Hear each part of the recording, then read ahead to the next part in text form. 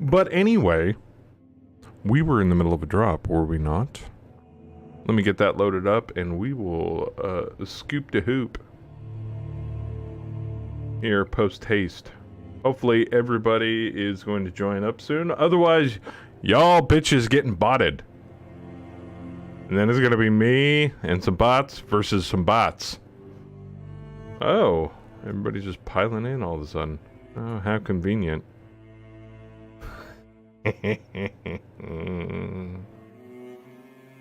Wow. Wow. Alright, connect as a bot, start a save game. Did I save it as Twitch? I think I did. Yeah. I hope I saved it as Twitch. Find out here in a moment.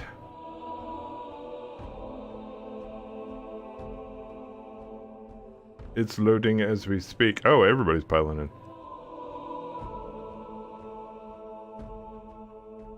I think Ball's gonna like make a batch file that types WoW every so often into chat just to do it for him automatically. Then in the WoW folder you should put one of Eddie Wally. I have no idea who that is.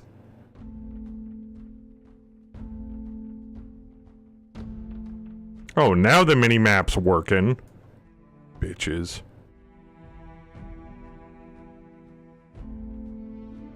I'm gonna kick it up a little bit. Alright. It's up when you guys want to connect.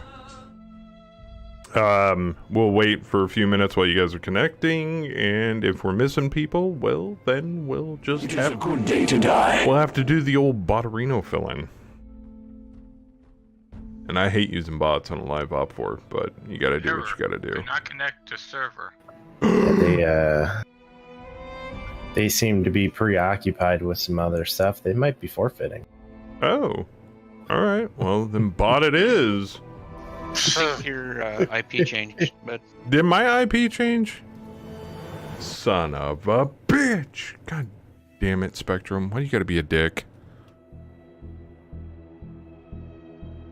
Either that or they totally flashed my freaking modem and then I've gotta re-forward everything, which is gonna suck balls. Eddie Wally's that weird meme green screen WoW guy that like has the weird haircut and he'll just like pop up in videos and go, wow. And then get weird old dude. I'm sure you've seen it in like a million videos.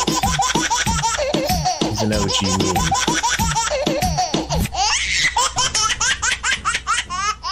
Alright. Look here, my other baby.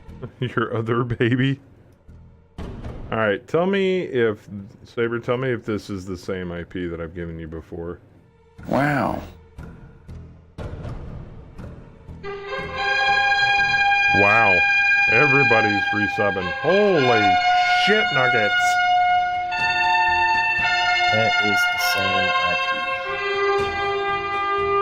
Alright, give me a minute. Same one that Time I to hurry up connected and last kill time. everyone so I can go mine.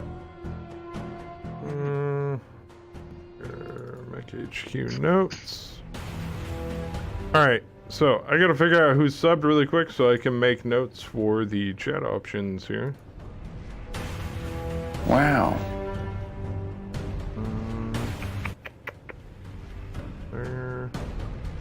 There.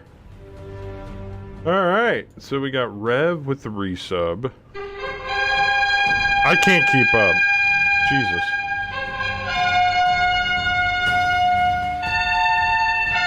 Tim has a chat option now. We got Alpha with the resub. Well damn, I feel excluded. Let me do this shit too. And Cam with it. Cam's on the board with the chat option. That's hilarious. That's also terrifying. Okay, so that's the same one, but you can't connect? Is that what you're telling me? I haven't tried connecting. Well, I just hit it. Yeah, I wasn't able to. Yeah, I can't connect to it. okay. Alright, plan B. Daddy has to check his port forwarding shit again. Which is annoying as all get out. I'll be back.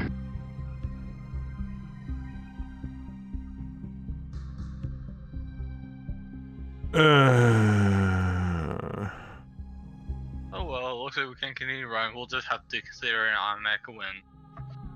Oh, is that how this works? My automatic loss. Nope, And fight. we had a live off 4. So automatic win. Us.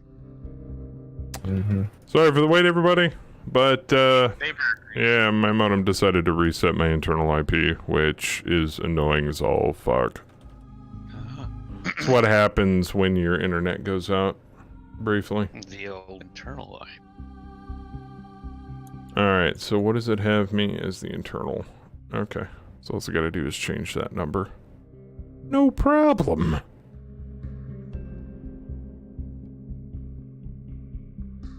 Beep. Beep. Beep.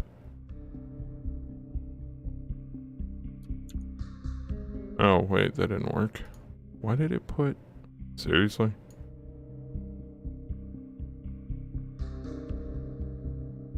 There it goes. Let's... Alright. Get out of that.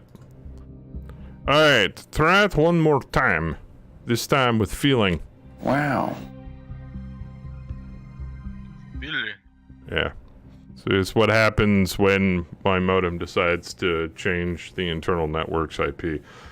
Because, for those of you that may or may not know, you have an internal IP and then you have an external IP. Your external IP is like your phone number. Your internal IP is like for LANs and stuff. And it's usually your default modem number, and then the last octet is usually dependent upon how many devices you have connected to said modem. So, you know, me and Kem have phones, we have computers, we've got all various other things connected to the modem. So there's a series of numbers between 1 and however many that your modem randomly assigns to the machines depending upon which one tries to grab an internal IP first. So by that definition, there you go. Yes, WoW needs to be the first word. Who is giving me a... What is this about? God damn it. Oh, interesting. Alright, now. You have one of two options after connecting. You can go find a community room to go hang out in for the OP4. Or you can hang out here, but it looks like Saber is already started up a group DM in Discord for secret communications. So, Hey, they're not secret if you blurt them on stream. I'm not blurting anything. I haven't said anything of the messages sent in the secret DM. Shut up. I mean, one message that has been sent so far. Secret club. You is- don't talk about secret club. Exactly, man. Haven't you ever seen Fight Club? Sorry, my bad. Alright. So, according to this, it is currently Alpha's turn. So Alpha, if you're connected, you can still take your turn if you so choose. And then once we get to a turn where there is no body there, and everybody's allowed to connect if you're participating. Well, everybody that participated last time. If we run into somebody that isn't here, well, then I will unfortunately have to replace them with a bot. Shit happens. The only one that's by you. I'm connecting in right now. No, it's not Nah. new. No, I had to discobuberate the internal IP. Wow. Were we in the middle of a fire phase or something? Yes, We are. Wow. because Alpha was getting super effing tired and it was getting late. By no fault of Alpha's, obviously. I mean, this was a long mission period. It's gonna continue to be a long mission at this rate. Yeah, it's supposed to be a big fight. Yeah, there's no bots, so everything is being manually controlled, which makes the game even longer.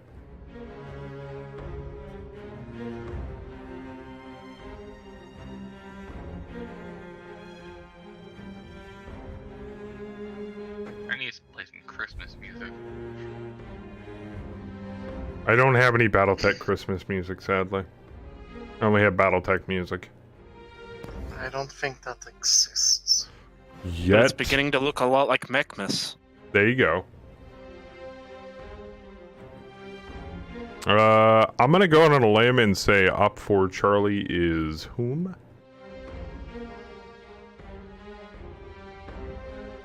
I'm assuming that's Bayou? Nah, Bayou is not here, unfortunately. That would be Dowler? Or you?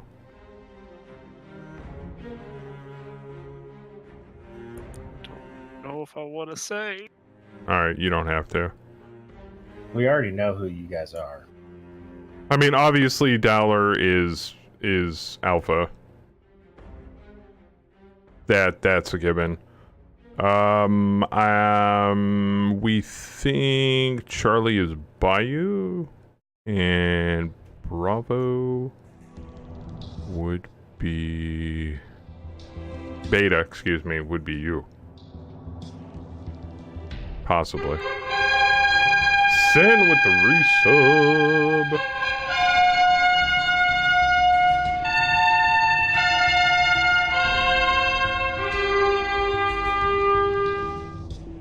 Sin with... Lost tech equipment malfunctions, you say? If that were only possible. If that were only possible. It's a live op 4. Can't really... Well, I mean, we could technically do that, but that's kind of a dick move. 30 down on BV and tonnage. Is it a dick move to us or the enemy? The enemy. Well, I'm totally okay with that. Sandari said lost tech equipment malfunctions, you say? Unfortunately, that's not one of the chat options.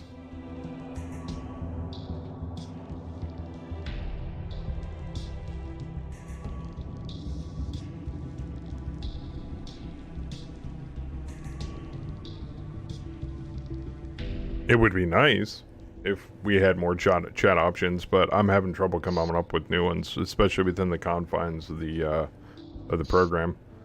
That may change after I get the official 4.5 update. And I'm seriously considering just biting the bullet and updating before next week. Hello, hello. Oh, that and need to figure out how you want to do the out of mech stuff for the RP thing, because that'll open up a lot of options for me on writing contract stuff. This is your bag. I got nothing to do with the rest of this contract. You've kind of taken the reins, so. Yeah, but I didn't know how you would want to handle it. How would you handle it? No, I'm not real familiar with the outside of the mech tabletop stuff for BattleTech. Oh. Like, I've messed with it like twice. Don't worry, PGI will balance it out. No. You're supposed to say, don't worry. Somebody in the Fallout 76 community will make a mod for it. I thought you were supposed to say, don't worry, PGI will remove it. That too. While I But am... their keyboard broke. While I am sad to see Escort gone, PGI has been making huge strides in the positive side of things when it comes to MWO. And the last thing I want to do is shit all over PGI, not that they're actually listening to the community. However misguided parts of the community may be.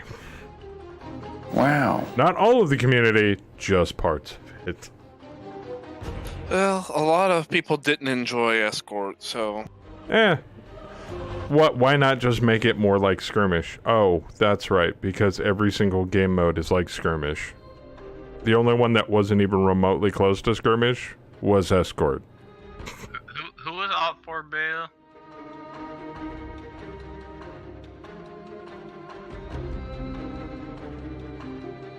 Don't worry, the PGI forums will bitch and salt for a hotfix. What about escort being removed? No. Ball, I think you're I think you're a little misguided on some of this as well.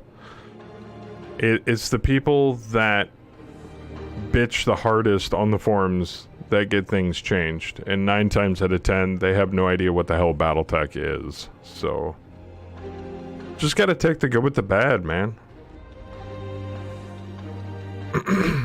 Gotta take the good with the bad.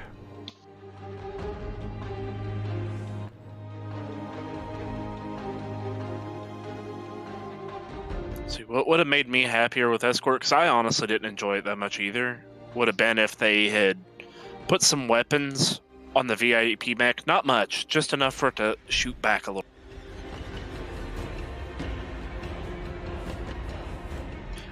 But I think that was part of why people didn't like it, is because it was defenseless and the game was very much out of your hands to a degree, with the factor that you had no control over where the hell that VIP went, and often it would just wander right into the middle of the enemy. Yeah, exactly. I would like it. I would have liked if they would just said, "Hey, what's the heaviest thing you have on your team?" Great, that's escort. Oh, there's more than one heaviest thing on your team? Okay, we'll randomly pick one. Boom, you're the VIP. Or they could do it in stages, like, what's the heaviest thing on your team? Alright, now, if there's equal amounts of heaviest, what's the slowest heaviest thing on your team? Boom, that's VIP. Good luck. Because then it could shoot back, it could take any avenue, it would require the team to communicate. Because the way escort was is you could communicate with the team, but you'd be like, all right, dumbass is going down this lane, you know, walking right into an enemy firing line. So I understand why people didn't like escort. I truly do. But I would like a game mode that has primary, secondary, and tertiary objectives that all affect each other in some way or another. I'd also like tabletop heat scale, cone of fire, and, you know, true mech balance in accordance with BattleTech, but, you know, that's a fucking pipe dream that ain't gonna happen anytime soon either.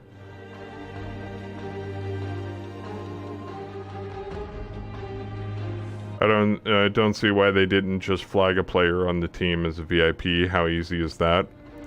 Well, I don't know, Joe. Are you a programmer, and are you versed in the ways of the Crytek engine? Because I'm not. I'm gonna go on a limb and say that it was difficult to code that in, or that they've thought of ways that nobody else has thought of, that system could be easily manipulated or abused or trolled or... Yeah, I don't see any way to manipulate it or abuse it. You may not either, but PGA may have thought of something. Oh, I'm the VIP. I hate being VIP. I'm gonna overheat myself to death. Bingo. Dumb. Or wander out of bounds. So rather than being a team effort, it's all based upon whether the one guy in the big mech that just started playing MWO a week ago generates more salt than he could possibly ever generate. Oh, Sabretooth is the VIP. I hate Sabretooth. I'm gonna kill him. Yeah. So. Oh, the VIP is a gold mech. Nobody would ever say that. Kill the VIP, so what's the problem there? This was an example, Saber, but... Yeah, I fucking spread holiday cheer, dude. Everybody loves me. Or exactly, it would all. The VIP happens to DC because of an internet connection, or because he just doesn't want to play escort, or he had to go take out the trash, or his mom was calling him, or some other stuff. Net dropped out. Yeah, it could be any number of things. So those are things as well that could possibly make the game mode, by changing it slightly, even less fun for people. So right now we have skirmish, we have base capture skirmish, and we have conquest skirmish. I would like to see like an Omaha Polish my magic card. beach type of thing. Oh, yeah. Oh, yeah. I want to leave 5. I have too much revenge to dish out. Sky Shield for the resub. Thank you, sir. Let me save you to this spreadsheet. The spreadsheet.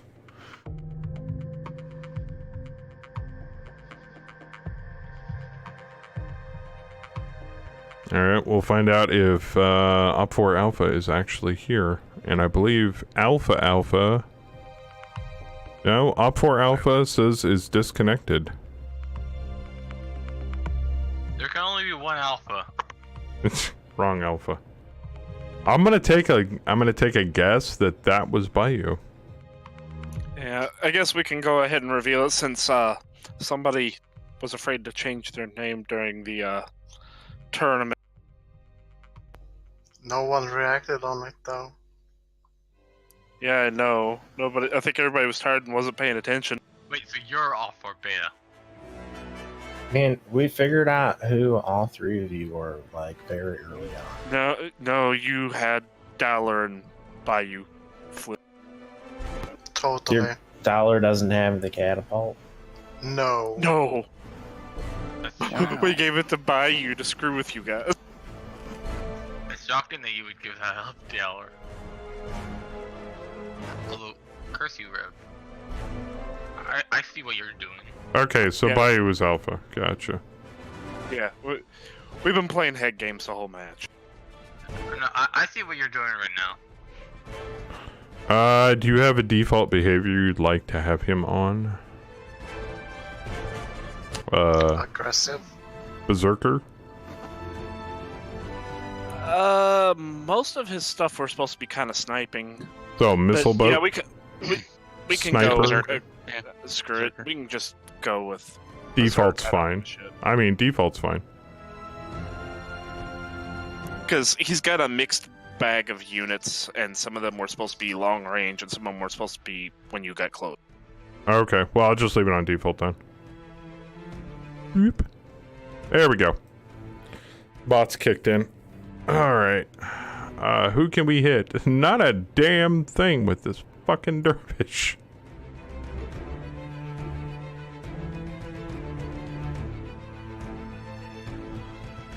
And I do finally got... I finally got the mini-map working again. I'm so thrilled. Awesome. Wait a minute. Speaking of mini-map, are those enemy mechs? Okay, that's a mobile, but it's out of range. Are you kidding me? Really?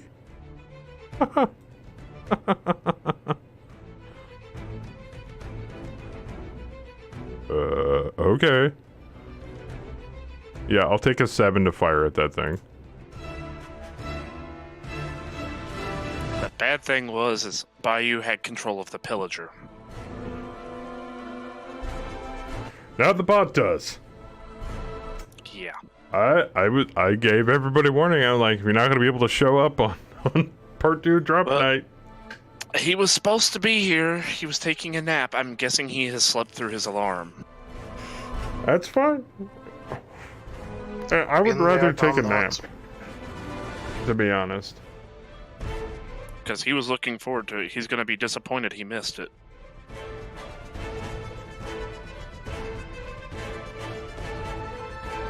Well, I wouldn't say he missed it. He can always watch. He was looking forward to popping some shots at you guys. Ah, gotcha. You just want green on Discord. Uh-oh. Oh. Wah, wah, wah. Ooh, I got another one of those. Very punctual. Yeah, I told him you were starting by 8:30. Alright, I might be able to get a shut off of that. We're gonna throw them anyway. My numbers are my 2-hit numbers are looking better this round. Oh, and if anybody wants any of the mechs or units that I have, you are more than welcome to them. I will happily trader them to you. Because I have a fuckload. But do you really have to do that right up to that portal structure? What, the bridge? Yeah, I see you shooting at it. Yeah, and unfortunately the Griffin found a minefield. Hey, did you know that there's a rule in Mech Wars? They do allow minefields, but only to a maximum of a strength 5. And here we are. I think that Griffin hit a strength 10 minefield. Ow. Hey, Bayou, you're unfortunately too late. They just kicked you and replaced you with a bot. Yeah, I had my times mixed up. I was thinking 9:30 my time. That's fine. The other way I might be able to swing it is since the bot disconnects on a save. Because you know how we on part 2s with bot op 4s, I was thinking about this. Yes, I've always had to replace the bots. So if he's got the same name when he logs in after a save, we might be able to swing getting him in. Otherwise, you could try and just reload since all you've been doing is clicking fire arrows. Yeah, but I don't want to lose him. Oh, goddamn Kurnovs. Fuck. Fuck your Kurnovs. See, you'd only be losing about 15 minutes of progress. I'm okay with it. More like 10. No, what I'm saying is I can just save what little progress we've made so far and then just reload the game and have everybody reconnect. But if you save it with a bot, isn't it going to start it with a bot? Nope. I'll make a second save file. How's that? Okay. 2 save files with bots? Oh my god. How fucking high are you right now? Kite. High enough to win. I can touch the moon! Yeah, okay. Yeah. So, logic, Why stop at the moon? totally out the window for him right now. Saber, are you a Nazi then? Because, you know, Nazis live on the moon, right? There's no Nazis up here. Nazis are on Jupiter. They're on the dark side of the moon. Wow. So why don't we burn through this turn really quick, and then we'll save a new save file and we'll get him in. Because I'm thinking about it, I'm like, what happens if somebody shows up late? Oh. No, the moon rotates, right? Well, now you can put it in practice. There's no dark side. Otherwise, we'll lose a firing phase. Big deal. Wow. The dark side of the moon actually remains on the dark side of the moon. We don't even really have to lose a firing phase, do we? We could just do it now. I mean, we started in the middle of a fire phase. Sure. Why not? Otherwise, we might potentially be wasting more time. So we'll call it retwitch. Give it a second. Twitch standard time. I'd much rather kill Bayou than kill a bot. Such confidence. So, on that note, after we get this all connected, do you two want to go up to a private room? Oh my. Alright. That way we can go back to how we were doing it before, where we were organizing everything. Too late. I'm booting all you fuckers. Suck it. Who's the power doesn't corrupt? Yeah, they know who all's who. Now, 'cause I was thinking you were just gonna sleep through it. I Shit. think the guy in charge of that. Chaz with the resub. Holy shit, man. Give them the boot. So what's that put you up to, Kaz? 12? Good God. Going to the Iron Kingdom's room. There you go. Alright, everybody can reconnect to Reno. We need an orbital cannon chat option. You mean a nuke command line? No. No, just to, like, just kill one unit. No, only because orbital drop, like hail, You only- drop the mechs right in the middle of the enemies. You can only use it on the enemy, Hey, it's though. my turn to You fire can't- again. Can't use it on us. Yeah, because I saved it. When I said I was going to save it, and you still tried to fire. I was trying to beat you. Like, haha! Sucker. I'll show you.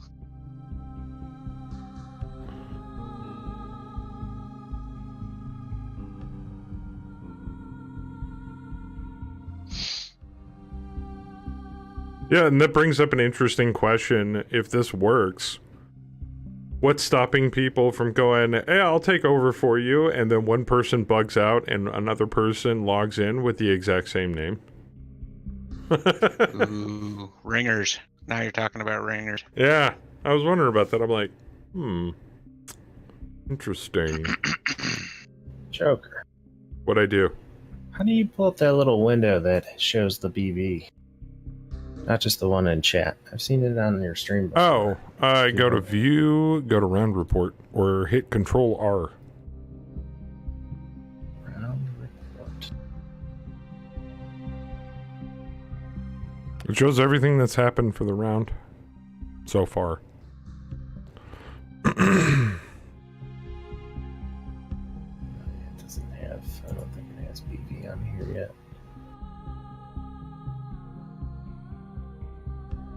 So the next time we have, and I did figure it out because it was one simple check mark, which is why we were able to do the tournament drops as we were. If we do an all live op 4 again, hopefully with not this many bloody units, we can use double blind. I just uncheck the thing that says double blind exclusive deployment zones. Bada bing, bada boom. A little checkbox, so it's all that was stopping us. Yep. Right under our nose. Question about mines. Can friendly units stay off their own mines? I don't know. We've never done that. Well, we can always get the op 4 to try that for us. Yeah. Yeah, By all means. Science it, of course.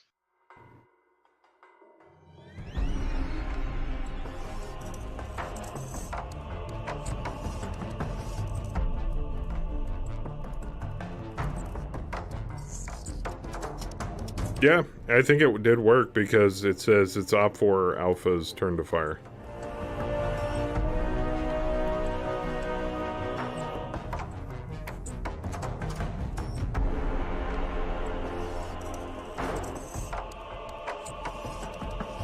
Hold on, I should probably tell them. Hold on. Stand number 2. Okay. Go ahead and connect, guys, if you're not Yeah, already. we all connected in. He's getting situated and trying to figure out which unit he was on. Okay, cool. Yeah. Yeah. If they do take out that bridge or weaken it enough so the tanks can't roll across it. Well, already my behemoth won't be able to cross it because one of the bridges is already at 90.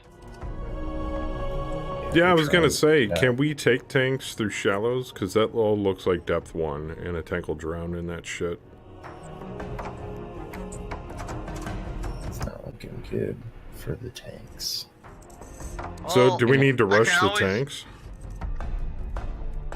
I can always test with my LRM carrier, see if we can actually go through water. And Saber, I think I did trade her a bunch of shit before we saved, so hopefully that still kicks in. Otherwise, I gotta retrade her crap.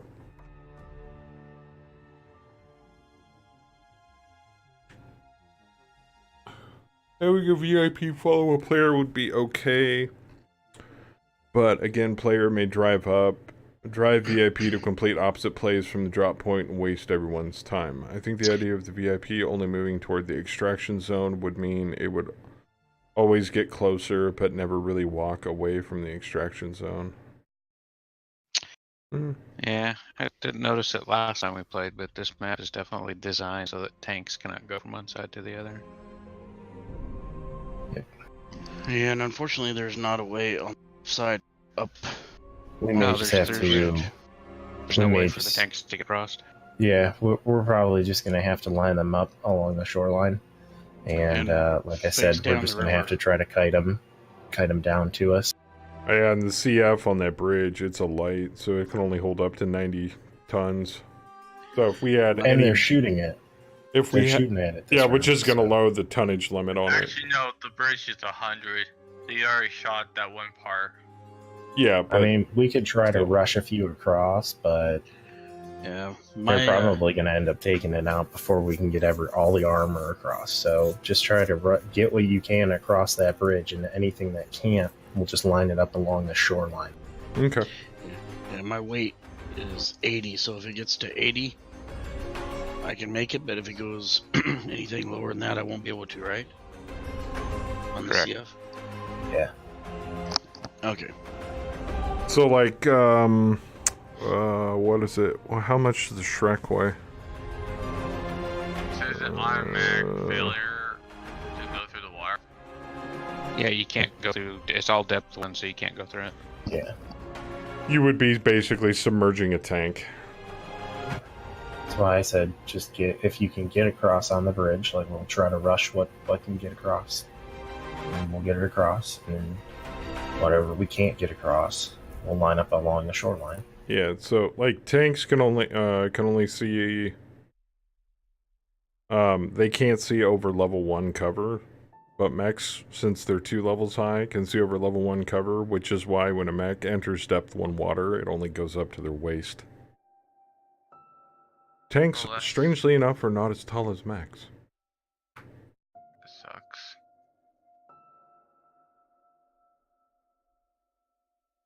Thus the behemoth has become a little useless. I wouldn't say useless. I mean, Limited. you can line it up on the shore and take pot shots with it, but yeah, that's the whole point why they set up defenses in this region, is to limit our ability to attack. It's almost like they're trying to defend themselves. Shocker, I know. It's fine. We're fine. It's totally fine. We have dare them they try to defend themselves? completely outgunned, and they're in there. They may be very well fortified, but they also like bottleneck themselves. Like they're stuck in there, so there's nothing they can do. And the ones that are outside are stuck outside. Ook said tanks can handle depth 1, but not 2, according to the rulebook. Oh, really? Yeah, but they're also limited to the shoreline they can get up on too, because tanks can't traverse terrain like mechs can. So you're going from a depth 1 to a 0? Now you're going No, a 0 to a -1. You're going, yeah, -1 water. I don't know. I'll test it with my LRM carrier, see if I can move from... Oh, he said, sorry, misread the table, I'm wrong. That's what I thought. I'm like, no, pretty sure tanks can't drive over depth 1 water. Did they forget I have my snorkel system on mine? Yeah, there you go. There you go. To Toyota. I mean, if anybody should be the premier expert on whether you can drive a tank through deep water or not, Kaz would be the one to ask, since he's actually driven several. Yeah, real tank. If you get up past the top of the deck, no, you suck water into the engine. You'd be dead. Yeah. Dead in the water. So only up until that high. So the What's that basically like? where the turret sits. So yeah, probably what about 4 or 5 feet? Oh no, it's about 6, 7 feet somewhere. Oh, in there. 6, 7 feet. Tank, dude. Tanks are huge. But that's it. If you get over that deck, and you're sucking water into the turbine. And what is the tonnage on like a modern tank? Like how big is? Oh God. I think an Abrams would weigh like what, maybe 5? 70 tons. Yeah, I was gonna say mid 60s to 70s, depending on. 60, 70 tons? Really? Basically a heavy tank. I would have never Modern main battle guessed. tanks are what would historically have been considered heavy tanks. Wow. I was way off. I'm like, 5, 6 tons. No. If you think the scout vehicles and stuff are like cars and stuff, and you know how big those are. Well, yeah, and like the scouts in BattleTech, I mean, they range anywhere between, what is it, 15 and 25 tons for some of the light tanks. That's still pretty damn heavy. I mean, you're talking like an armored car or something like that. Joe looked it up. They're 68 tons. So you can imagine, like, a behemoth. A behemoth is like almost twice the tonnage of an Abrams. Jeez. Behemoth is 100. Yeah. Now PPCs don't take ammo, do they? No, they do not. Fire away. But they do have a minimum range of 3 hexes. Okay, well, I got 10s to hit on. Tells you, dude, PPCs shoot all day. Yeah. Especially in the tank, because you have no heat. If it's not ammo fed, you're fine. It's not an elephant, just fire at will. King Tiger was only 70 metric tons. Really?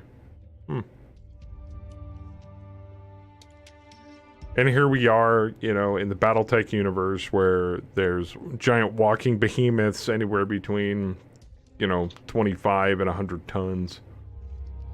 Yeah. It would be cool if we could just like shoot some of the terrain and block the river. So you got to think as time goes on, armor becomes more complicated, more synthetics, lighter weight, but more effective than modern day. Absolutely. Well, if I remember correctly, modern day tanks use, what is it, depleted uranium hulls or something like that? Or is it? That's in the shells. Oh, you That's think the it's? shells. Oh, okay. That's a saber round. So Yeah. I'm not sure what kind of armor plating they use on a modern day tank now. It's some kind of composite something. Military stuff. Yeah, it's Depends stuff- on the country. We won't I hear think about it for a few decades. Cast iron. Yeah, Abrams right. is either Aluminum. using the like British designed Shobham armor or still depleted uranium. One of the Tanks are all just scare tactics. It's all really just like Copper. sheets of 3mm aluminum. No, they're all you know, made of copper. over a Humvee. Yeah. It's kind of like our motto was, you know, when you ran out, you know, what the main sound of the infantry is. Crunch, because when you run them over them, it crunches. Cook said bomber weights are way off. You mean BattleTech bomber weights? The heaviest Aerotech bombers I've seen are like, what, around 65 tons? 90 to 100. I That's think the just- chip was a 90. Yeah, that's just what we have. There are Oh. definitely some big boys, man. The B-52s Stuka's originally... Yeah, B-52s originally was 168 tons. That's pretty beefy. I mean, but as Kaz was saying, you know, with time, you start making it out of more lightweight, more durable, synthetic type armors, not just like, you know, all steel. So, you know, they can squeeze a lot more out of 100 tons. War never changes. I'm just using the guys that can't fire at a spot. Well, they can fire, they're just nothing in range.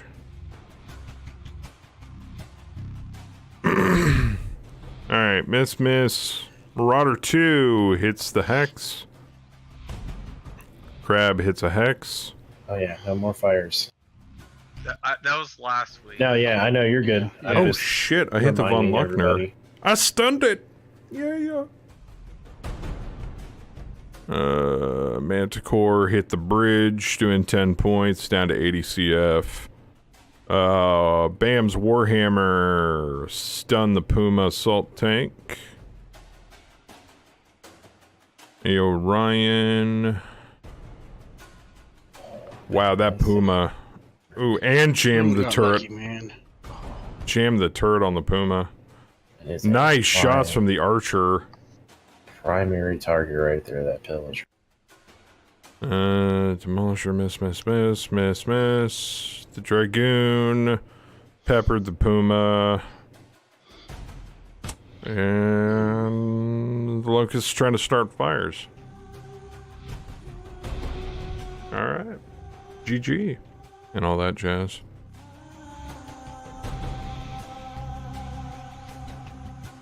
See what I mean? Do that a few more times. There we go. Corsair switch, Guillotine, the Stalker, the Hunchy, and the Rifleman. There you go. That list. I know. It's fucking huge. This is probably one of our biggest battles to date on this campaign. A bunch of trading too.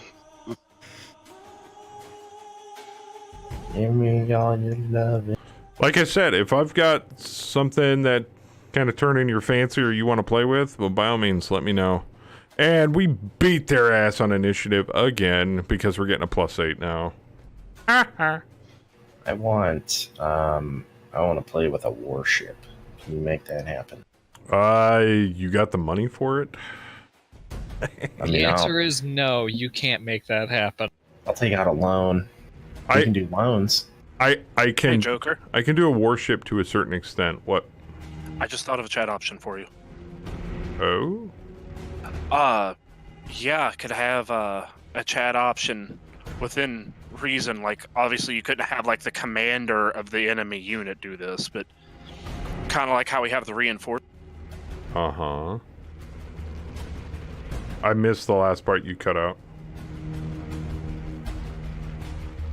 Have a unit trader by going. You could pay options up in like going up in weight classes to have a unit trader over from the enemy force. Basically, be able to get them to turn.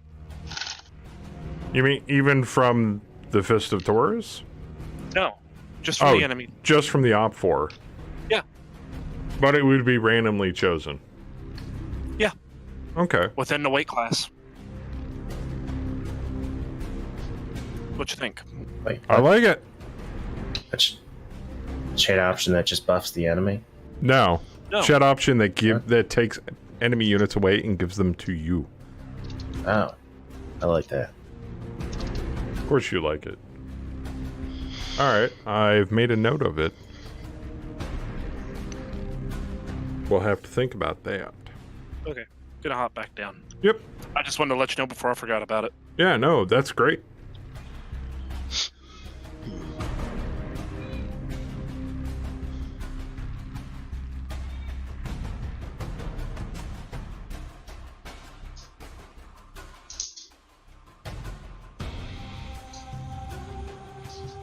Oh, that was the other one I came up with at work.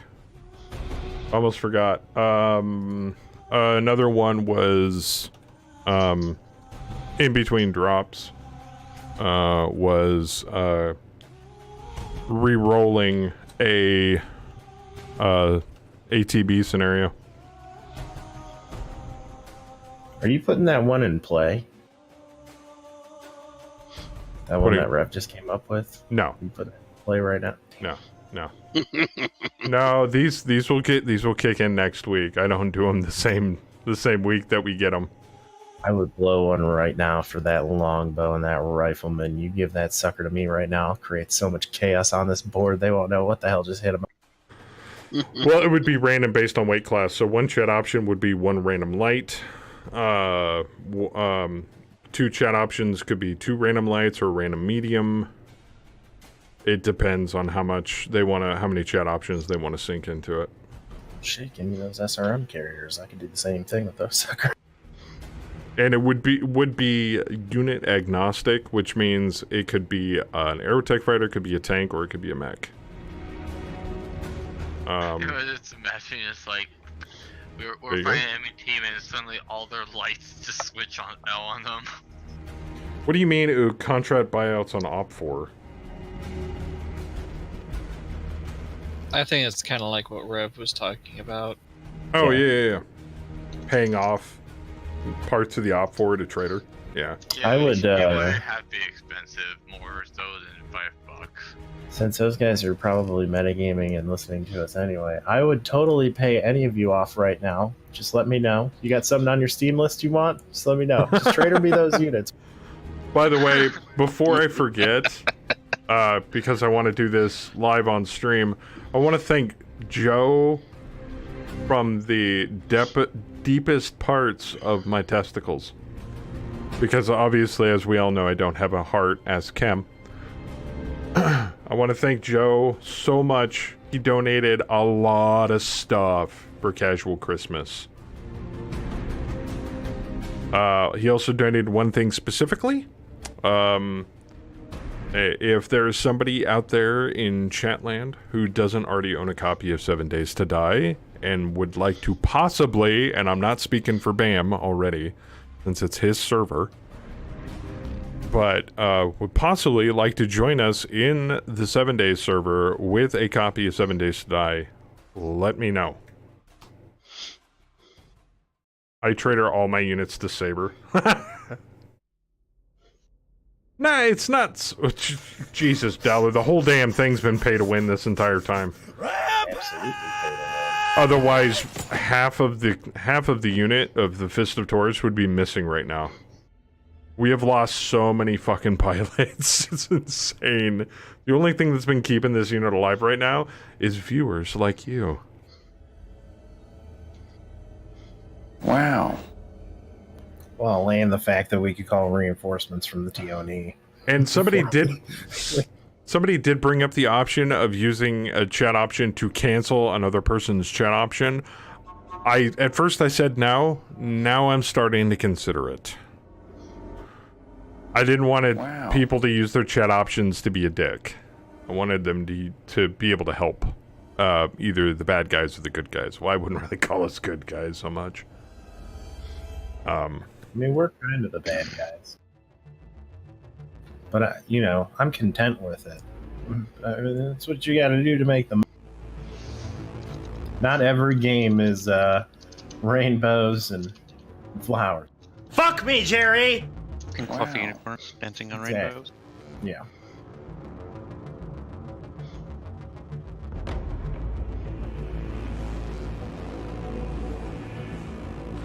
So, I don't know. Like I said, within the confines of the GM tool, or there's not too many options we have for mid-drop so much.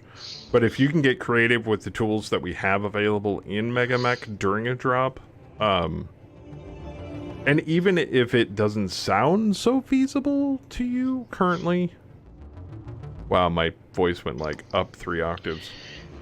You could. Please feel free to let me know. I'll tell you whether it's doable or not, because there are things that maybe you have thought of that I haven't even thought of. So here's something that isn't necessarily controlled by you, but you could always have a chat option to say, oh, such and such person's weapon misfires or hang fires and doesn't shoot. So they have to just not shoot that round. That is actually a possibility. The only thing is, though, is that would only be able to affect player-controlled units. Yeah, that's what I mean. But like a weapon malfunction. Mm-hmm. That's a possibility, but they would have to actively go, okay, I can't fire that anymore. I can't fire that anymore. I can't fire that anymore. That's the only downside, is that we'd have to constantly remind them, hey, you can't use that weapon, and if they accidentally use it because they're just alpha striking and fuck it, you know, damn the torpedoes, then that kind of... So it is possible, but it would be kind of more of a strain on people trying to remember that option. So, Saber, why you so slow? I don't know. Why is he so slow?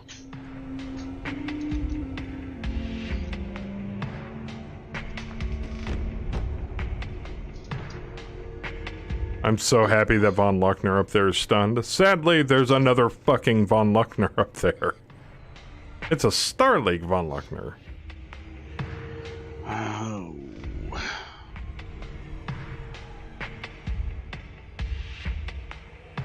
Yeah, exactly. That, like I said, there'd be a lot of dead pilots and a lot of lost mechs and units if we didn't have the chat options available.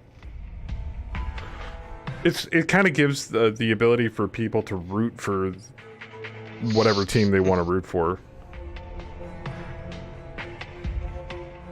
Like, you never know. We might be taking on an enemy mercenary unit, and it happens to be your favorite from lore, and you just do nothing but buff the op for.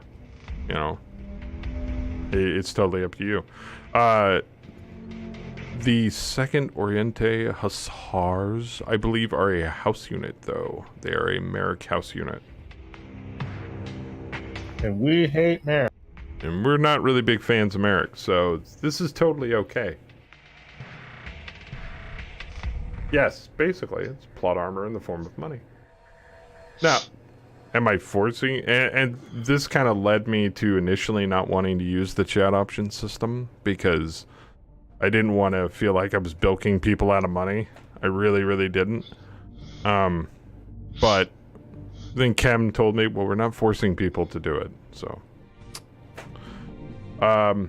The option for... Oh, where am I moving? I don't want to move the Griffin any further. I'm going to run into another fucking landmine.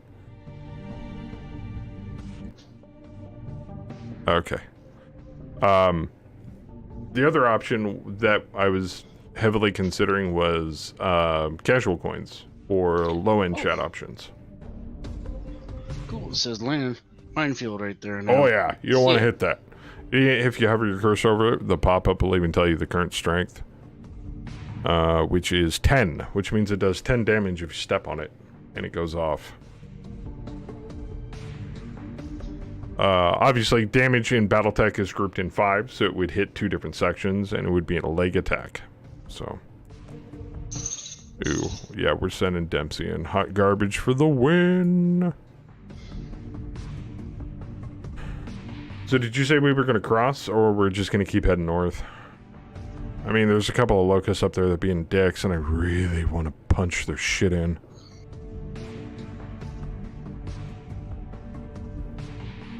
Un-American. Ha! We are crossing, but this the mediums that are to the north. No, Ook, I eat... Everything north of the Orion. Most of that has jump jets, but all of it could cross higher, like, you know, a little farther up along the river. The only thing I'm worried about is the quicksand. I'm gonna be back in like 10 minutes. If it's my turn, you can probably skip me if I'm not back. I need to take out some dogs. Oh, it's mud and sand. That's fine. But then you realize you needed to eat. Dude, I eat just fine without... I mean, I ran this channel without subscribers for the longest time. Even had to went as far as using third-party subscriber stuff. We used GameWisp forever before the affiliate program came in. But that was only because people wanted to sub. Yeah, everything south of the Orion. Hey, Saber? Considering crossing at this point, or lining up on the shore with you. Saber. Oh, go ahead. I'm thinking about that rear. Anyway, I'm just muting him for a second. But at the end of the day, at first, when I first started streaming on Twitch, I was like, hey, maybe I can make it a partner.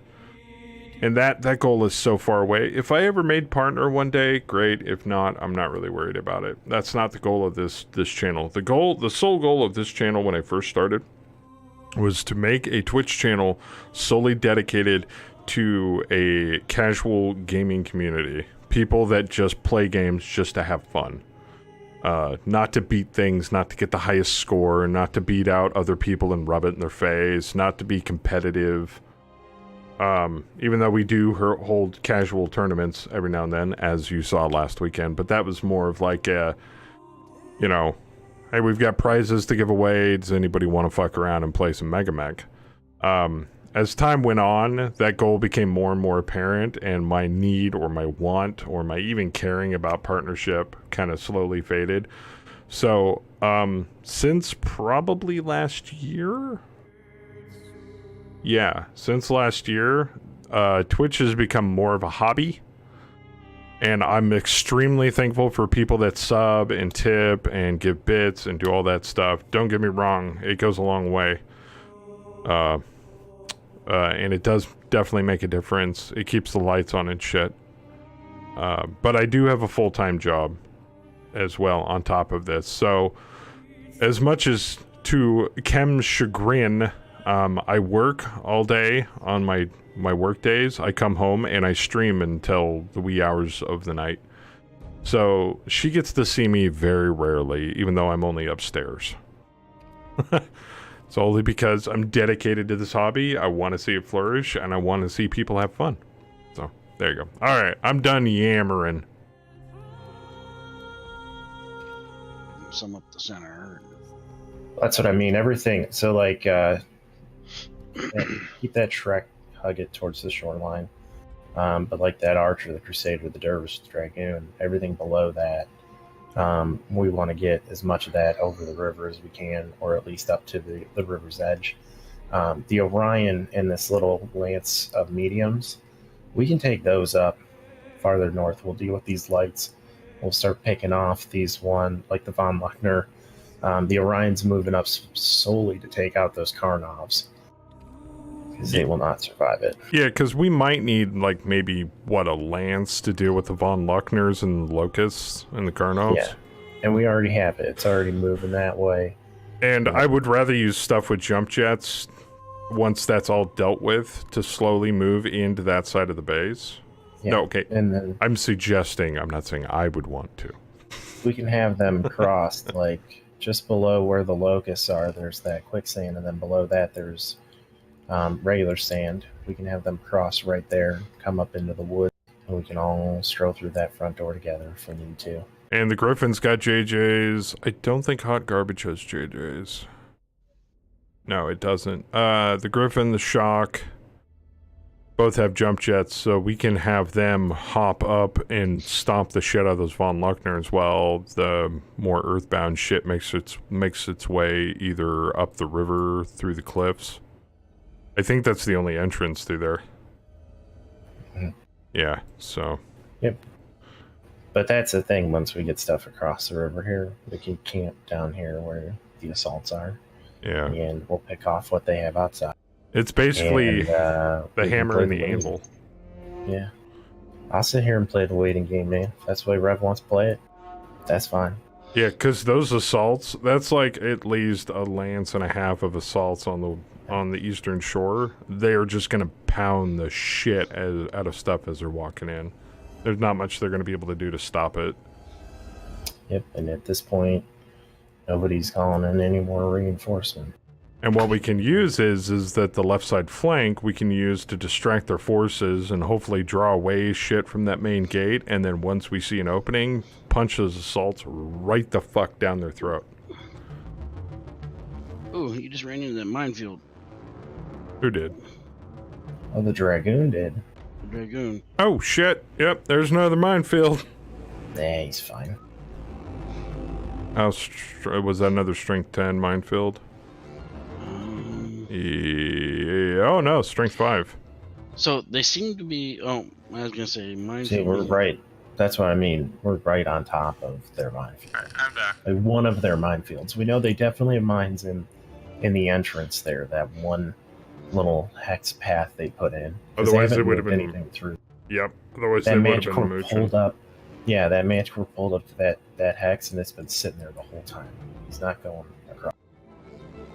So, and it seems like, yeah, the rest of them they kind of put out here. I mean, I wouldn't be surprised if they put some on the other side of this bridge as well.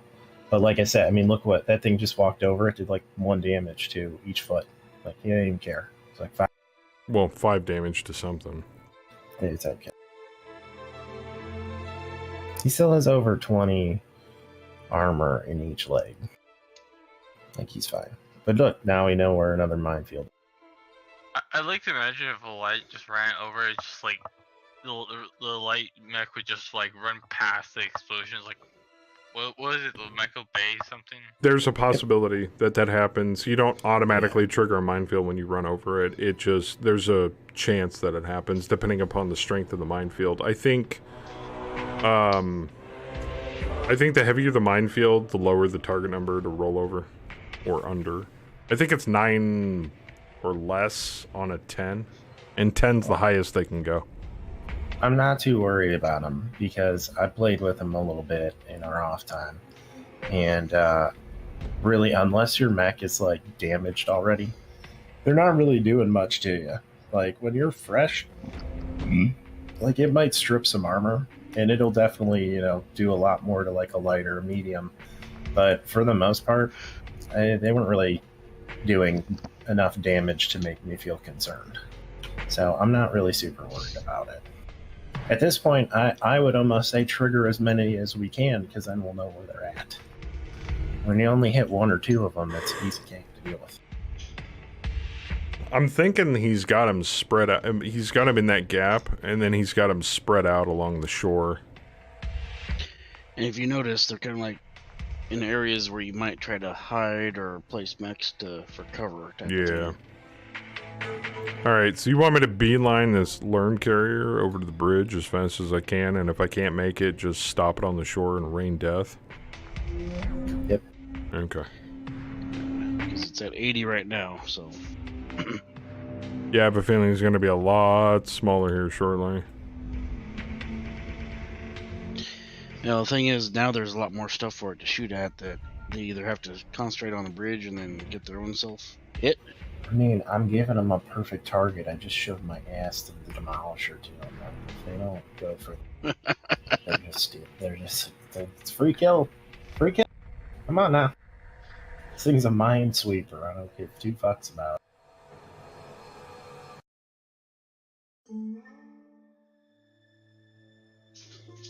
Mines need greater than a 9 on 2d6 to detonate. It depends upon the size of the field.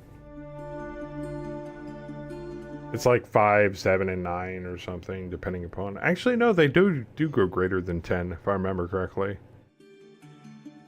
What would be really great is if we could see somebody, like, blow a PSR and trip and fall into a minefield, and then the mine gets a headshot on the mech. Yeah, sadly, that's not possible. So, should I be on comms? I'm not in match, and I'm not sure you guys will even be done by the end of the night. Probably won't be. Probably not, worry man. about it too much. I warned everybody, I'm like, this is going to take a while. It might even take a part 3 at this rate. Probably. So, because I try not to, I do my best to try not to keep people from, their time. Because, I know I want to do some more conflict zone and mining and stuff in Elite. And there's plenty of people out there that've got so much other stuff that they want to do as well. So I mean, Rev was playing it earlier, and he was like, "Man, I was hoping we wouldn't do MegaMek because I want to keep doing this." And I told him, all you got to do is concede, man. Just hand over all your stuff to me. We'll call it I'll even write the good PR report for you and everything. And yeah, he didn't want to. He's like, "No, I just want to kill you faster." I'm like, "All right, well, I got a lot more mechs on the field than you." So. War of attrition. So, yeah, at the end of the day, I can't sit here and be like, oh, it's going to take this many extra hours until we're done. No. It takes Yeah, as long as it's going to take. And it's going to take even longer than anticipated, only because we have a live op for it, and we have lots of players on the table Yeah, currently. I was talking shit to them like literally an hour before we started, so they're trying hard. Oh, are they now?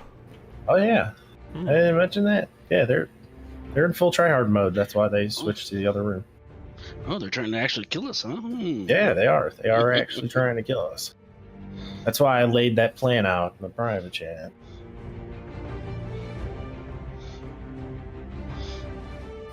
I mean, we can just push with the NPCs, keep the player characters playing more conservative, and we'll be fine. I don't care if we lose NPCs and mechs. Like, look at the shit that they have. We have a chance to gain that at the end of this match. This is a season finale level mission. Yeah, think of it as like the end of a TV series, or at least a TV season.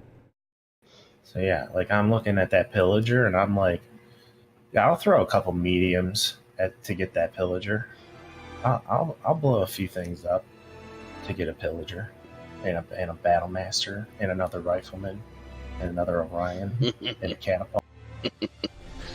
Now, if we were List doing goes this in, like, say, 2 Alpha buckets. Strike, it'd be over in, like, half the time. Easy. Wow. Because you don't have to keep track of hexes moved, because it's always TMM if the unit is moved even an inch. We wouldn't be using hexes. Units fit on a 3x5 card, for God's sakes. You're going to get blasted in that spot. But they'll probably all miss you, because they all missed my Demolisher. It's a tank. Yeah, that's why Alpha Strike's a thing now. Because it's so much faster to play in such a shorter period of time. I mean, Alpha Strike, you could easily do company on company. Company on company in Battletech? Oh, fuck no. Then you're looking at something like or like regiment on regiment or battalion on battalion. Then you're looking something along the lines of, like, say, Battle Force or Intersphere War. Something like that. Yeah, he might take a little bit of heat, but I figure I'll take some shots and then You should be alright. move over to the smoke or something. That pillager has his back to us. I know. But you could easily shave off like another 5 or 10 minutes off of the usual tabletop time, because the bot's handling most of the roles and the algorithms and the random generation. May not shave that much off, but it shaves off enough. And I'm gonna have shots on that Manticore. I'm gonna have shots on the catapult, maybe. I'm gonna have shots on the pillager. Remember spotting for alarms. Can we do that? I mean, that pillager is honestly the nastiest. That thing's a 3-4 pilot. Well, I guess the catapult's a 3-4 too. Oh, Yeah. he went forward too, so he must have been slightly out of range. Exactly. Ook. So he's gonna be shooting at me, definitely. So do you want me to concentrate on the catapult or the pillager? Probably the pillager if you have good shots on him. I mean, if I could recreate some of these scenarios in Tabletop Simulator doing Alpha Strike, obviously we'd have to randomly roll. I wouldn't have any problem with that. I mean, that one where we had IS versus Clan Alpha Strike, that didn't take too long. I mean, it took quite a bit, but it didn't take that long. So, and then, what's the minimum number of hexes you want to move to get at least a modifier? 4?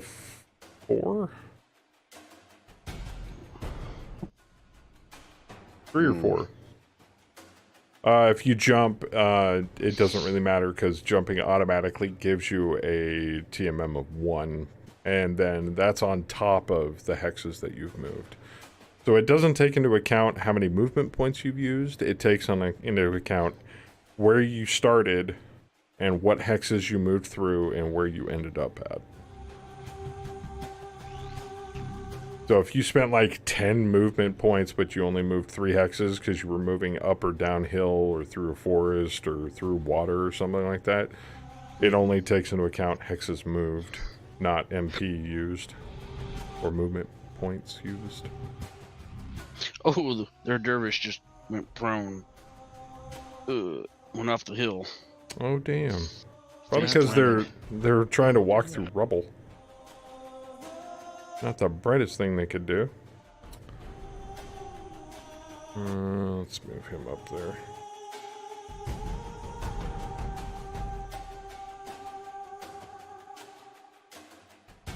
Oh, Yes, also jumping generates heat for each hex moved, and +3 on the base to hit. So it makes you harder to hit, but it also makes you harder to shoot other things.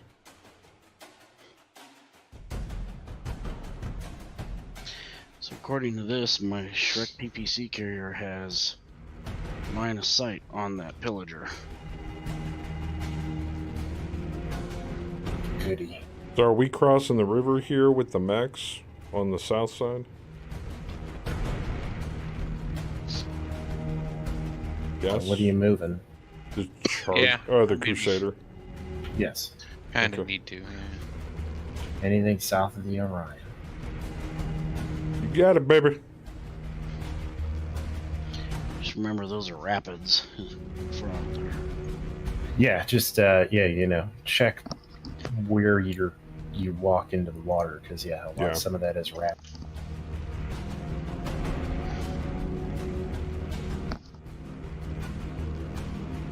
Things. I guess it's not. That's right. It's not. That's right. Yeah, he is a 4/5.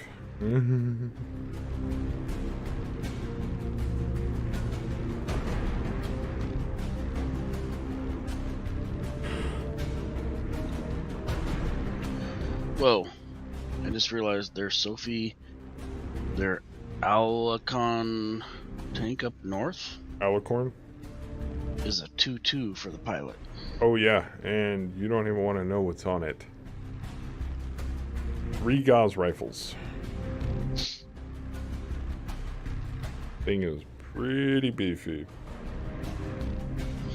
Yeah, they're lining them up on that trench. Yeah. I'm gonna need to move the Warhammer. He's gonna be hard pressed to hit you from there. I know. Yeah, I'm just not gonna stay here. I just wanted to see if I could get shots on that pillager.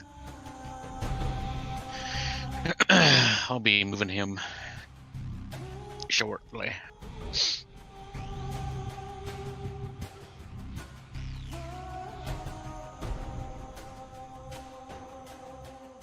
Yeah, like Luke's comment. Ever north-south strafing run? Oh. Maybe not, because they've got a lot of anti-air.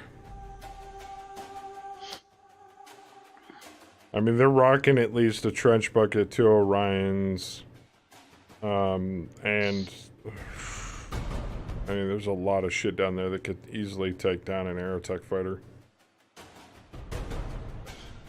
I think Saber's trying to save him as best he can while, kind of skimming the edge. Trying to avoid enemy fire as much as possible, because those things are still loaded up with bombs. Some of them are. Man. You know what would be really useful right now? Infantry. Preferably jump infantry.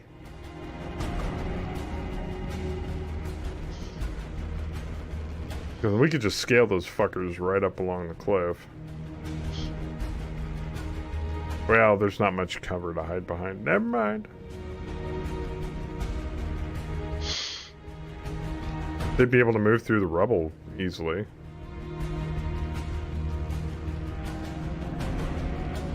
I don't know. Those Karnovs are annoying though, just sitting there.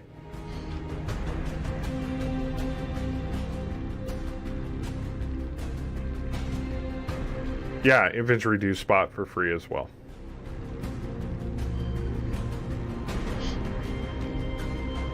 Trust me. We're gonna be getting infantry as soon as we upgrade. Oh, poor dervish. Aww. Oh. Maneuver has failed.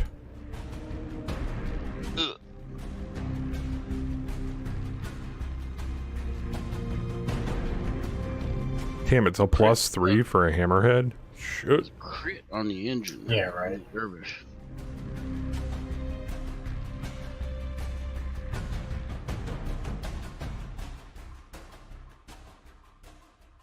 Had he pulled that off, I would have had a perfect run right over one of those Karnovs and been able to get out of the way of everything else.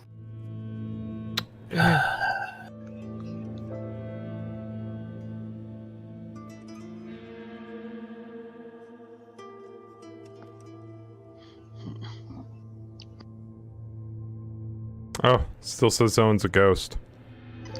I forgot. Zone could technically hop back in and still play. Yeah, I was thinking, can I trade her stuff to him? Yes. If I would have joined back in, yeah, but it would have been now-ish before it would have switched over, and then I'd probably be immediately trading it. That's true. He's a working man. Ooh, nice. You got a run on that locust.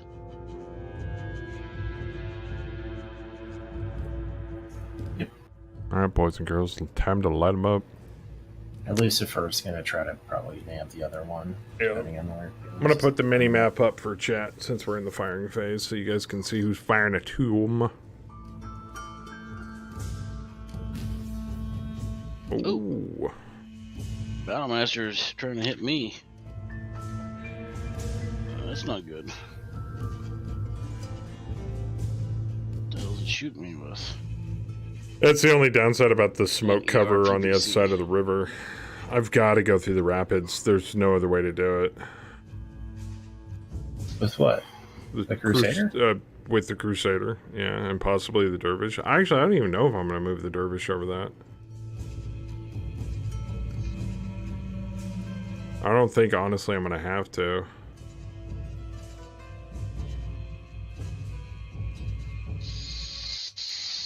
If you go south to where in front of the LRM carrier. Oh, yeah, I can cross there.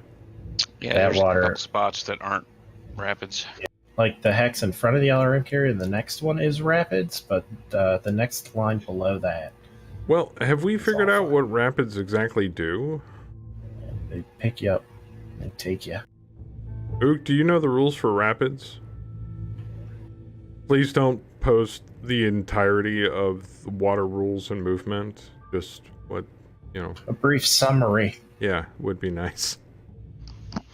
We don't need all of the things, just the what the modifier for rapids are. I still don't understand if ECM goes up and down. It does. It technically does. It's a bubble. Think of it as a bubble. And that's how I was thinking of it. Smoke, unfortunately, sits on the level that it's on. So you can fire over smoke. If you're a high enough elevation. Or low enough elevation, and the target is. Then they've never seen the forest fires there in Oregon. Yeah, that's true. This is also the fire having just started. Yeah. Not time to develop into a gigantic inferno. Yeah, that reminds me. Bam, is your state still on fire? Jesus, it's Oregon. When is it not on fire? I mean, pretty good. I mean, it's winter time, you know. Yeah. You mean At least we get some rain. God, don't. Really?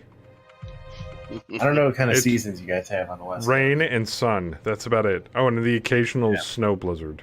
That's Every time I've been to the West Coast, it's always just been beautiful. You must have been in California. Yep. Yeah. You go north of California, it's rain. Nothing but rain. San Diego. It's always 70 and sunny. My one warhammer's got 11s to hit the pillager, 9s to hit the hunchback or the catapult. You got 9s hit the catapult? Yeah. Fuck them up. Now, Kem, you're close. It rains 9 months out of the year. It's sun 3 months out of the year. And it's usually, and it's an extremely odd climate because during the rainy seasons, I should say, even during the rainy seasons, the only humidity you get is from the water falling out of the sky. During the summer, there is no humidity. You could just say during not summer. During not summer, yeah, there you go. Yeah. Summer and not summer. Like, we're talking like dry heat. Which, at least your seasons are easy. Which I miss so much. I miss the dry heat of the summer back home. I can't stand this humid shit in the south. It drives me nuts. Like, my balls are sticking to my legs. Ugh, gross. So right now, Ohio is experiencing what I like to call winter spring, which is where 1 week it's a blizzard, and then the next week it's like 65 and sunny, and there's no snow. It's like being in the south. The next week, then the next week it's like freezing rain, and then more snow. Here we had an entire week of like sub-zero temperatures, and then a rain squall came through and doused half the state in snow. Everybody obviously freaked out, even people that weren't in the snow. Oh my god, it's at half an inch. Run. You know. Yeah, I was looking at some of the road cams back there in North Carolina that came through. And I'm like, I just started laughing. Yeah, I know. It's like if back home in Oregon, if it's above your car, then you might have a little slight concern. Like, well, shit, I better go get the shovel. You know? Yeah, right. Like, I remember one time I was at work and I walked out and all the snow was up over my tire, like consistently across the parking lot. And we all just dug that shit out and drove through it. Because that's what you do. You know, the interesting thing I heard, there was a study that the more snow there is, the less snow accidents actually happen. Yeah, and Kaz is right. Unless you're in Central or Eastern Oregon, which it's just always dry.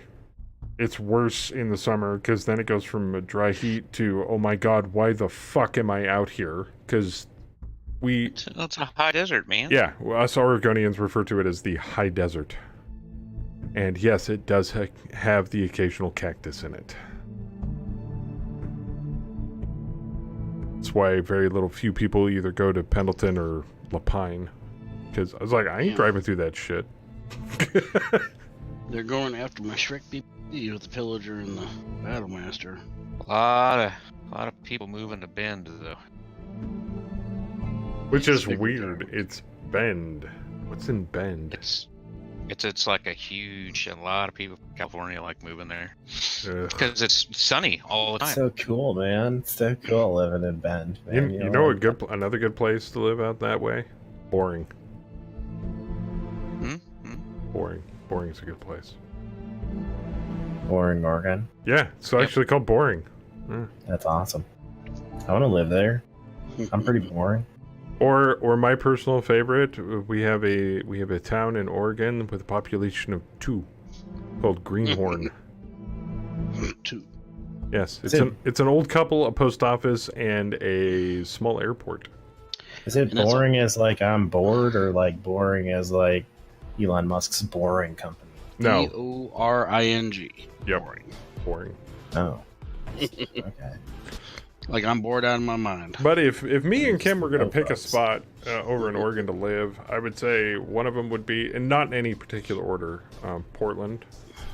As much as I hate to say that. Specifically Selwood, which is a metro of Portland, because it's actually cleaned up and nice now last time I checked. Joker less traffic. Yeah. Well, Kim likes big cities. Tillamook. Because, like, holy shit, the cheese. What do you mean? The ice cream, too. Well, and the ice cream. Anywhere on the coast, just not near Coos Bay, because that's where my dad lives.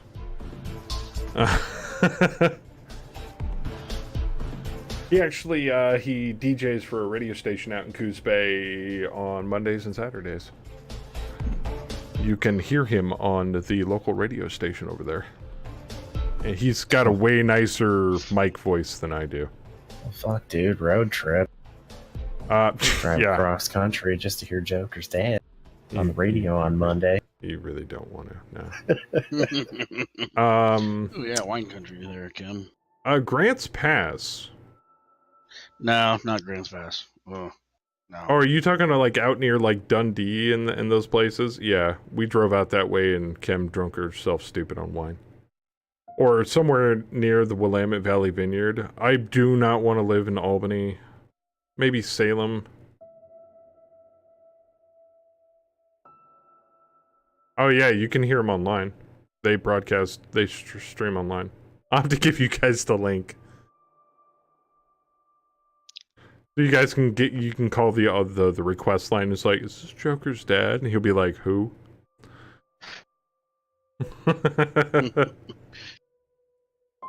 It was funny. I think it was on a Saturday. I called him up and I requested Earth, Wind, and Fire September, and he played it. I was like, yeah, I got connections to oldies music. In Coos Bay. In Coos Bay, yeah. Did we share the link at one point? You know, even though the coast is most of the time kind of dreary on the Oregon coast, I wouldn't mind being on the Oregon coast. Guys, you got a fire. I'm looking. Okay. Well, that's the great thing Let about the man Oregon. think. That's the great thing about the Oregon coast, though. It's always around 60 to 70 degrees. It doesn't matter what time of the year it is. It is always around 60 or 70 degrees. Let's see here. I didn't mind Depot Bay, honestly. I wouldn't mind living there.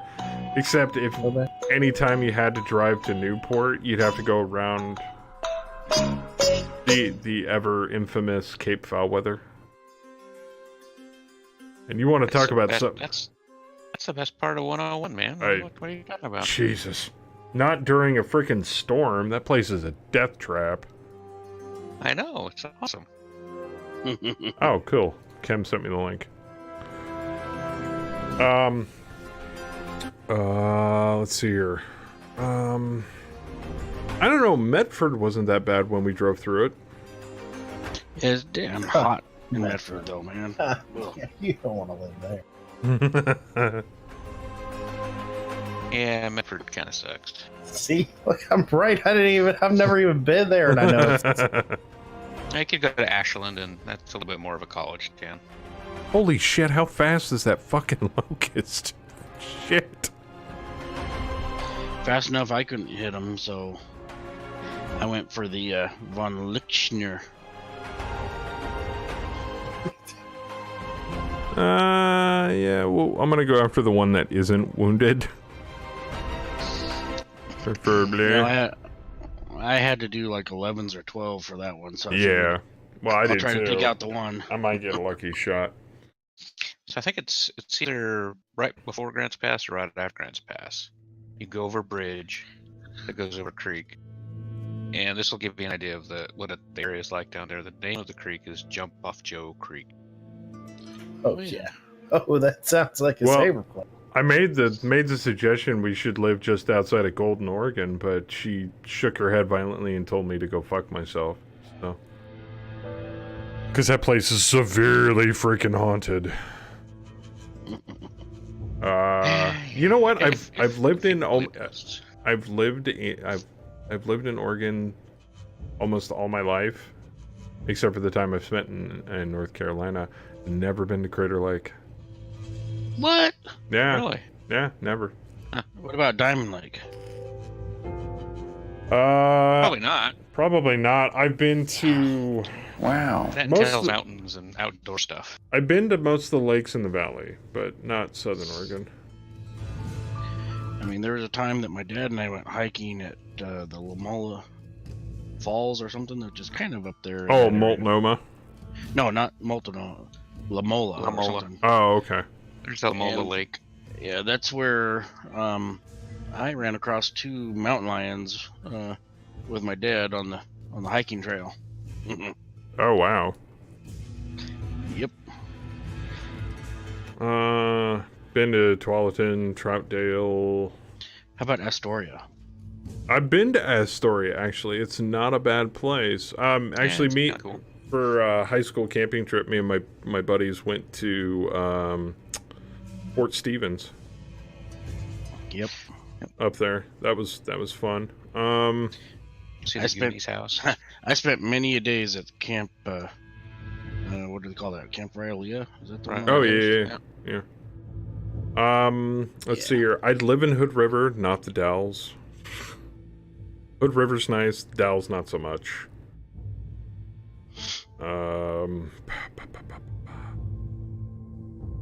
I'd definitely live in Eugene if I could move. If we could move back to Eugene, I'd do it in a heartbeat. Oh damn. Yeah, like I said, I was born and raised there, so I know where everything is. Everything. Well, maybe not so much nowadays.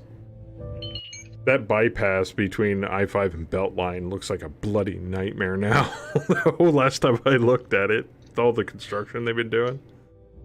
So how about Pendleton out that way? I mean,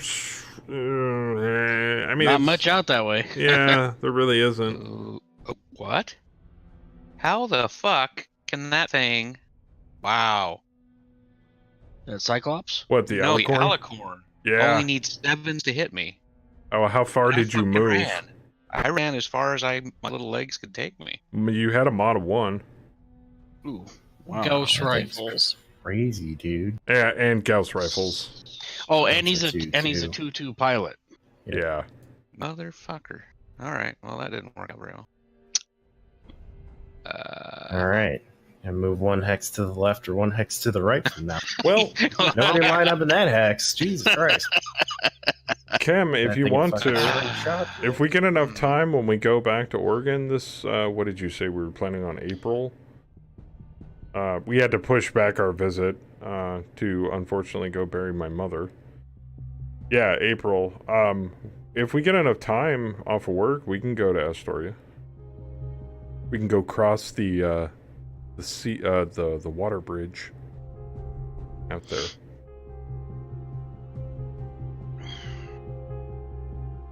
Son of beach. I did not think the Alicorn could get me. I should have probably measured that.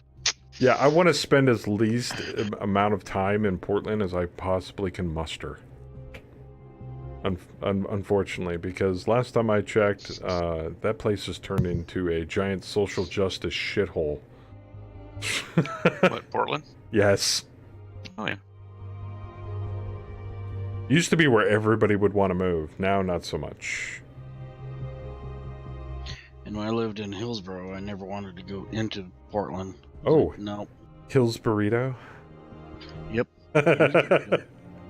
Just outside of Tigard? Well, kind of outside of Tigard. Kinda, yeah. Yeah, Portland's fun to visit, but Not to live there. Like, maybe in one of the outlying metros, or maybe even possibly Oregon Here. City. you're a young hipster or something like that. That's a cool Yeah. place to live. If you're a micro beer snob. Oh, no. Even There's if you- way too many other places that in the state that make beer, so Portland does not claim to that. Kim's happy as long as we're in wine country somewhere. And I'm like, the whole damn state's wine country. What are you talking about? Well, you got the areas just kind of Same the outliers from Salem Yes. to Eugene. Yes. There's all those little wine country areas out between those two. And out near, I was, top of my head, I want to say Cresswell, but that's not it. Dundee and the one that starts with an H. Sherwood. That doesn't start with an H, but yeah, out near Sherwood. There's some really nice wineries out there too. King Estates, just south of Eugene. Wow. Yeah, Willamette Valley here. Rodder says what? Portland sounds great. You can find so many SJWs to punch. No, we're not going down that road. HS, same thing. Exactly. And if you're homeless in Portland, they have like the most awesome, I don't know, services in place. Yes. So you can Mooch off the literally government. go around town and get 7 hot meals a day. The only 7? problem is, yeah. Holy crap! The only problem is that they put all these, places to get stuff and eat and all that, but they don't have enough sanitary facilities. And there's so many, especially in the winter, so many homeless people go to Portland. Yep. That, So they're kind of like Afghanistan. They just go shit and piss on the yeah. outside. Back when I worked for in the banking industry, they had we have some offices up there. We had some offices up there. More often than not, the people who were in those offices would show up and they'd have to hose off the sidewalk or the drive-through. Also, bathing in the river, not an option. Way too cold, even during the summer. No, you used to go river rafting all the time, dude. Ugh. Just because it's not as warm as your piss doesn't mean it's too cold. Well, unless especially on the North Umpqua. Yeah, if it's the Willamette, that's different. That's not the Willamette. I mean, it is the Willamette, but it's not the Willamette. It's the deeper, colder version of the Willamette up near Portland. As you get closer to Eugene, it kind of pitters out. During the summer, though, don't go swimming in the Willamette. As my brother came to an unfortunate encounter with a lamprey attached to the back of his calf. Nice. Yeah, not fun. Hey, just local wildlife. Yeah, the local wildlife. We had to hack its head off and pull the teeth out. Ugh. Those things suck. Think about all those poor nudists on the nude beach, man. Oh yeah, they can just step right in there and get sucked dry. What was that, red rock or some kind of rock something? It's there. Yeah. Well, there's the nudist beach up by Portland, and then there's I don't know if it's still there. There used to be one down here by James. I miss the Slugfest parade in Eugene. Yeah, that's kind of doesn't get a lot of press anymore. That didn't I think surprise being me. the Slug Queen isn't politically correct anymore. Yeah. So it's kind of not a thing. No. Speaking of slugs, Northwest banana slugs. They're great to look at and to see from a distance, but not very good. Don't eat them. You don't eat them and don't step on them, especially in bare feet. They squish between your toes, and it's gross. Very gross. And they're actually toxic if you try to eat them.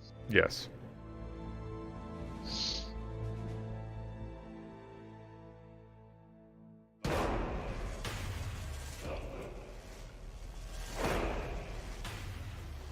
Oh my god, Kang, you take it forever. I have lots of things to shoot. I think we're going at like an hour around, maybe. Sounds about right. That's okay. We shall prevail. If you could swing one of those planes across that alicorn, that'd be great. Thanks. And just dump your load right on it. Just stay behind the Orion, you'll be fine. And then they turn around and pepper him full of holes and lawn dart the thing. 2 anti-air Orions over there. We're on what, round 5? Who is it? Anyway, 4 or 5? Is... Maybe. We're on round 5. Charlie. That's Rich Wilson. So, at our rate of rounds in missions, usually, we're probably looking at maybe 2-3 more streams. Maybe. I don't know. You can all blame Rev, because this was his idea. I just saved the file locally, back it up, and go mine more in Elite. Wow. The question is, does Rev have a special Christmas mission? That's the thing, though. I think we're gonna be skipping that part of the month. Because, well, I don't know. Christmas is towards the beginning in a couple of the week, in a couple of weeks. Well, next Saturday is the 22nd. The day before Christmas Eve. There, okay. 2 days before. All right, Ook has a point there. What? You know, he said 30 minutes, but if it was tabletop, it'd be 5 times longer. Yes. Oh yeah. Yeah. People are trying to line up their shots. They're trying to, you know, get the best shot they can. They're trying to position themselves in the most best place they can. Not everybody is a great chess player. Sometimes you move in a position when you get shot by 3 Gauss rifles out of an alicorn. Shut up. Hey, you can give me shit, but I can't give you shit. Come on. Yes, I know the Python's a great hauler. Damn. And there's. I was thinking of something different, but we'll go with the Python. I don't mean to alarm anybody, but I think we're being followed. Because you are correct. It is a great hauler. Bishop Warrior, thank you for the follow. It is. I'm not gonna deny it. It is. It's a good hauler. If Santa rode a mech, what would he ride? An Atlas with a big fluffy white beard and a hat.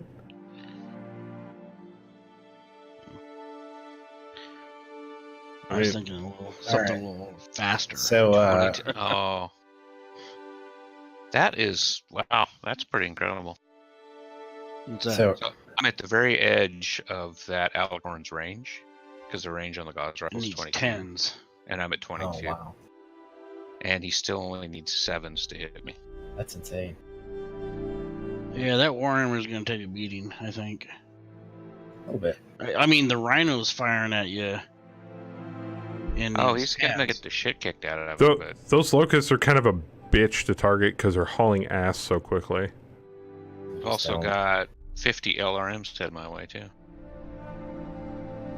Yeah, this will be interesting. And the carrier's still not within range of anything to fucking just rain absolute death on. Yeah. 70 LRMs headed my way. Oh, because those are 20s. Piss. So the Hunchback is shooting at me, and then Did you say Kaz? No, I said piss. Oh. same thing. Hey, now. You know what? No presents for you. You've been naughty. Random Battalion v Battalion Game 1's for the birthday of the guy who does most of the aerospace rules on Battletech. Took all weekend, each person in charge of a company. Ooh. I can imagine, man. Yeah, Battletech's one of those things where you're like, can we set the map sheet on this table? Is this table going to be moved or modified in any way, shape, or form for the next few days? No? Okay, we can play Battletech here. You know.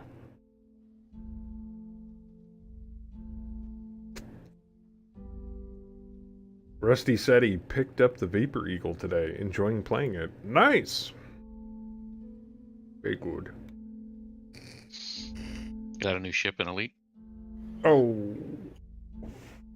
So, speaking of Elite, earlier I found this page on Anara that breaks down their community stats. So basically, it's just everybody who, has something that syncs data to Anara. And this is ships owned by overall community. The number 1 ship owned by most players, the Asp Explorer. The number 2 ship is the Anaconda. And the number 3 ship is the Python. That doesn't surprise me, to be honest. Not at all. Here's what's really surprising. Now, keep in mind, new ships, probably not everybody buying them right off the bat. So, from the bottom, it goes Mamba, Crusader, Phantom. So those 3 are basically, they're, 3 of the newest ships. They're kind of out. Not everybody has had time to buy them or play with them or whatever. So I don't really consider them. This is where it gets interesting. Asp Scout is the 4th least owned ship. What? Asp Scout. It's the reason why we call it the Ass Scout. The Alliance Challenger is next. The Cobra Mark IV, the Keelback, the Federal Dropship, the Type 10 Defender, the Orca, and the Diamondback Scout. Wow. And then the Adder. The crate's not even on that list? No, the crate is actually pretty high up. Oh. Yeah, a lot of people like the crate. So from the Python going down, Sidewinder, Cobra, Vulture, DVX, the Furdy, the Fed Corvette, the Cutter, the Eagle, the Courier, and then the crate. Interesting. Okay, so did you say that the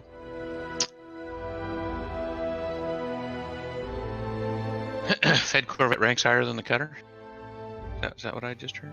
It does. Probably because of the hard points on the Cutter. Well, the hard By point about- and the fact that the Cutter is also more expensive. By about 0.16% of the community. They're very close. How goes the battle, Rusty? Slow. Oh, you guys play Flames of War as well? I wanted to get into that, but yeah, I've got some bad blood between me and the fellas that run the company that produces Flames of War, to be honest. So, Saber, with the Archer, Yes. the only thing I can hit... Oh, no, wait a minute, what's that? What the hell is that? Nighthawk? I mean, I wouldn't. I can hit, I got 6s on the Nighthawks, I got 1s on the Von Luckner, and I've got 5s on the Puma. That's it for the Archer. 5s on the what? The Puma? The Puma, yeah. You can't hit the Cyclops? Where's the side? And I really... Down towards your Warhammer, it's getting fucked up. Is the Von Luckner the immobile one? I can't. And trust me, I really wanted to like Flames of War. The only unfortunate side effect is they have early, mid, and late war stuff, and you've got to make legal armies out of that, and it's just it was a bloody headache for me, so I didn't bother. But yeah, the Gale Force 9 people or whoever, Just do it!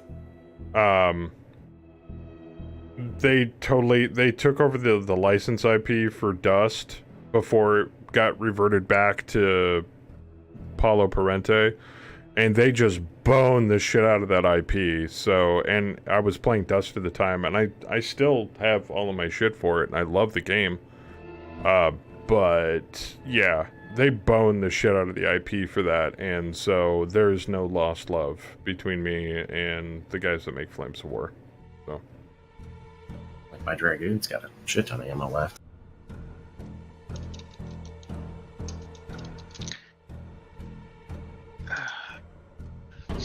Wow. Well, am I reading it right? It said 1 out of 25 for each LR-15. 1/25. So is that 25 shots or is that 25 missiles left? 25 reloads. Yeah, Okay. shots. Okay, yeah, I got tons of ammo.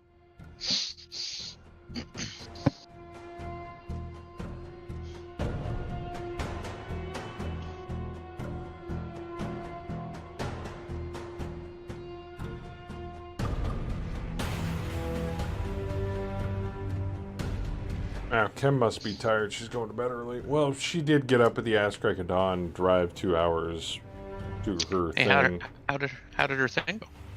Supposedly, okay. I was more worried about her getting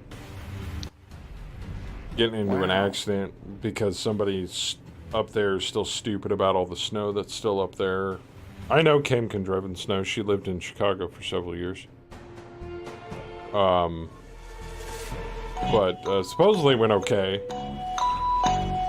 And then she had to drive 2 hours to get back. She didn't get home until like 7. So. I still find it interesting that there are more accidents in like a half inch of snow than there is when you have like an inch or two. Yeah, and see, here's the thing. It's just like when you say, "Oh, I can drive in snow," and 9 times out of 10, people are giving you warnings not because they're worried about your ability to drive in snow, but worried about everybody else's ability to drive in snow around you. Yeah, and that's the thing. Like when there's more snow, then people aren't stupid enough to actually try to do it, which means there's less accidents. I have no problem driving in snow. I've done it most of my life. But coming down to the south here, I'm more worried about other people getting stupid and running into me. No, I'm afraid of Texans driving in the rain. Xander with the resub. Holy shit.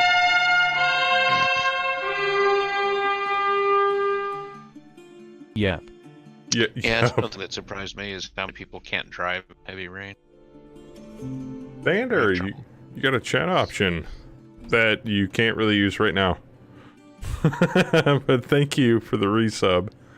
I'm going to mark you down, and you can use that at your leisure. The only reason why chat options for reinforcements are currently disabled because we are on part 2. Yeah. So my funniest snow story was lived in Tualatin, worked in Beaverton. So I was going along the freeway there, and I'm going along. I've got my little cable chains on my front wheel drive car, right? So I'm just like, I stop, and I was like watching everything. This pickup gets up, next to me and says, "Are you all right?" I said, "Oh yeah, I'm just waiting for it to clear out there." And he goes, and basically every single car that was up there was just like sliding down the hill and just like crashing at the bottom. And then after it all stopped, I slowly made my way, but instead of trying to go up the packed snow area, I went to where it was unpacked on the side, went all around them. Made it to work. Yeah. It was just like, oh yeah. Oh, it's your turn to fire. Yeah, I'm trying to figure out if I want. The others are just out of the only thing that's hitting me is just out of range. Well, exactly, Rusty. Like, I was driving home from work yesterday, and there was apparently there was a school bus like several car lengths in front of me, and it had like one of those construction cars with the flashing yellow light, on it. I think it was a truck, actually. Hold on. Let me fire really quick. Ooh, I can see him. I can see him better. Can you see? I can see the Nighthawk, or I can blow the shit out of the Puma with the Derby. I can't quite reach the Pillager, though, even though he's spotted. Well, if that Puma doesn't die this time, we have a problem. You go ahead and shoot that Nighthawk. Let's just take him out.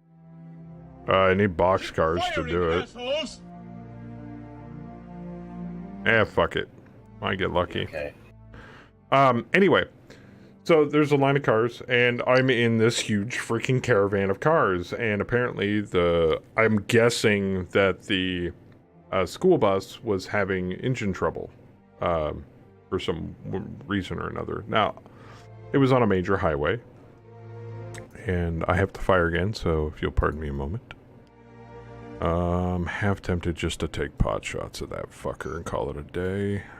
Probably not gonna hit, but I'm gonna try. Oh, he's 8 hexes out too. That's a lot of heat for little return. We're gonna just hit him with that. And I will continue my story here shortly. Ooh, I can hit the Pillager from there, but I got a better shot on the Hunchback.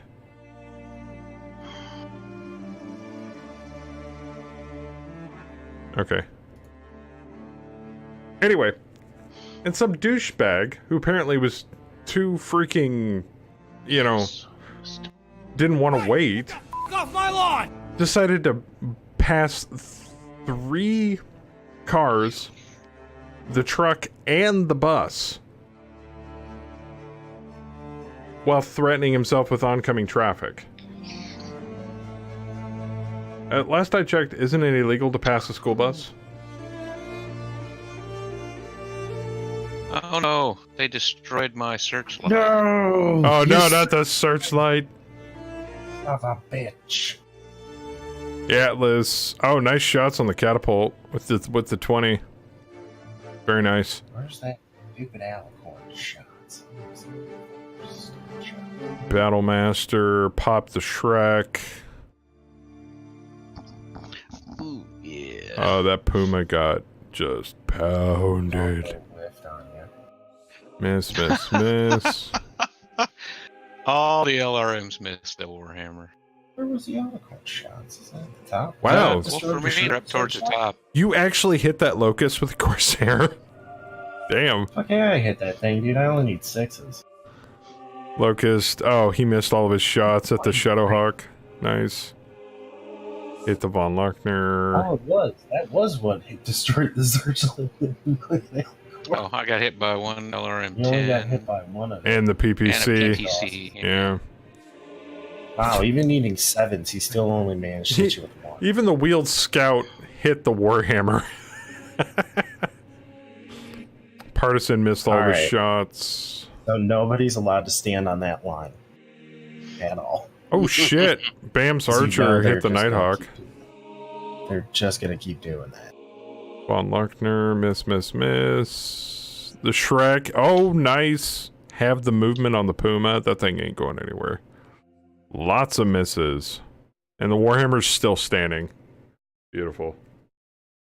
Yeah, we need to get closer because we really need to knock that Pillager out and that Battlemaster or whatever the hell else is going to sit up on that. It's illegal to pass the school staying bus out of the alleyway. that is stopped with its lights Yes. flashing and its stop sign extended. Its back lights were flashing, but that was it.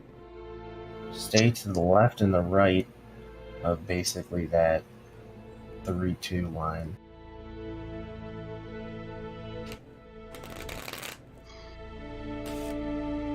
Come on, initiative. We could roll low and get fucked, so that's why I'm still cheering for it. Nope, never mind. Yeah, dude. How many MegaMeks we have on the field right now? Yeah. Yeah, even if we rolled a 2, we still get a 10. Just having Kang on the field alone. But it's doing us some good, but not really that much since they're in a defensive posture to begin with. So even if they do move first, all they get to do is set up.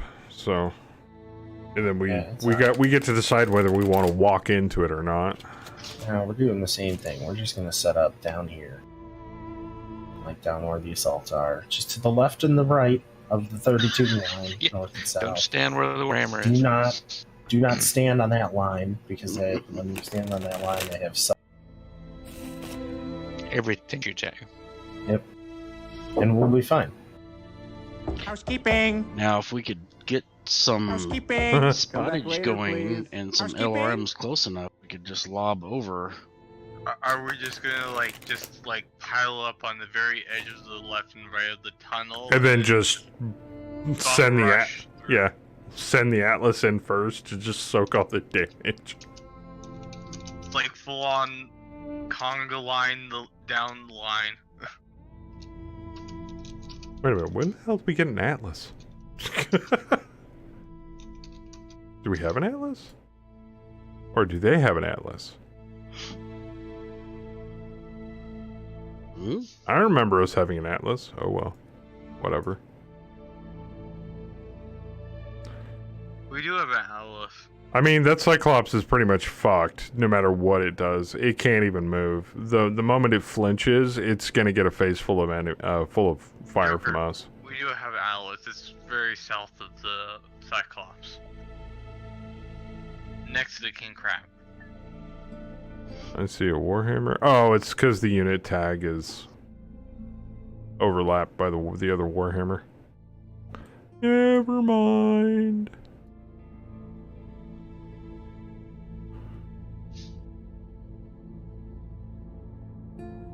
On another note, the fire should start spreading soon and might block some of the line of sight. Did anybody see them fire at the bridge again? No, they didn't. I looked at it. It's still at 80. Ha ha ha ha ha. Still at 80. 80 and 100.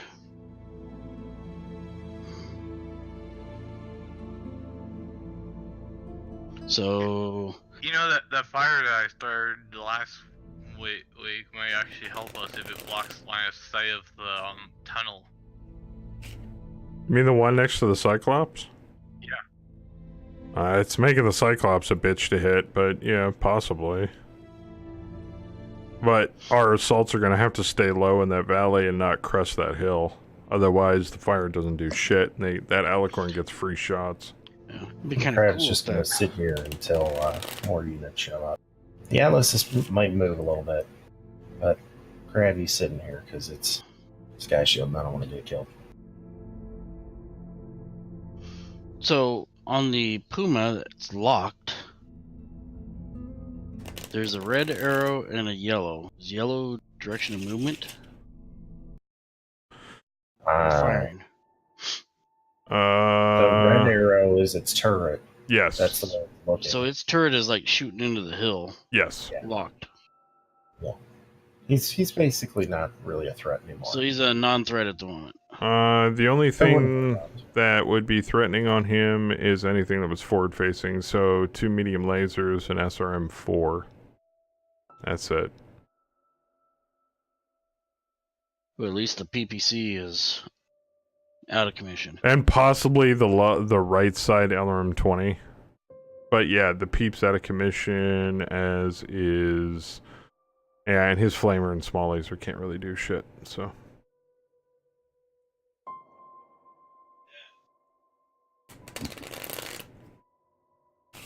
Sorry guys, I'm shuffling cards. I heard. I was wondering what all that was.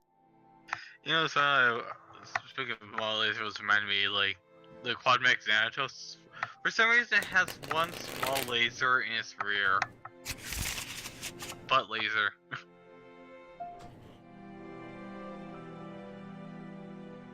Yeah, it's the one thing you don't see on any of the mechs in MWO is rear firing weaponry. That would be interesting. It'd be blind shots because you can't look behind yourself. You're like, I think I hit him? Oh no, that's when they'll add like a rear camera mode button.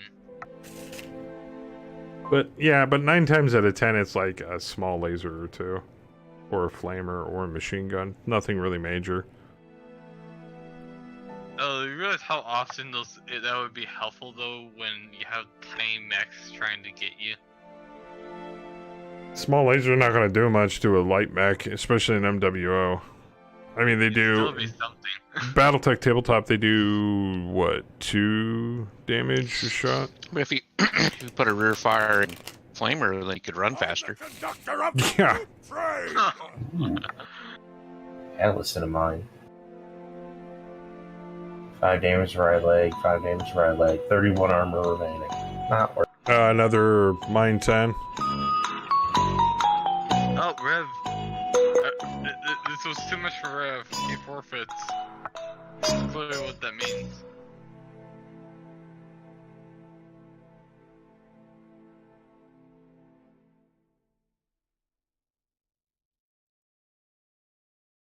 Oh my god, Rev. Try to move up because this is probably going to bait them out a little bit. An Atlas that just hit a mine. Oh yeah.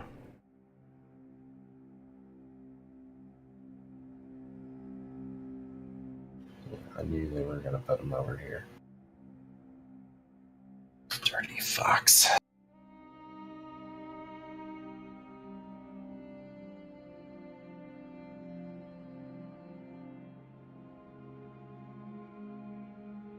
I like how Deller's complaining that we're taking too long, and then Reb disconnects.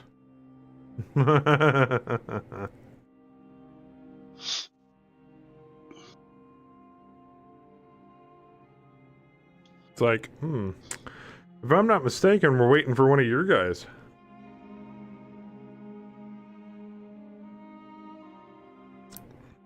Yeah, but Dollar only complains about how long it takes somebody if it's not his turn. That's true. I didn't miss much, too. We're still attempting to advance.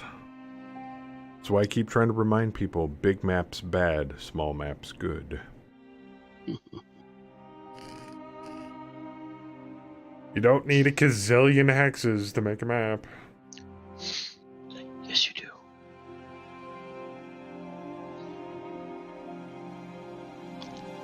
It's like, yes, the battlefield is impressive, but you don't need that many bloody hexes.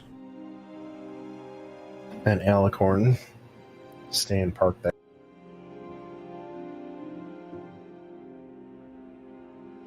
We could just get, like, one solid shot on that thing. Question: does Gauss rifle have ammo?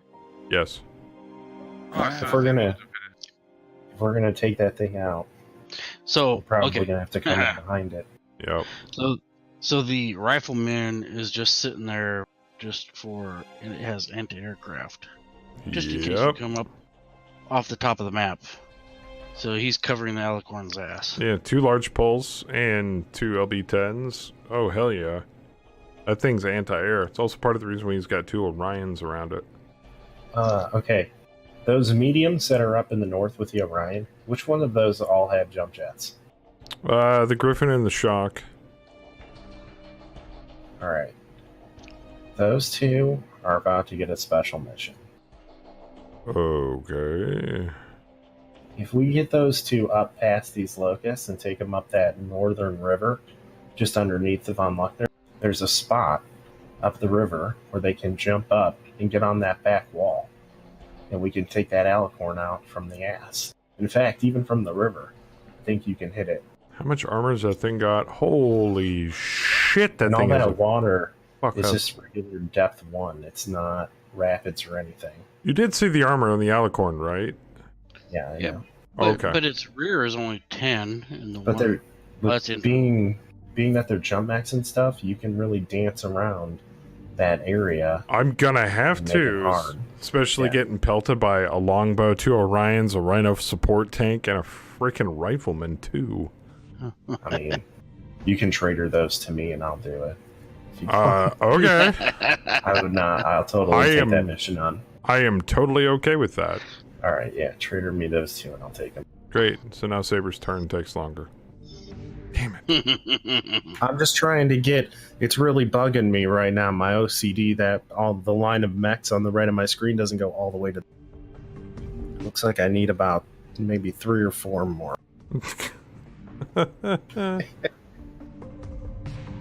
I'm just trying to get this fucking LRM carrier out of these foothills down here so I can get some shots. Ugh. Driving me nuts.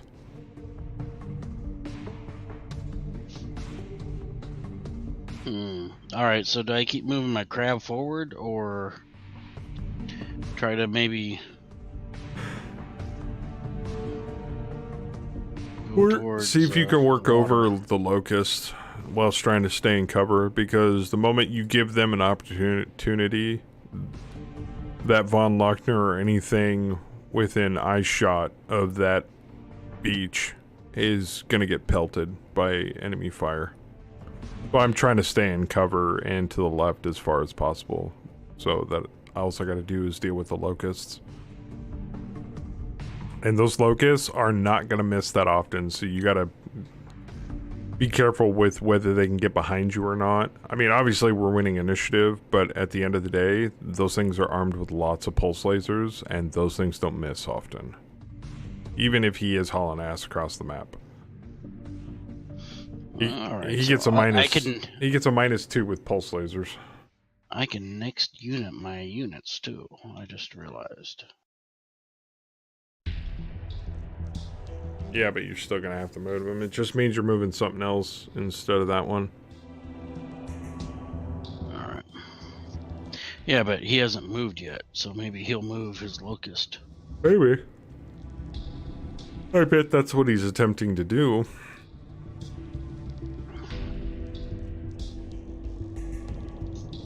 I'm actually half tempted to use hot garbage as bait on those locusts. Go for it. Dude, hot garbage will kick them in the nuts repeatedly. Or they'll, because he can't be killed. Or they'll just chew on his ass the entire time. It's hot garbage. Come on, man. You can't kill hot garbage. They should be afraid that they're running their locusts to hot garbage.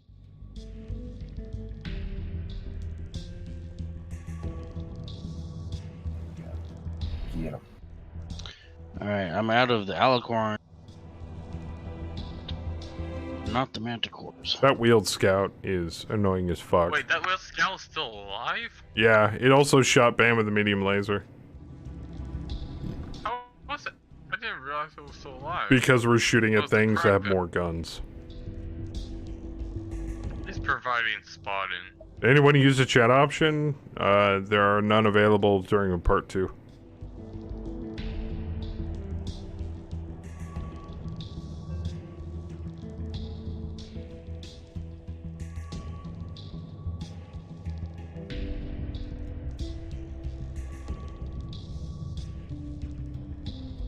Come at me, Cyclops. Pussy. Are you baiting him?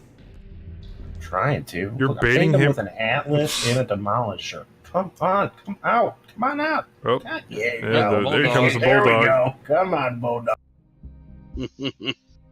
You leave him alone. Alright, bulldog. He's just a boy. I'm gonna do some Krieg shit with dollars, man. Cause fuck it. Oh, I can't. Damn it. I'm hoping the LRM carrier is closer, just close enough now. I mean, it's gonna be a long bomb, but hopefully I'll hit something. I've been holding my shots back. Conserve on ammo.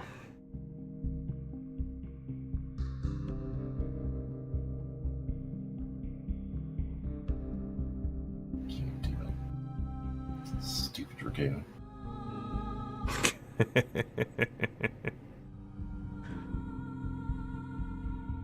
Well, and that stalker ain't exactly going fast either.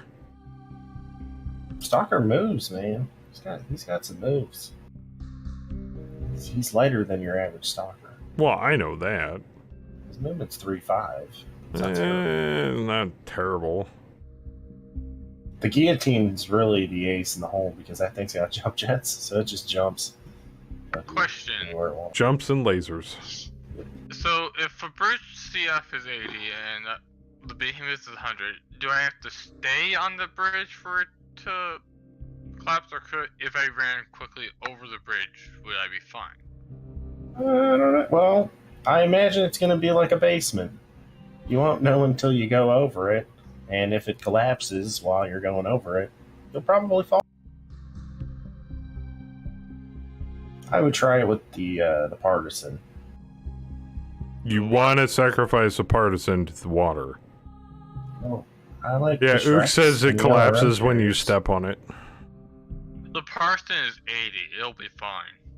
No, it won't. It'll fall in. Because it is exactly the tonnage of the remaining CF of the bridge. I thought it had to be more. No, equal to or greater than. It's equal to. So right now, pretty much right now, none of our wheeled guys, except for maybe the 60 You can sit on the front half of the bridge, but you can't sit on the second half of the bridge. And if the second half of the bridge goes down, I can't guarantee you that the first half ain't gonna fall. Well then, if... You say equal to or greater? Yes. So a 75-ton mech would be just fine on it.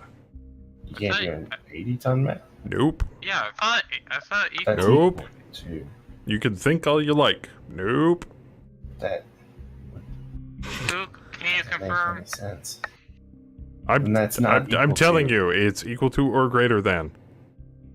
So maybe that's why they didn't shoot at it last time, is because most of our wheeled guys can't get over it now.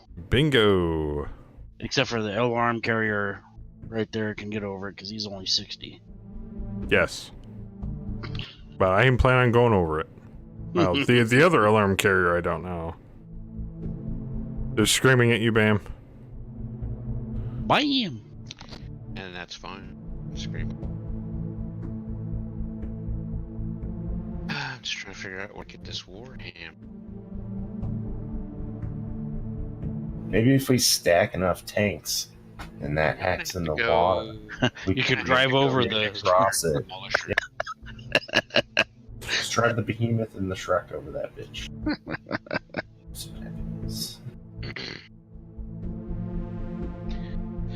Yeah, maybe it'll become like a level 0. Height 1, no depth, because no water. You can drive over it and up the. Yeah, that would be great, but no. It just turns into a water hex. Come on. I have no say in it. That's the rule. I'm just what if in it. What if we put a mech there? They can drive over the good half of the bridge and then over the mech. And then over We just put a mech underneath the bridge holding it up. Yeah, just put it, extend its arms out. That should give at least another 30 metric tons of weight to be able to support. Yeah. It'll be fine. No, what would be really cool is if that Corsair can do like a those hammerhead moves and come around and get those 2 locusts. That'd be. I'm gonna try to pull the. Well, they haven't moved yet, which sucks. Yeah, they haven't moved yet either. So first. Which is better at jump jetting when it comes to MWO, a Vapor Eagle or a Viper? Hands down, Viper. Vapor Eagle's basically got hover jets. A Viper, and especially if you skill it out, I can tell you from experience, Viper's got actual jump jets. Because as we all know, there's very few mechs that actually have jump jets in MWO. Even though it states they have jump jets. I would love to have jump jets back in MWO. Sadly, Pop-Tarting kind of killed that, and PGI doesn't know how to, or lacks the ability, because of the engine coding, to make it to where you cannot fire while you are in the air. I still say they should just completely abolish being able to fire while your mech's feet are off the ground.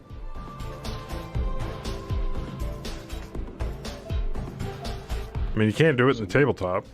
I mean, you can jump jet then fire, but that's all because it's turn-based. I'm sure there's a novel out there where there's fluff text out there where a mech shot while it was jump jetting, but eh.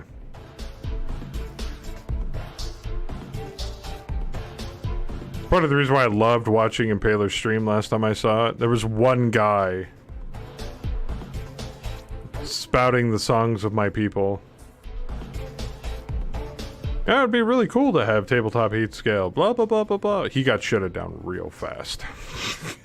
So if you leave the map on an arrow thing, can you come in anywhere? No, just from the table edge you left on. Oh. But you can come like down any side of that table edge. So like if I leave on the left, I can come in either in the far north or the far south, but on that far left edge, west edge. What you need to do is fly that all the way on the bottom, leave off the right side edge, and then you can come in and take out the lower stuff like the Cyclops and shit. Not a terrible idea. Gives you a little bit of maybe advantage because all their anti-air are back in the back, mostly. I see what you're doing, Rev. You're trying to stall those locusts. I'm not dumb. Yeah, I'm stalling my guy, my crab, until locust. Yeah, the only downside to the Viper is it's, compared to the Vapor Eagle, it has lesser armament than the Viper does. Well, the Viper has lesser armament than the Vapor Eagle does.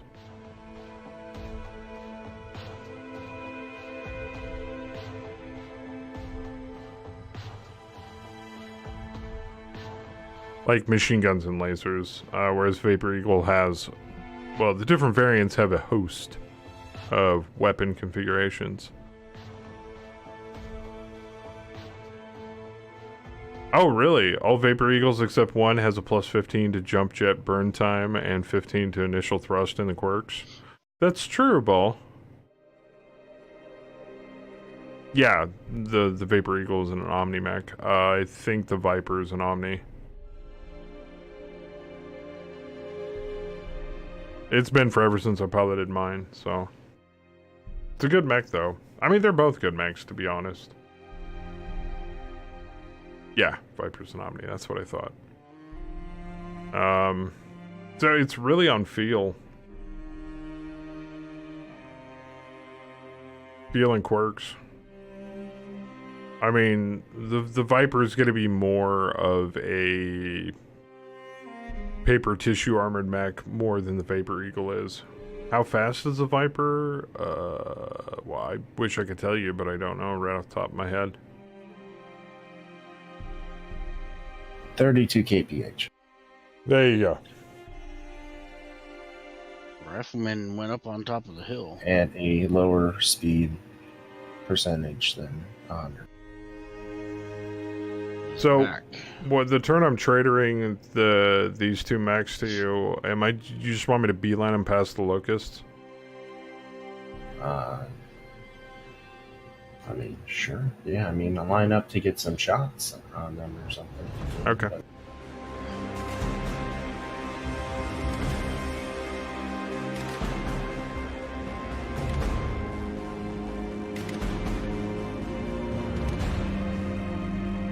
Yeah, there are Orion and the Von Lichtner and the two things they have left to move. Okay, the Von Lichtner. Yeah, he's stalling on the locust. I knew he was gonna. That Von Lichtner's not going anywhere. Well, I'm surprised the Karnovs haven't moved. I think he's still waiting for us to move further north.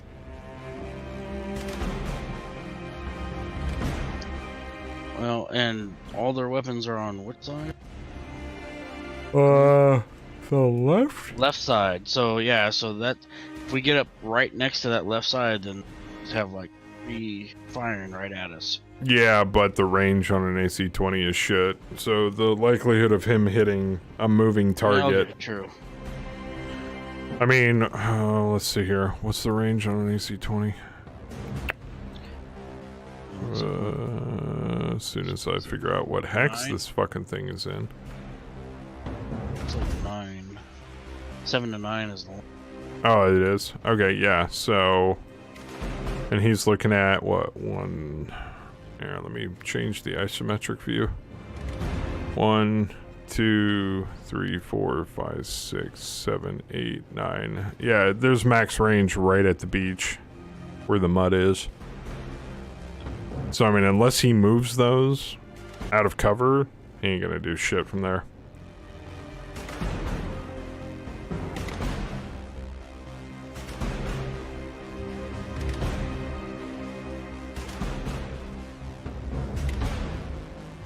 Put it back in fluffy fun mode. Either have the Orion or the Locust that you have to... Which one's it could be? Hopefully it's the Locust.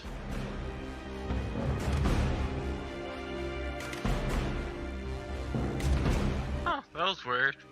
I went back and my map was not on isometric. Well, I sometimes turn it off to make it easier around some of the higher cliff things. Wait, you can turn it off for everyone? No. You can turn it on and off for yourself only. Huh, then why was my isometric off? turn it on off. You can turn it back on?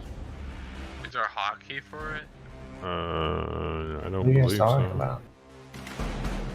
So did we determine that rapids are not bad? Or... No, I jumped over the river. Yeah, I wouldn't run through the rapids. Dude, I think I need to look this up.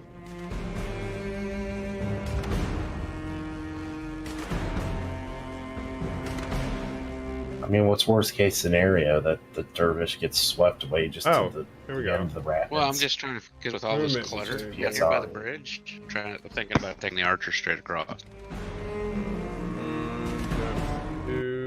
Yeah, this water's fine. The 2 hexes. No, there's next to rapids the right bridge. there, though. No, because of all the Well, clutter down by the bridge, I was thinking about taking the archer straight across from where it is to the smoke area. But I didn't know. Is it gonna die if it was in there, or do I just have to go slow?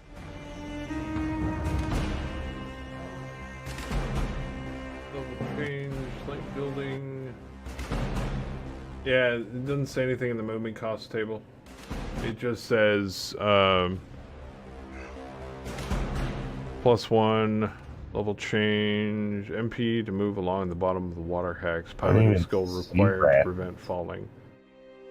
Yeah, I don't see rapids either. Alright, we'll just do it. See what happens. Well, we'll probably give you a PSR. Tell you. It probably a penalty to your PSR. Oh, they're lining up in the It's RevSmack. tunnel of death. That's true. It's RevSmack. Hey, Bam. What? I see you moving to the edge of the river and stuff. Just wanted to remind you that archer is special. It has jump jet. Also, do you know the rules for rapids? Yeah. I think it falls under the rules for torrents. Oh, torrents. Aha. Yeah, but I figured, hey, I'm gonna see if I can run across the river. Just wanted to remind you, because it's weird having jump jets on an arch. Yes, use your jump jets. Yeah, but the pilot's so good in here, I figured I'd see if he could run across the rapids. Alright, I'm out. Alright. Good mech to test it with. Actually, I completely forgot. Oh, it's from TAC Ops. Yes. If you guys have jump jets, use your jump jets to be moving. Unfortunately, I don't have any jump jets on anything I have. It's awesome that the Mirage 2 has jump jets. Does the normal Marauder have jump jets? I don't think so.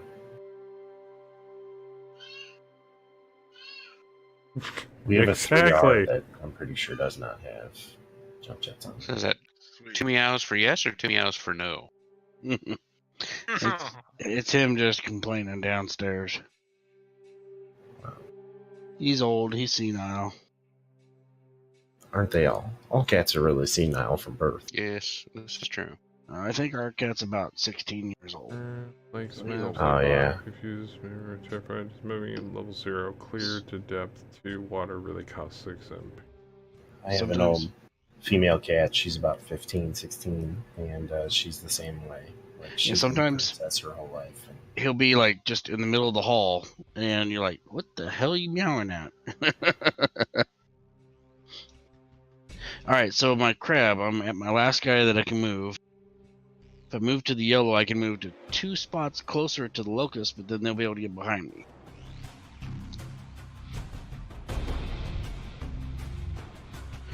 You think?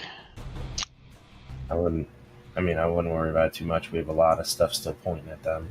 That's still going to have to move after they do. The crab can take a little bit of damage from a locust. It's just a locust. I don't even think they can torso twist. Yeah. Page 52 of Tech Ops, thank you. I actually happen to have a copy of Tech Ops.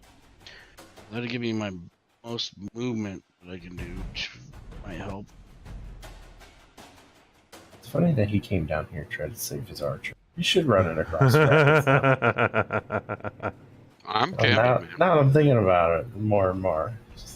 He's getting nervous. He's like, that thing's setting up for a YOLO. I see you do it. Try and run through the rapids with the archer. Get it set up to run straight towards that alicorn. Alright, so even if he gets behind me, the gladiator will I'll have a shot on just behind me. So. Yeah, if it gets swept down the river, just run it up to the north with the other two. Yeah. I mean, you have jump jets, so you can just jump out of the water, right? Oh wait, no, you can't. What's the worst that could happen? Falls over, drowns, and. Well, then Rebel just use the chat option. I mean, is any of your armor? Have you been hit? Is any of your armor damaged? No. Yeah, then you can't drown. Torrents. You're still seared or sealed cockpit and everything. Rivers, lakes. Oh! The Unless locust by came, falling over in a river. the locust came way down by the shadow. And I guess you could get stuck under there. I guess that would suck. And that archer is pretty nasty when it comes to shooting. Meteor showers. Maybe oh jump. God. Maybe just jump that way. Wait, meteor showers are a Fog, hail, pitch black, rain. Wait, Alright. is that a weather option we can choose? Yeah, can I call a meteor shower in on them? No. All right. Okay, so he's within my minimum range. Okay, so for any water hex of depth 1 or deeper that contains torrents, apply a +2 movement point cost to enter that hex, as well as a +3 modifier to all piloting skill rolls made while in that hex. Okay, that kind of sucks. No, that really sucks. Yeah. Yeah, just jump them. Just jump them across, and anybody who's thinking about walking through, just avoid them to the south there. I mean, well, on the other hand, he made the map, and it's his mech, so. That is a valid point. I feel like we should allow just for the archer to do it. Just for morality's sake. Alright, nice on the Griffin. There's also rules on water flow, blah blah blah. River flows in one direction or the other. The players need to determine blah blah blah. All the rules of water flow below also apply to water flow for torrents with the following additions. Unit that fails a piloting skill roll, in addition to failing, is displaced 3 hexes in the direction of the flow of water.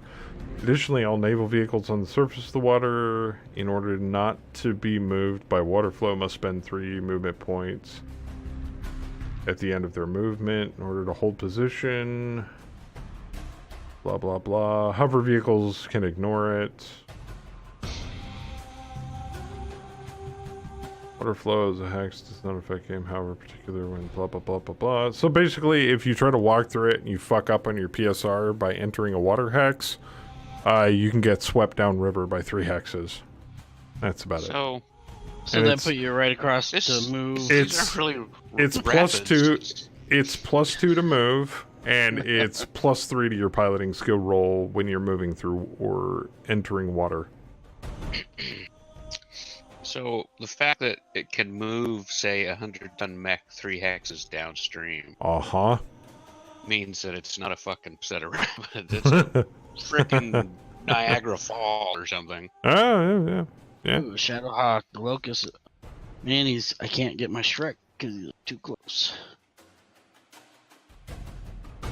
Oh, this is Kang's problem in a minute. I'm just lining him up to pop this fucking Locust in the ass. After this turn, he can do whatever he wants with him. DFA. And then Orion's gonna have a field day with that one.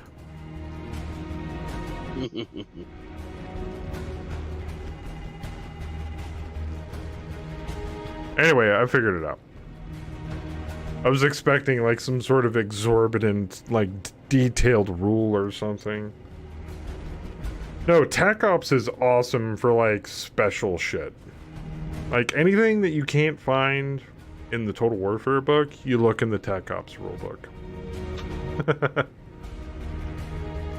I can't find it anywhere that's in the Tech Ops book. Are you sure? More than likely. Oh, it's page 50 for Rapids. I thought that's where I looked.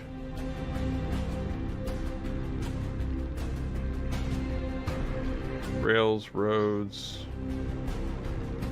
ice. mud, rapids.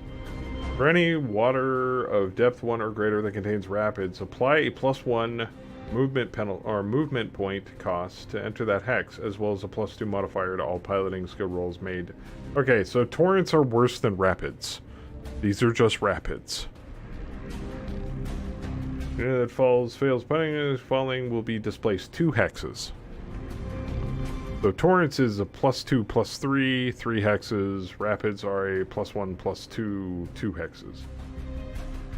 There you go. There's the official ruling. Those are not torrents, those are rapids. I don't know if MegaMek can do meteor showers. It would be interesting if fighting on a moon in the middle of a meteor shower. That'd be kind of badass. And scary as fuck as a meteor, like, dislocates a mech's head. I know, exactly. That's the fun part. It's just you wouldn't know what happens. It'd be just random of the dice. Aussie internet sucks. That's fine. We figured it out. I looked it up on Tech Ops. Mad Dog was kind enough to find the page with the rapids on it. By the way, Mad Dog, thank you. Yeah, vacuum would be a problem. Vacuum, being in the vacuum of space is almost like having a breach mech underwater. It's no bueno. Micrometeorites will be lethal. Yeah.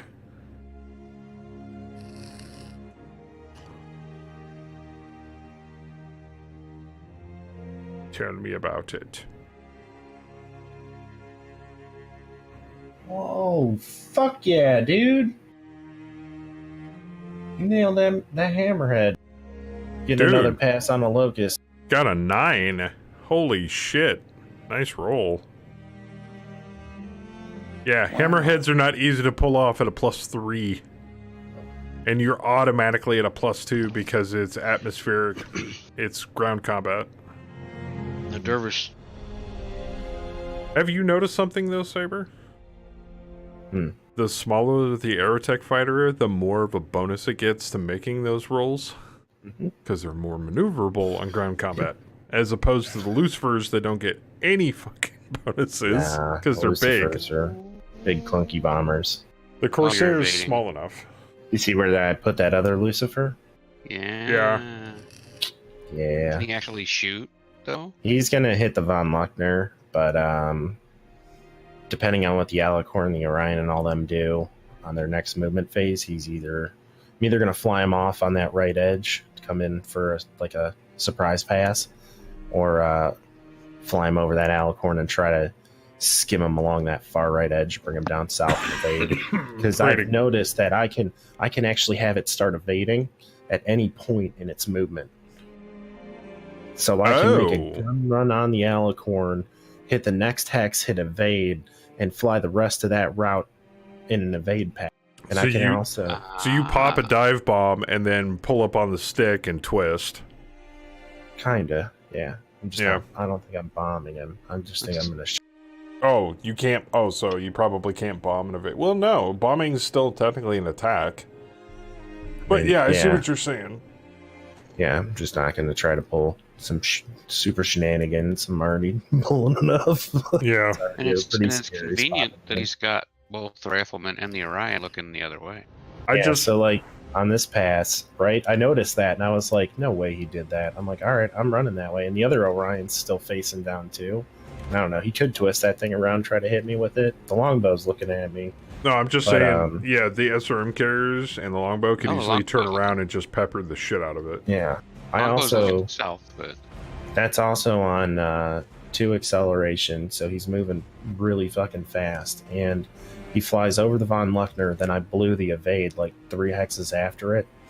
So pretty much anywhere within their fire path that they would be able to hit me, I'm pretty much evading them. 3, 4. Oh, here, I gotta take it off isometric so I can count this. Apparently. 1, 2, 3, 4, 5, 6, 7, 8, 9, 10, 11, 12, 13. Don't you need, like, what is it, 8 or 16 hexes to turn? Question. Answer?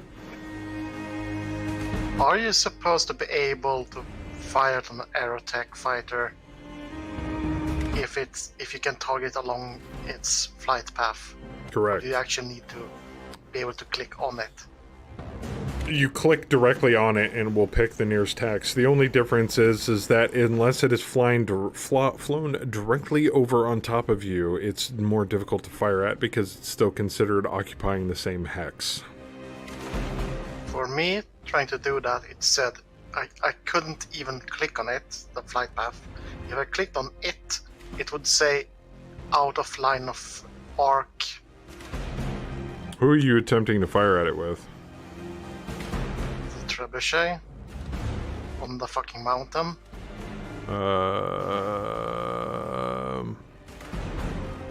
So I skipped it, but I'm not entirely sure. I don't know. I for some reason can't target with that thing either. So yeah, so there's got to be some obscure reason why you can't target it. yeah, I just changed some options maybe. No. Or is it this version that's just weird? Nope. Might be because you're there's forested hexes in the way. Who knows?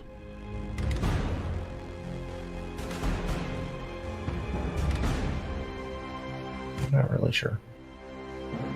It's being goofy on my end too, so. I mean, I know it's at altitude 5, but at the same time, though, the trebuchet, the LOS tool is saying that the trebuchet has blocked line of sight to the nearest line. Even if you did torso twist. Ook said, your ranged aerotech fighter is the shortest distance between you and the flight path. Yeah, but when that's just 7 hexes, it shouldn't, like, matter. I don't know what to tell you. I didn't change nothing. It's actually right behind you. Yeah, but you can target it anywhere along the flight path. But if Ook is saying the shortest, then the only one is like straight behind him. Ook says his guess is that the island is blocking line of sight, but I'm not sure. Because that's level 5, you're on a level 5. Yeah, but he'd be above the tree line. And it didn't say blocked by something, just said outside arc of sight or arc of fire. Did you torso twist before you fired at him? Yes. I tried everything without trying to waste time and just giving up. Yeah, I don't know what else to tell you, man. Well, what? Just can't hit him, he's too OP. Maybe he can't. They're already shooting at the Shrek. Well, if 2305 is the closest flight path to the trebuchet, when you do the line of sight tool from 2305 to the trebuchet, it says line of sight blocked by terrain. Yeah, because you're trying to fire at the ground of that hex. If you say it's not a mech. If I literally right-clicked and target, it only gave me the hex. And if I right-clicked on the actual Lucifer and clicked target, it said not in arc of sight target. It's because it will automatically target the nearest flight path hex. You don't have a choice on which hex you get to fire at. It's just always nearest flight path hex. Yeah, but wasn't locked. It was just outside of my sight somehow. I don't know. It probably doesn't help that it's also evading. The alicorn could just twist and fire at it, just saying. Well, I believe that's what the alicorn is attempting to do. I believe it just did, yeah. Yeah, it needs 9s to hit. But the evade, what does evade do, Ook? It would add like a +2 to hit. Something like that.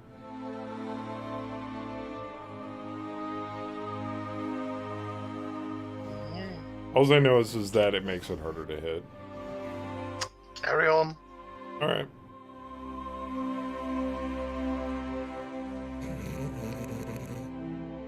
Salt there. Sensed a little bit of salt.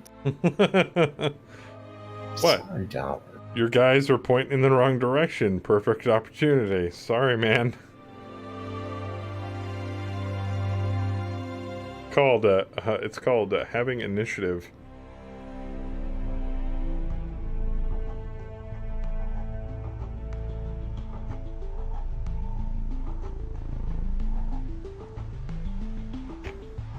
Life's a bitch.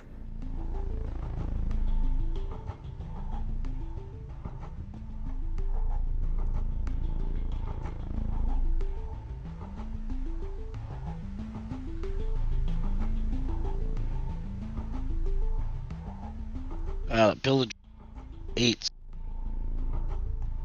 Huh? Pillager's getting 8s on the Warhammer.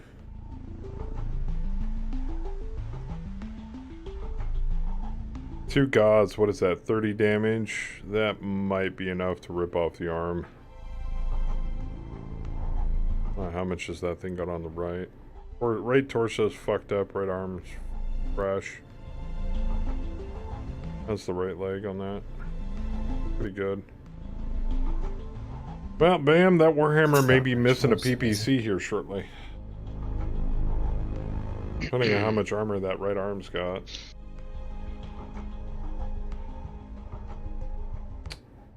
.22. Yeah, he can easily rip the right side of that Warhammer off if he gets a solid shot with both Gauss rifles.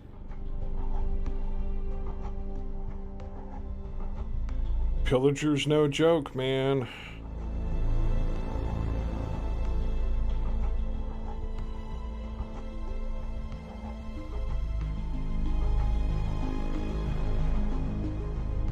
On the plus side, even if that trench bucket's shooting the Shrek PPC carrier,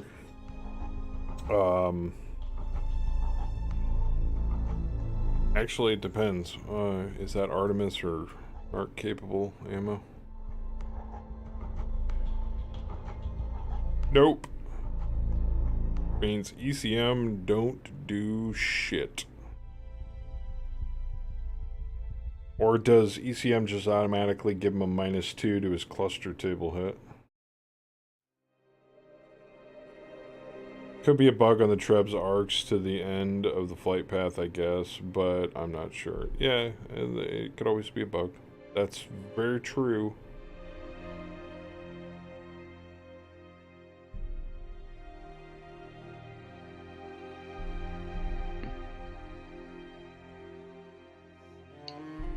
Oh, so just ECM blocks Narc and Artemis bonuses. That's what I thought. I don't even think they have any Artemis capable shit. Like maybe the longbow.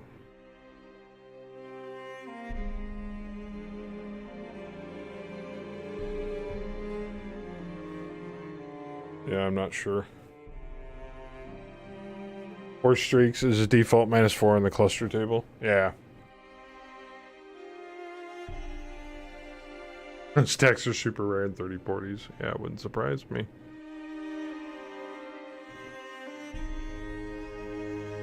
So the ECM bubble's nice to have, but it's not really doing us much good, which is part of the reason why we had the Griffin split off.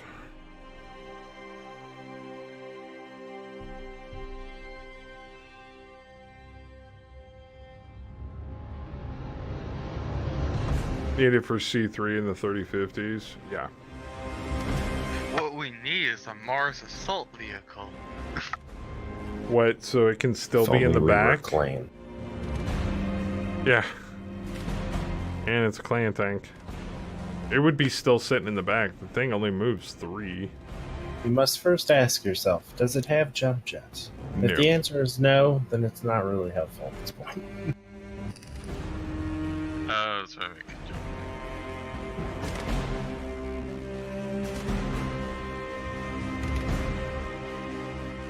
Although if we did have fresh things to move, or deploy, I would just deploy them on the far right corner, like I did with the assaults. Thank God I did that with the assaults, or else those fuckers would still be like, I don't know where the water right.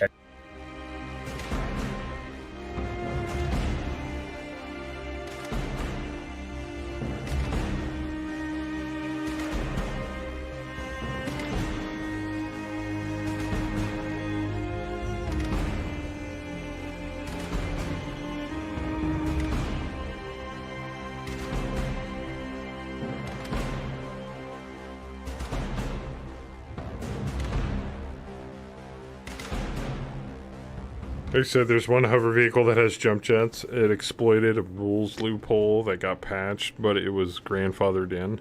Wait a minute, what? Nice. Which one is that? A hover tank with jump jets? What the hell? I'm bringing that to the next Grand Melee.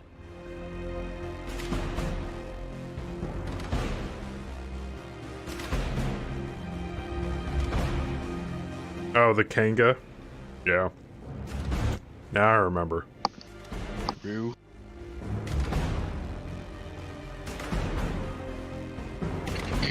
I should have brought that.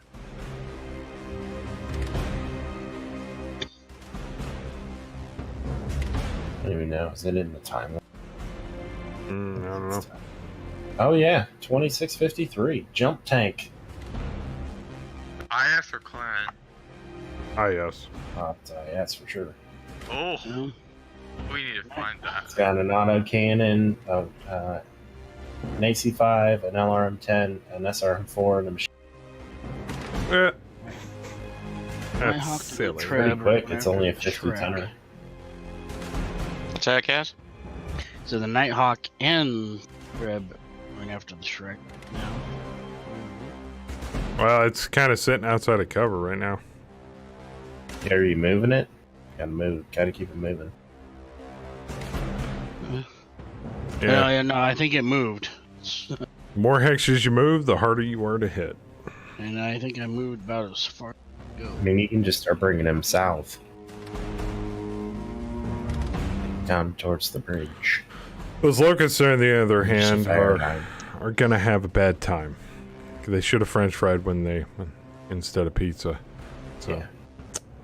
Especially since that Corsair nailed that fucking hammerhead. Good booyah. Skadoosh.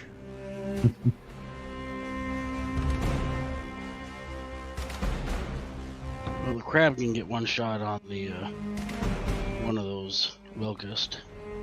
Yeah. Yeah, we're sitting on about 9+ months till the next Grand Melee. I think we've got time to figure out what we're gonna do for that one.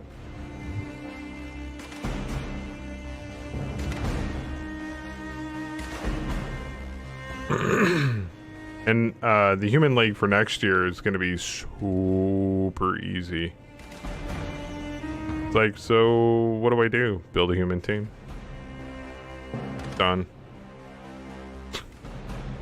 Give them really cool names. Huh? Can I use elves? That's not a human team. Just give me shit. Gives on orcs. No, trust me, I've heard everything. It's like, can I use Norse? Like, why? They're humanish. They're humans. No. Just no. Weren't you going to do a more His time humans. the Damned tournament at one point? No, it wasn't gonna be a tournament. Or a tournament? It was just gonna be funsies. What about undead? I want to be the Russian. There are humans that are just dead. I don't even know if there's an undead thing, but it sounded good. There is. Alpha can tell you all about them.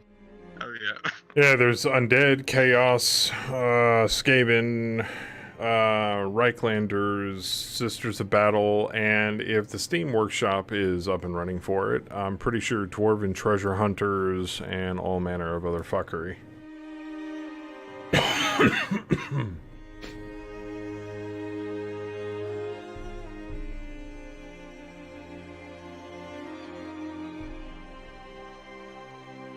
Oh, was that Alpha Strike, Ook?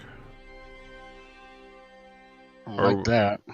Oh, it looks like it was an Alpha Strike. That looks like it was Battletech.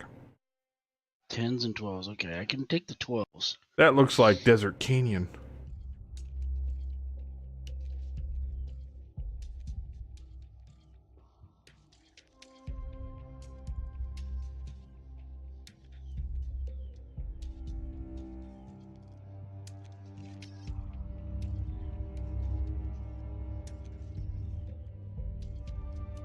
Oh, that immobilized Von Lochner's taking pot shots at the backside of the crab. No. Yeah, well, no, the left side. Oh, that's I right. You're twisted. Yeah. Yeah, but still needs a 10 and 2 12s. Say it with me now. Human. Yeah, the difference is that you'll be able to take human star players, and the only human big guys that are allowed on human teams are ogres. But ogres aren't humans. And I'm leaning more towards yes, but they're human-ish. And they're allowed as default on a human team. So are Norse. They're human-ish. Not according to the rules. You can argue this until the cows come home. The rules say otherwise. But it's going to be interesting because this next year we're going to be running it as... We're going to be pairing teams up against each other up until we get to, like, you know, the semifinals and then the finals. So it's not going to be nearly as intense because last league that we ran, it was very unbalanced. People were able to do, like, multiple games in a week, whereas some people were only able to get one, so it really hurt a lot of the people that didn't have extra time to play. So this time we're going to be timing it. So it's like, you know, this week these people are paired off, and these people are paired off, and these people are paired off. You can either do it, or you can forfeit, and the other team gets winnings. Automagically.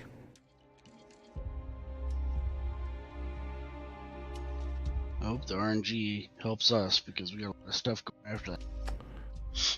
And I'm going to have my team, and then I'm going to have a dummy team, so that if you get paired up and you're not able to do your match within the week, then you automatically forfeit, and then the unforfeited team gets paired up against my dummy team, and I forfeit that team, and you get free money. All right. I got a question here. The Hunchback is shooting at the Marauder, but if you hover over the thing, it says that LRM 10 needs automatic failure. So, they're shooting and they're gonna. Okay. Yes, they're attempting to shoot the Marauder and failing. See, I saw LRM 10. I was thinking they need 10s, but they're gonna fail. What? But no. Okay. All right, that's a good one. You use up that ammo. Care. Yup.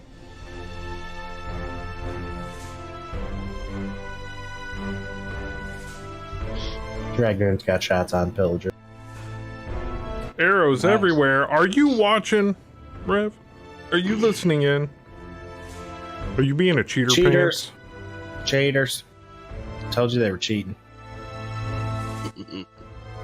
That's the other thing too, though. Like when we did the casual league, the part of the reason why Alpha was in the lead of everybody is because he was constantly doing matches against one or two people, and a lot more of them. It wasn't his fault, obviously. That was just a fault of the way the league was being run. Yeah, because he had so many star player points. To play. Exactly. So he had basically the bulk of the star player points on his team, which made it kind of unbalanced. So this time around, we're gonna do matches. Against the two people that knew exactly what they were doing and had built teams that were really, really annoying.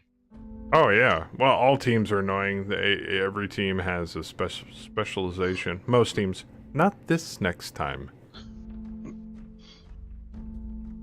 I mean, obviously, if like you get enough SP on some of your players, you can just blodge your brains out. That's what people mostly do. I probably will avoid the human thing. I mean, it's a cool idea, but It's gonna be once a week.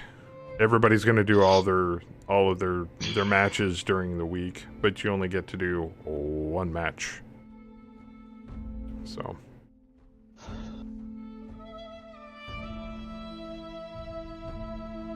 Your daughter something came out down here and lay down on your bed and asked what you were drawing because of all the lines.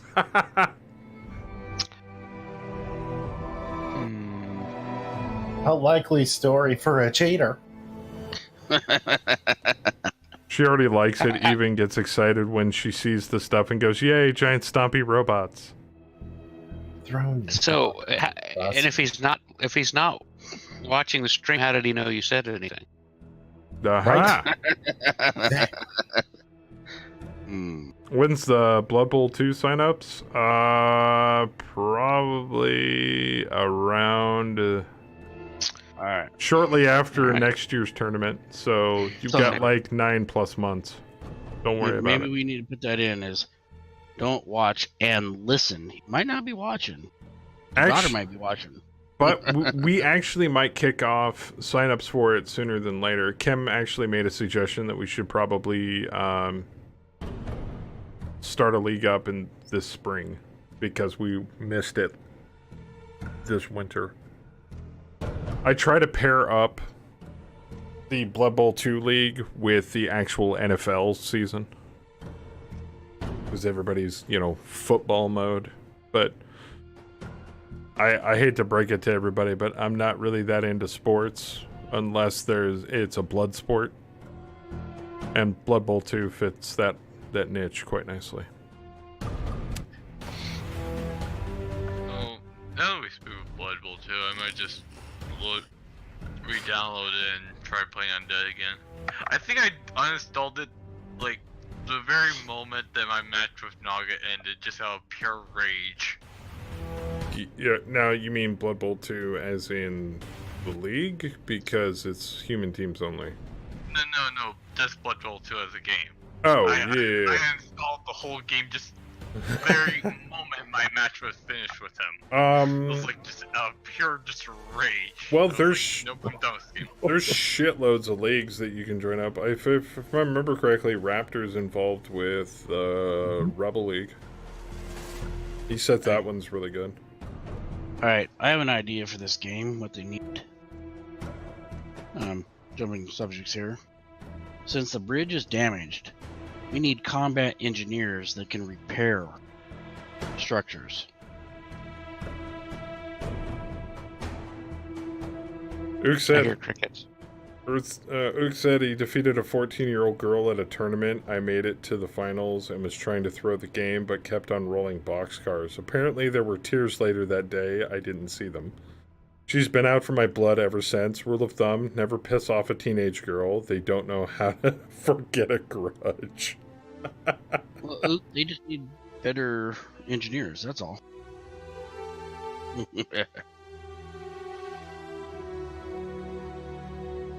Was this a Battletech game or something else? Oh, it was Battletech? Ooh. Nice. Hey, I'm all for people of the female persuasion to play tabletop games. I think it's fucking awesome. I'd get Kem into it if I knew she didn't find it boring as all fucking hell. She likes board games. My Thunderbolt LRMs. I can Simple either board shoot games. at the Pillager for 9s, Catapult for 9s, the for 9s. Just those two? Can't hit the Battlemaster, the Hunchback? Oh, actually, I can hit the Battlemaster for 2 and the Hunchback. For what, 9s? Yeah, 9s. Any one of those for 9s. Which one should I target? Why don't you go ahead and shoot the Battlemaster? None of us have shot him yet. We got a lot of shots on the Pillager. We've been fucking catapult up a little bit. Wow. How many people are shooting at the Pillager? Pillager? Holy shit. Oh, he's priority. I had a good shot on. Yeah, he's priority target right now. Lots of 8s and 9s and 11s. Wow. It was the only thing I really had a Wow. good shot on. Wow. Wow. Wow. Yeah, thank you. Hey man, something's gonna hit him. Shoot enough at him. Something's gonna hit him. Fucking AC5 minimum range. Fucking LRM5 minimum. You know what? I'm gonna shoot that fucking thing anyway. Screw it. I got If it lots doesn't- of heat. It doesn't say automatic failure. There's still a chance, right? Yeah, but trying to roll 2 6s on 2 6-sided dice. I've played more than enough my fair share of tabletop games. It doesn't come as often as you'd like. Yeah, and sometimes it says like you need to roll 15s. You can't do True. Yeah, you can't roll anything higher than a 12. If somebody can get 2 6-sided dice from, like, say, a Monopoly board game, roll higher than a 12, you let me know. I also have a bridge in Brooklyn to sell you. I can do that. It's possible. Yeah, it's possible. Just little bring in your own little special dice that just has a little hidden button. Here's what you do. You take those 2 6-sided die, you melt them down. You mold them into a 20-sided die. And you roll a 7. Or, if you rolled boxcars, that gives you an extra roll. And then you add that to the 12. Okay, I got 3 20s flying, screaming at that Cyclops. All of them need 12s. If one of them... RNGesus, please. Just feel one. with your pain. I'll take one. Praise Gork, or maybe more. This isn't 40k. And even if it was, we'd be getting served with a cease and desist letter from Games Workshop. You know this. Praise Yeah, Gork. it'd be interesting, like some like Warhammer 40k invades Battletech. I'd kill to play a game of 40k over the internet. The only shitty part is that the last vestige of that capability of that being able to happen was on Vassal, and there was a 40k mod made by a game by the name of Desert Fox. Unfortunately, he got so harassed by GW's lawyer department that he had to cease development. So you can sometimes find bootleg copies that have been updated, but it's just not the same. Now, the guys over at Privateer Press that make Warmahordes, oh, they don't give a shit. You can play that crap through whatever interface you can get your hands on. They don't give a shit. And this is why Privateer Press Oh yeah, Privateer Press. I'm in. is greater than Games Workshop. Do they make titty miniatures? Maybe.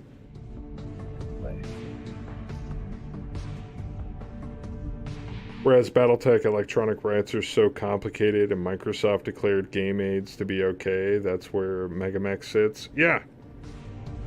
And Catalyst Game Labs supports MegaMek's development because there's even threads on their forums for it where people are like going, hey, I've got a question about this thing in MegaMek, and like 50 people will jump in, thread won't even get touched.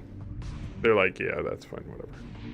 So, yeah, Catalyst Game Labs, as much shit as people give them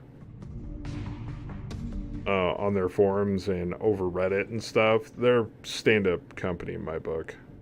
And if you look at the mini-map, there's a lot of lines going everywhere. Oh, yeah.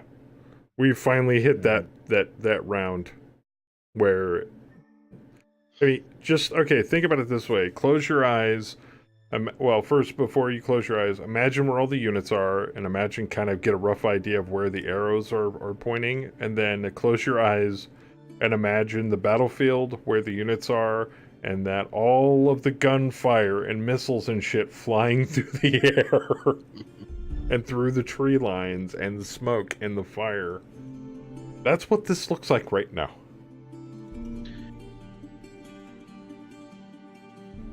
Yeah, I'm done with Games Workshop selling most of my stuff. No, you don't sell it.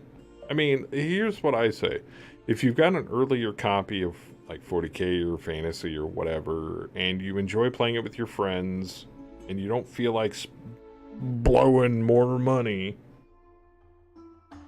on overpriced Game Workshop plastics, and you're happy with what you have, just play what you got.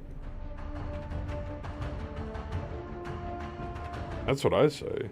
Like, they're not getting any more of your money, and you have a complete game and an army that you can play with friends. That's all that really matters. I would just like to point out that our firing line is fucking beautiful right now. It took only 5-6 turns.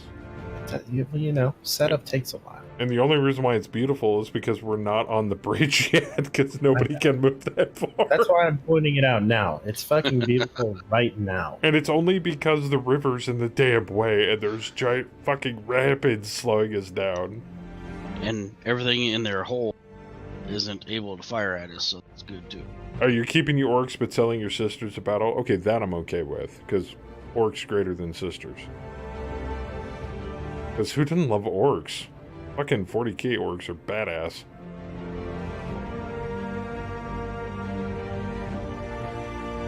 You know, Rev probably watched the VOD and knows that we were going to cross bridge, so he started firing at it. Yes, but what he doesn't know is that we've changed tactics like 50 times during the second half. He's been listening. He's been watching. He's a cheater pants. Dirty cheater pants. Yeah, orcs in 40K have always been my weakness because they either do really well or really bad. Because that's just the way orcs work in 40K. That's the thing with the battlefield. You have to be fluid. Oh no, in it's your plans. Has nothing. Oh, are you talking about the game we're playing now? Yeah, the game we're playing now. Yeah, adaptation is key. And I would love to play more. I would love to play some War Machine or War Mahords and stuff. And I think Dowler has suggested it. And we were hoping to like do a tabletop simulator demo of it. But at the end of the day, I mean, if you know the Iron Kingdoms rules, you know the War Machine rules, like hands down. They're super easy. I've got 6s on the Pillager or 6s on the Hunchback with the Archer. Oh, fuck Pillager. I want to drop that thing. The only problem is that War Mahords suffers severely from power creep. Even more so than Games Workshop, which is too bad. But the lore and the background and the units for it and the sculpts are gorgeous. So, I've always had a soft spot for War Machine. I used to have a Cato army, actually. And then I was going to get into Troll Bloods, and then just kind of gave up on it. That was about the time everybody in the shop started playing Dust Warfare, when the new book got published by Fantasy Flight. And I got heavy into that. I was playing the US. And then my wife got me a giant-ass fireball tank. It's basically, it's a... take a Pershing and put it on 4 legs. It's pretty big. It's probably about the size of my hand. It's a huge miniature. I've still got them, too. Saber already said, hey, we should check that game out. I'm like, I've got the rules. I would love to play Dust. Think about it. Talking about, right? World War II mechs. Yeah. Yeah, it looks fucking so weird. Yeah, and you want to talk wacky? To be a video game. The Germans have some weird ass units. Like zombie troops. I think that you can get a squad of gorillas with power fists. I hate to say it, but Germans did seem very OP. That, and they've got some really badass walkers. The armor on the German walkers is outrageous compared to the United States. Yeah, that should help too. You can even go. You can get really cagey with it. And you can go like Anzac troops and all sorts of. You can theme your armies and get bonuses from them. But I think there's only 3 factions. There's the Red Bloc, which is the Russians, and they have choppers. The United States, which has phaser technology and shit like that. And then you have the Russians, which have all the occultist crap. But the funny thing is the Red Bloc army only has helicopters, and the U.S. and the Germans do not have helicopters, but have fighter jets. Which are fun to play, because they're like 1-to-1 scale in the tabletop. They're massive. You can do strafing runs off on the table with them and all sorts of cool shit. I mean, if I could find a decent TTS mod, I'd play it. But sadly, Dust Battlefield, which is its current form of Dust Warfare, besides Dust Tactics, which is the board game version of Dust, which is not nearly as fun. Oh, yeah, the Dust Tactics, yeah. Because Dust Tactics, you just got these big ass squares and you go, it's like chess, basically. That's all it is. With Dust Battlefield, everything's in inches, and everything has special rules and fun shit that you can do with them. And there's battlefield terrain and all sorts of crap. So, I think the rules are available for free off of the Gale Force 9 website. The same people that make Flames of War. Yeah, it looks like a fun game. It is. I enjoyed the earlier Dust Warfare rules by Fantasy Flight. They definitely made it more interesting, but they had a huge falling out locally here because of the poor handling of the rights. Actually, no, Gale Force 9 does not have the rights to it, so they don't have the rules. They're available for free on Paulo Parente's website, where you can also get all the miniatures.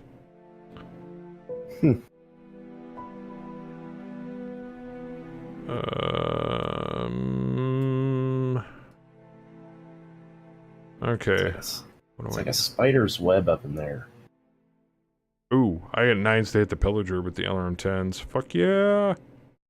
Boom, boom. Get fucked, Pillager. I hope Rev sees all of the freaking arrows pointing at his Pillager right now. If I remember correctly, Bayou's the purple player.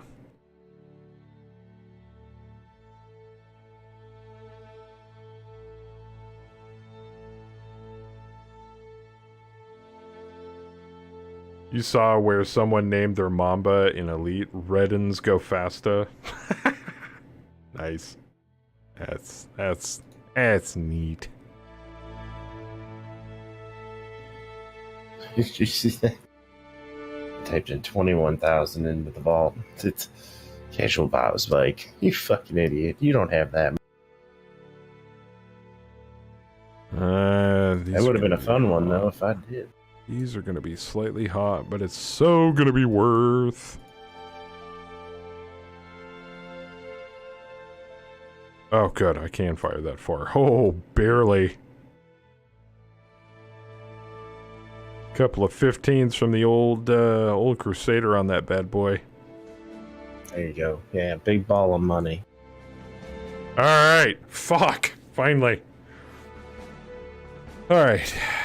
Trench bucket shooting at the Shrek. Oh shit. Well, Shrek ain't going anywhere.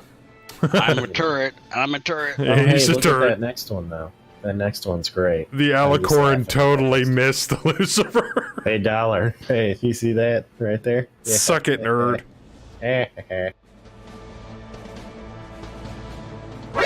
NANI? Okay, Pillager shoots at the Warhammer, hits with even- one Gauss rifle. I don't even care if we miss all of our shots and everything. As long as Miss, everything miss, is miss. that fucking... Battlemaster hit the Dragoon right in the CT, though.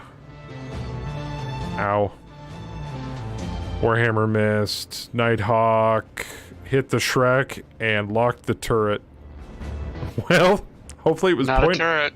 Not a turret. It's not a turret anymore. The Rhino took shots at the Thunderbolt. Ooh, ow. And it's immobile, so that thing's just super fucked. It's alright though. They'll probably just go for it. Get fucked, kills. Locust. It was a free Shrek. PPC square to the freaking. Oh, and free Shrek. I'm pretty sure that Did Shrek people die? that defected from Merrick are in. It's even better. Miss. Bulldog hit the Warhammer with an AC2. I'm just going over the hits here. Yes! Oh, I hit the Battlemaster. The LRM carrier. Oh, no, that's your LRM carrier. You hit the Pillager. Oh, Damn the it. Martian got hit on the Puma. And got a critical hit on the CT. Demolisher missed. Bam's Warhammer got a hit on the Pillager with Peep. Nice. Cyclops shot at the Warhammer. Oh, he missed with the AC-20. You lucky bastard. Oh, Kaz. Look at that Thunderbolt. Beautiful hit. Oh, nice Battlemaster. hit. Oh, did I just see that one? Yeah, critical on the CT, man. That's Yeah, no good. effect though. So, but that was a good That's roll. You got a 12 Still, basically. yeah. Shock, missed. Hit him with the SRM2 at least, so I'll take that. Ooh, Locust destroyed. Yeah. LRM carrier. I missed all my shots. Shit. Well, I tried. It's alright. Stalker hit the catapult. You can actually hit him from there? Holy shit. I shot 2 people. And I hit both of them. And you hit both of them. Locust peppered the shit out of the gladiator. You can't kill hot garbage, bitch. Hunchback. Our Hunchback hit the fucking catapult. And hit his gyro. Yes! Dude, that thing's actually pretty nasty. Yeah. Rifleman shot at the Cyclops. Hit him. Archer. It's a way better Hunchback than the 4G, I'm not gonna lie. Did you see Rev's Archer from BAM? It yeah. hit him with Fucking every that single Pillager up. missile. Yeah, fucking that thing up. You should see the Partisan next. Partisan at the Puma. Oh, yeah. That Puma is fucked up. Oh! Puma's LRM-20 malfunction. Catapult shot at the Warhammer. Uh-oh. Warhammer's lost a heatsink. He's alright. Still got a lot of armor left. You still except for trying that to... part. Except for his right torso, which is down to structure. You can't kill the hot garbage, Locusts. They're still trying? Yeah, they're failing horribly, though. It's alright, that other Locust got what he deserved too. Kaz is immobilized and lock-turreted. Shrek stunned one of the Von Luckners. And there goes the second Locust. Boom. The Orion took it out. Nice. Seer, Crusader. Holy shit, I hit the Pillager? Huh? They knocked out garbage over, though. Yeah, he that's par for the course. That Warhammer is still standing. We knocked the Pillager over. Oh yeah, 60 plus points of damage. I bloody well hope so. Oh yeah. That was a good trade, gentlemen. Wait a minute. Very good trade. How is the fucking catapult still standing after a gyro hit? He's actually got a good pilot in it. It's like a 3-4 or something. Damn. Yeah, something I would like to capture and not kill. Yeah, it was a through armor What we need crit. to capture is that Elkhorn pilot. Yeah, if you don't need a 12 to hit and you roll a 12 to hit, you can get a through armor crit. But then you have to roll over a 7 after the crit to see if it actually goes through. Yeah. Alright. King, time to declare physicals. I don't think you have anything to physical, though. I can attack the because bridge. he's prone, I can't hit him now. I have physicals. Oh, no, I don't. Both Locusts are dead. Oh, that's right. Yeah, he's like actually behind a level, so him being prone sucks. Alright, you now have possession of the Griffin, the Shadowhawk, and the Hunchback? No, oh, I you gave gave you the me the Hunchback. I don't need And the that- damn Hunchback. That Hunchback is actually really nasty. Like, way better than the 4G ever Well, was. you said you wanted one. Wasn't that salvage? It wasn't one of the, yeah, it was one of the ones we salvaged. And we replaced All a right, Mad Dog. 4G with it. This one's got 2 LRM 5s and 2 AC 5s and some lasers. So it's got a lot more options. Is Jeopardy broken? No, it was starting to annoy me, so I disabled it. And wow. While I get the understanding that you're waiting, if we're taking too long for you, I apologize, but I don't care.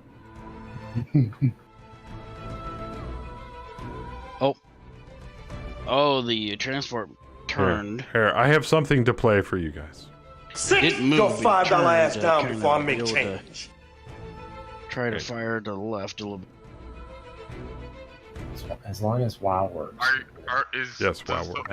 Is anyone able to spot that Karnov?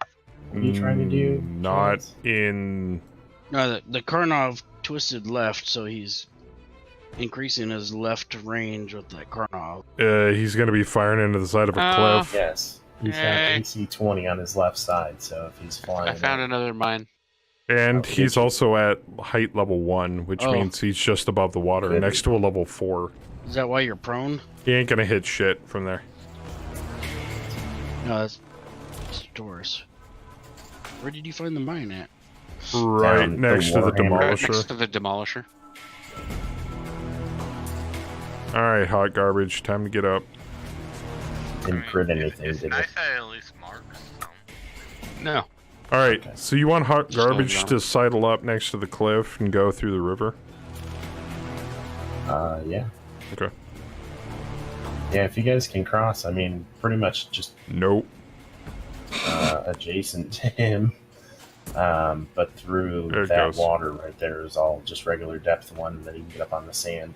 Yeah, none of this is rapids up near the cliffs, which is really weird. When you get over to, like, 1918, 2018, that area over there, you'll have a ton of cover. I have a feeling he's using those Karnovs to filter anything that comes up that river, though. That's fine. That's what the Orion's for. Just keep moving that Orion dead north. The second those things poke their heads out, just blast the fuck out of them.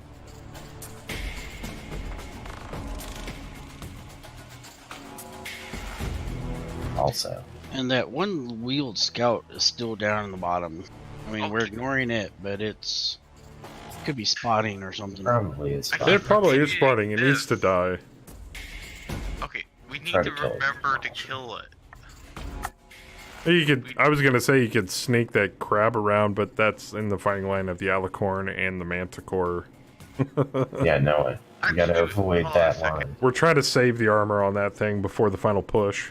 Well, the manticore can hit the thunderbolt I'm at, so it has a little bit. Actually, it might not be able to because of the smoke.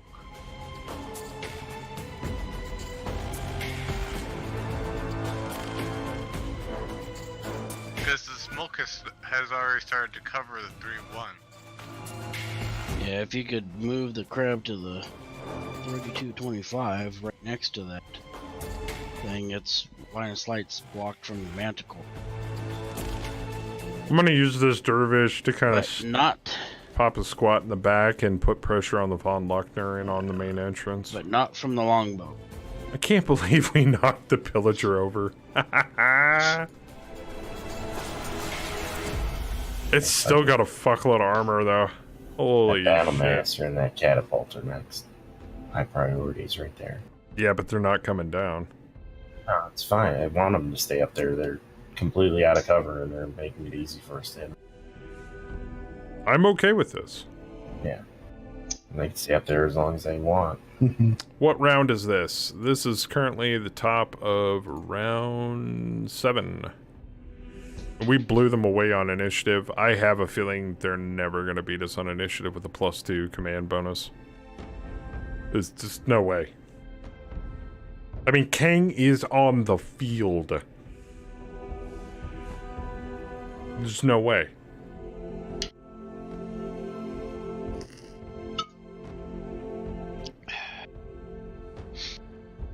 Which is why I find it funny that Kowalski doesn't have a higher tactical or tactics bonus.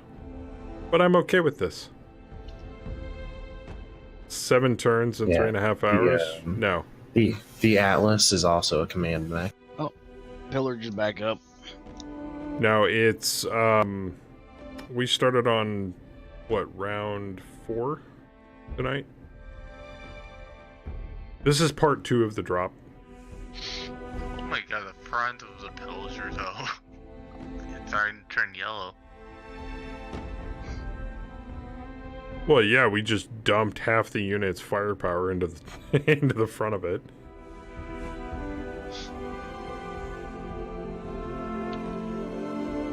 Well, 2 weeks because, yeah, last week we were doing the Grand Melee. Which Dollar won. Congratulations, by the way. He still hasn't told me what mech pack he wants because he's being a lazy asshole. I'll give it to the second place guy. It's Saber. Yeah.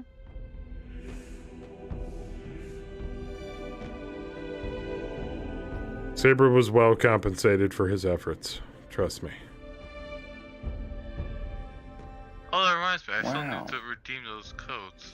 Oh, I'll load MechWarrior Online. Yeah, we're still waiting for replacement codes for the mech bays that, based upon what we could tell, were all dead. So. Well, you know, if Dollar never takes anything, I'll take a Warhammer 2C pack. I know exactly what I want. Actually, no, I think Dollar did tell us. Oh, he did say, yeah, he wanted the Corsair. I think Kem already sent that in. Oh, you just turned on the stream to see if someone was going to react to me moving the alicorn? Oh, sure. Sure. Uh-huh. Sure. Yeah, okay. right. Uh-huh. Yeah, likely story.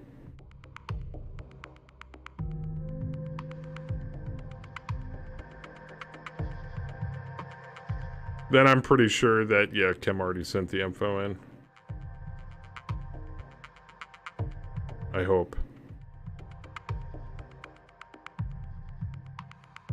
Not that the Corsair's coming out anytime soon.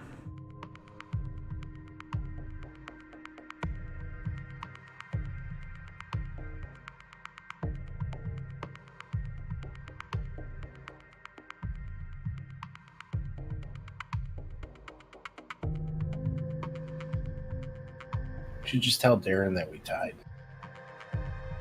Everybody died. Everybody died. No, that we tied. Me and Dollar tied.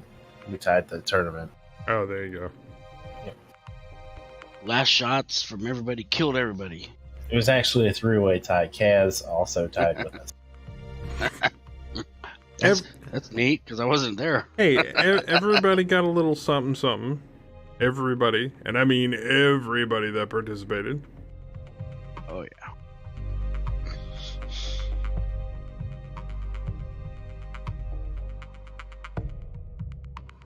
19th of March for the Corsair. Cool. I don't care what anybody says. It still looks like a sweet-ass bandit mech. Yeah, I think it looks cool. It's a Franken mech, man. It looks awesome. It's missing an arm. I mean, come on, that's so cool. Like it was pieced together in a shitty workshop. February for the Warhammer 2C. Did they say they were going to release anything for January? I don't think they said they were going to. Something about time off. I don't know. How dare they? I'm just waiting with bated breath for September. Mech 5, baby.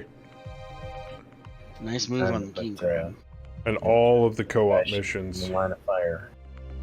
Sorry, Sky Shield. You're bait. You've like been baited. It's got some decent long range, though. He's got a large laser and an LRM on that thing. The problem is, no torso twist. Wait a minute. LRM on an assault? Yeah. Oh, the Atlas has an LRM 20 as well. That's we're 2 for 2. We're winning.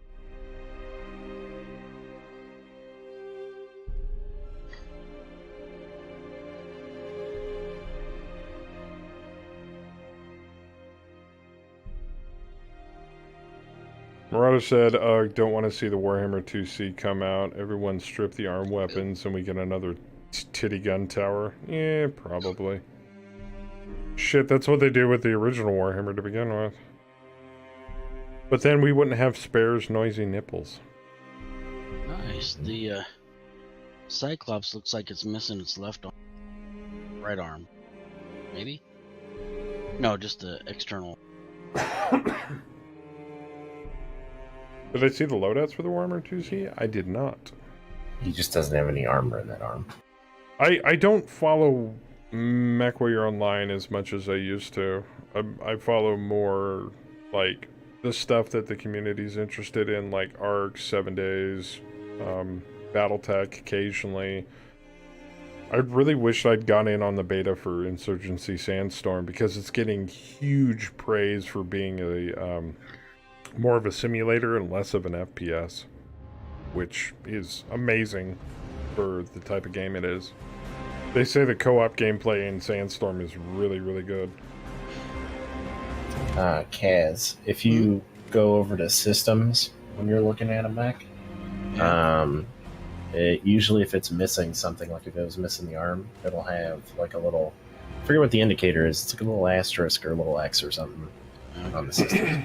Yes, been keeping an eye on that. I'm actually waiting to get my hands on the reprint for Total Warfare because somebody donated, Bloodwolf actually donated the, tipped, I should say, the money for me to go and get it.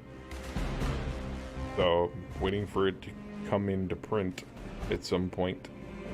I don't want the old version because it doesn't have any of the FAQ shit. And I don't want the beginner box set. I want the Armored Warfare box set. Even though I don't understand why I'd be buying it to begin with, there's nobody around here to play it with. Everybody in this bloody town is 40k'd out of their mind. It's like, you must hate money.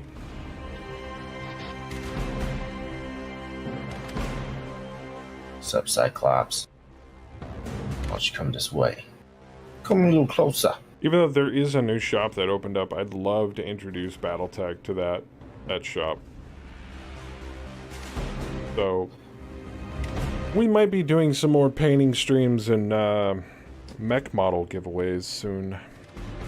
I'm still sitting at a perfectly primed catapult sitting on my desk that I need to paint. And we have a deal with Ironwood Metals that all I gotta do is ask them for a couple of mechs and they ship them off to me. If you ever get a direwolf, man, I want that so bad. I've been trying to limit it to like one clan mech, one IS mech.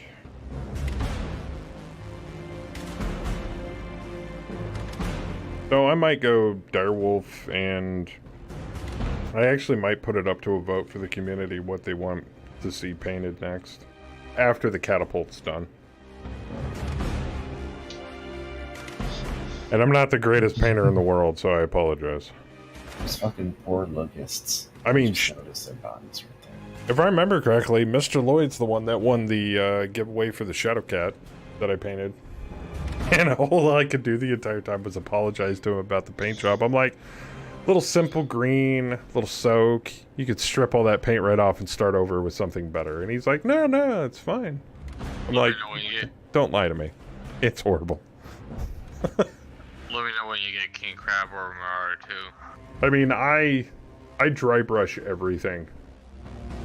I don't paint lines very well. I layer on and dry brush. And let me tell you, mechs, way easier to paint than Games Workshop models, because those fuckers have so much shading and detail that you can do on them. Mechs, I mean, you can do shading and detail, but yeah, you can get away with dry brushing them. But I see some people like putting large amounts of detail into their models. I do what is known as tabletop okay, which is if it looks good from about a foot to 2 feet distance, because you're not going to be eyeballing it right up close while it's on the table being used, then it's fine. Washes are secret to painting mech minis. Oh yeah, I wash too. I prime him in black, and then I dry brush. I do washes, detailing. I think I tried to put a muzzle flash on the Shadowcat Gauss rifle when we were painting it.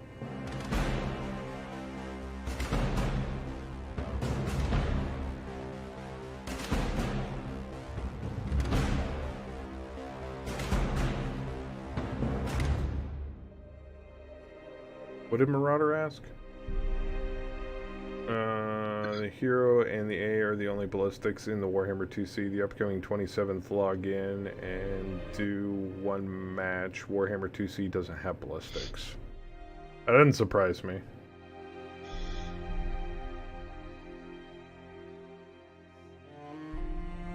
Dual LB20 Warhammer 2C Hero, that's going to be a fact. So let me get this straight. Somebody's going to make a Boom Jaeger once again, but with shittier hard points because the arms are going to be lower to the ground? Why? Because it's awesome. That's why. I mean, you can do the same thing with a Rifleman or a MegaMek.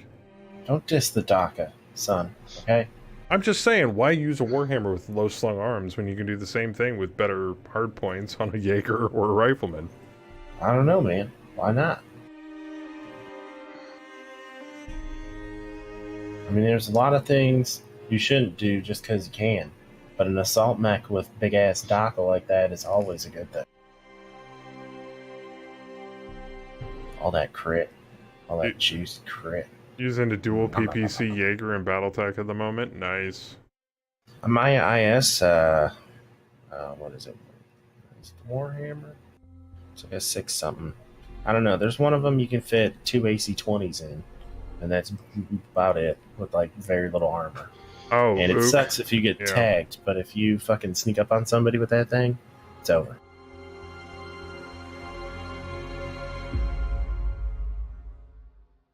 Oh, can I not move that far? Shit. It's not a great mech, but it's fun to play. And see, that's the important thing, Joker. It's just fun to play. It's not allowing me to cross the bridge. Yeah, that bridge is funky. There's something... I feel like whatever's on the hexes on each end is like blocking us. Like I can't walk onto that hex with anything. I can't even step into the water. Okay. Yeah. Plan B. We may have to back up I may have to back this LRM carrier up so you guys can get to the edge and step in, because you basically have to be on the edge. We're gonna have some problems here getting this shit across. Well, I'm having to head south of the bridge here with the Hunchy just to get across. I don't know, maybe because people like piloting a mech that can take a hit on like a Rifleman or a Jaeger mech. The fuck are you smoking, man? Just be careful, because there's some depth too there. Wait, are you telling me a Rifleman or a Jaeger can't take a hit? What game have you been playing? Don't blame the mech. Not the mech's fault.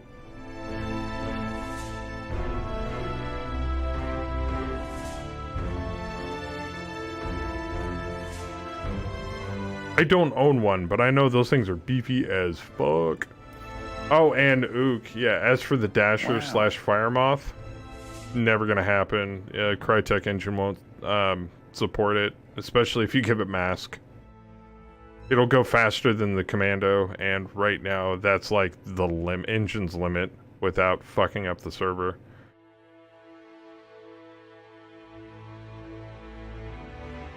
Warhammer's 2C is an assault, not a heavy. Yes.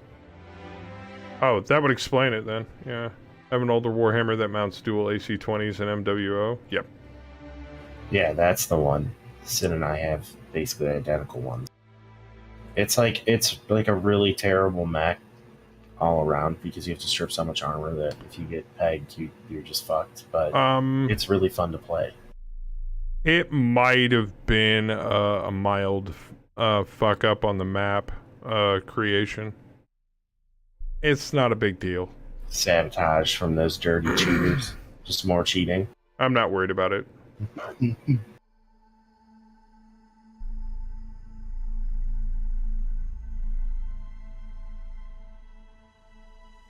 It's called getting plowed in the CT by dual heavy gauze. Well, that's with no matter what you take, man. Put yourself in a king crab and see how long you last against a Fafnir with 2 heavy gauze. Same fucking thing. Or an Atlas, or any other 100-tonner. It all hurts. The only thing that I think that could survive in a firefight with a Fafnir while taking shots to the CT is maybe an Annihilator. Like I said, don't blame the mech for somebody's shitty piloting. I don't know, man. I've been running my one direwolf with a little less DACA and a little more armor, like maxed out. And I've been 1v1ing a lot of Annihilators. Oh, nice. To the ground. Yeah, so. I haven't really come across. I mean, I know there's a lot of people that play that dual heavy Fafnir, but I haven't really had to go, toe to toe with one yet in that thing. But I might be able to take it in the D-Wolf, especially if I'm in torso twist mode. And the Dasher with 5 ER medium lasers is a beast. Or the one with 9 heavy small lasers. Dude, it'd be basically a more angry, faster version of the Piranha. Yeah, it won't let me drive the LRM carrier, even though it shows the run hexes are lit up over the bridge. Yeah. It won't even let me step on this first hex. I'm thinking it's because the adjoining hex of the road is height 0 and the bridge is height 1. It's like the bridge goes up and over and then down for some strange reason. Yeah, I don't know. So, kind of boned on that one. Kind of moving it back and forth along the shoreline, and hope we can get some shots with them, and they don't get shot. Figured the Dasher got banned due to the high-mounted arms not knowing about the Crisis engine. That is the main failing point of MWO, is the extremely shitty engine that it's using, unfortunately. And everybody screamed at PGI when they were in development, like, no, use the Unreal Engine. They went with the Cry engine. And I hate to break it to everybody, but that engine sucks. Crytek is literally shit. Unreal is the best engine hands down for gaming. Especially considering the fact it uses less resources on a computer and has it just looks better. That wheeled scout didn't move, and that demolisher's right up its ass now. That thing's done for. But yeah, the Crytek engine can't handle the supersonic speeds of the Dasher. I mean, that thing can go what? I think we calculated it out at one point. I think it could go like 220 with mask, or is that without mask? I'm wondering how long they're expecting that wheeled scout to live, considering how long it's lived so far. We just keep forgetting that it's there. 216 kph with mask on Sarna. Oh, yeah, that's like 40 kph above what the Death Knell Hero Commando can do. What's the BV of the wheeled scout?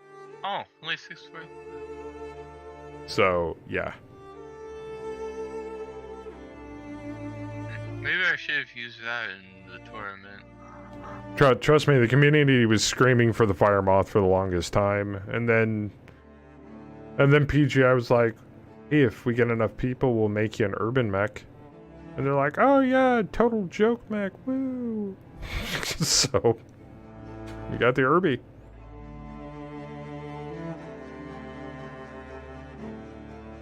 How many tons can the bridge hold for one object? 80 on the top side, 100 on the bottom side. So, we could easily cross it. So you say if it was 80, it would collapse. Right.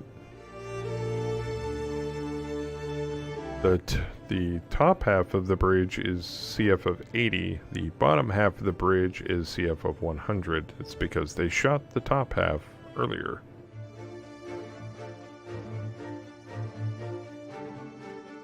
Kang can fucking cross it. Yes, it can hold 79.9 tons. Once it hits 80, it goes crunch.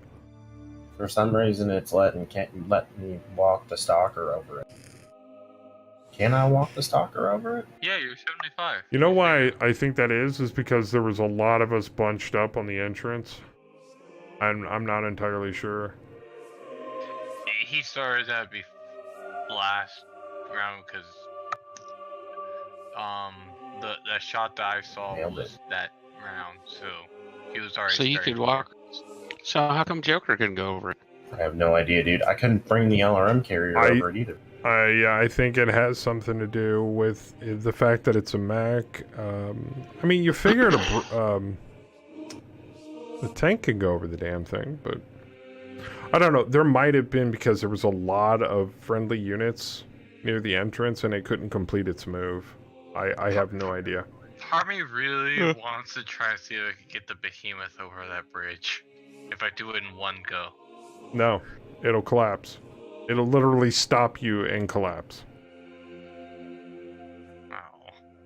You're not... as much as I would love to see you Dukes a Hazzard a tank over that thing, it's not going to happen. Yeah, Marauder said toss him.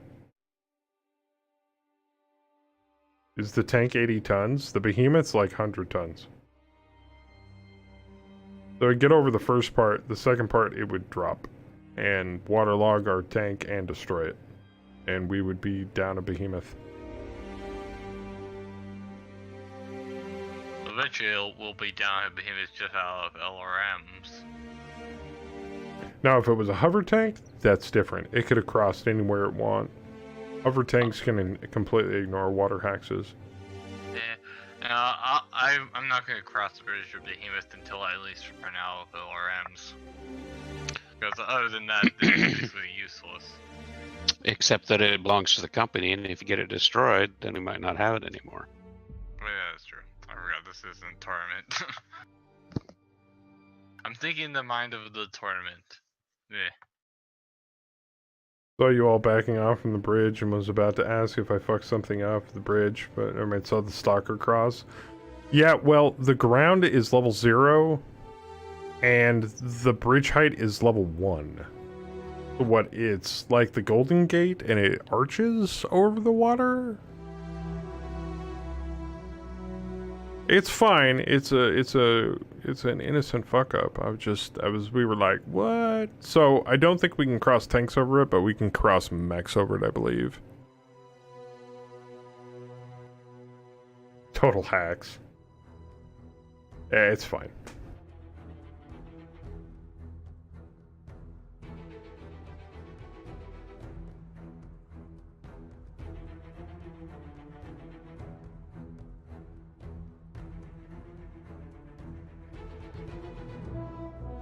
Dirty cheating map maker. I still think it's bullshit. He hasn't been making maps for that long. Cut him some slack. Good lord. Wait, what did he mess up? The answer would be how many MP did the stalker need to cross? That's a good point too.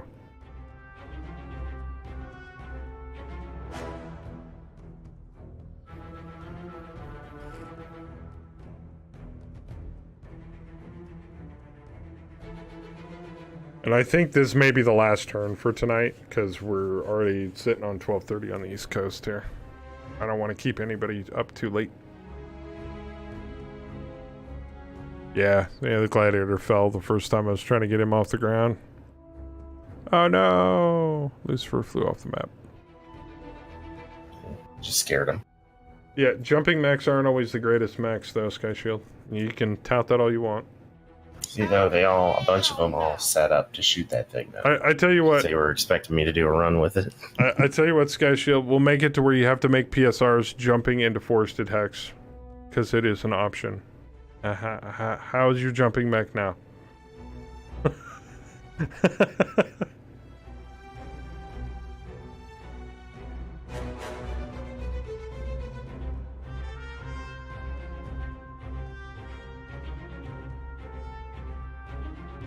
I would still. All right. All right. Well, you heard him. We're gonna find out here.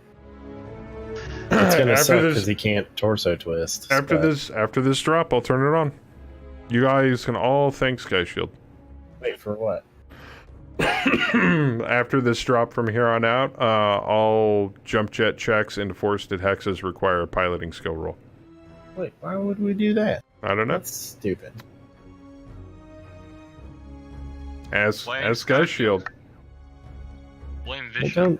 don't turn that on out of spite for one player. Wow. Actually, no, wait, leave it on, and then just watch if Vision does it, and then Vision dies. And then we counter her resin. Jump jets are an essential part of my tactics method. If we start doing that shit, it's gonna really screw over our whole company because it's kind of what we've been buying. Yeah. It sucks. Hashtag blame Bishop. No, I'm not gonna fucking turn it on. Wow. Do it, just how it's spite for Sky. You're just salty you didn't know how to use jumping mechs before I started using them. Oh, really? So the entire time I played Battletech growing up, I never knew how to use jump jets. Okay. Stop poking the bear, man. What are you doing? Alright, fair enough. Wow. Saber, you're a mod. Time to Say, how long have you been playing shut up. Battletech, Sky Shield? Let me know. Let me know how long you've been playing it. I've been playing it for about 25 years.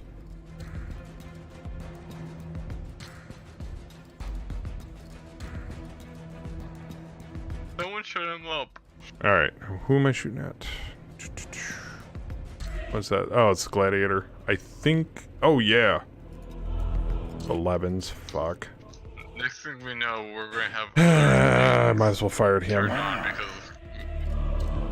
Yeah, 25 years. Battletech's been around for about a little over 30.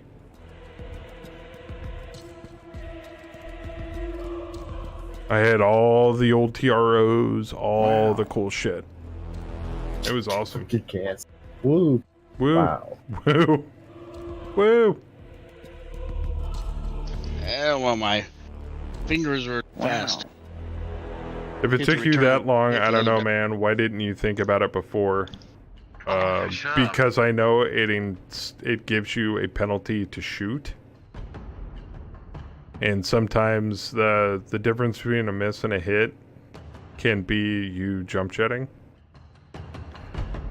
If I'm not worried about hitting a target, and I'm more worried about being in the open and taking enemy fire, then I would do what Rev did, and that is jump a lot. Rev was holding off an entire lance of mechs with an archer. So, in that case, yes, I would do it often. That trebuchet is gonna screw my Shrek PC. LR15s with Ah, 5s. fuck, I don't have... I can't... Damn it, I don't have eyes on that Cyclops. Shit. Alright, we'll just fire one then.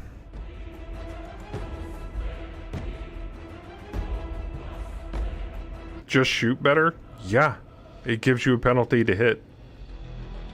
Not people just hitting you. I mean, you get a bonus for... People get a penalty for shooting at you, but you also get a penalty for shooting at other people when you're jumping. I thought you knew this.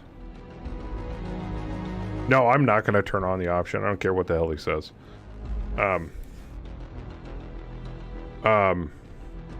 But yeah, it's the only reason.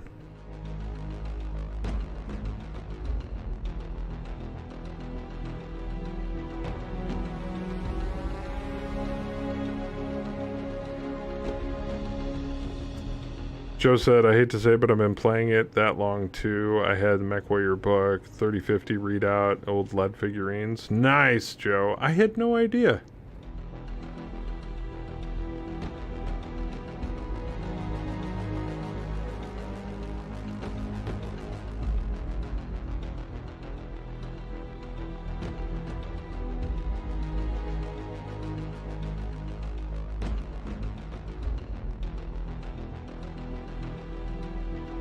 I hope we get some more shots on that pillager. It needs to fall over again.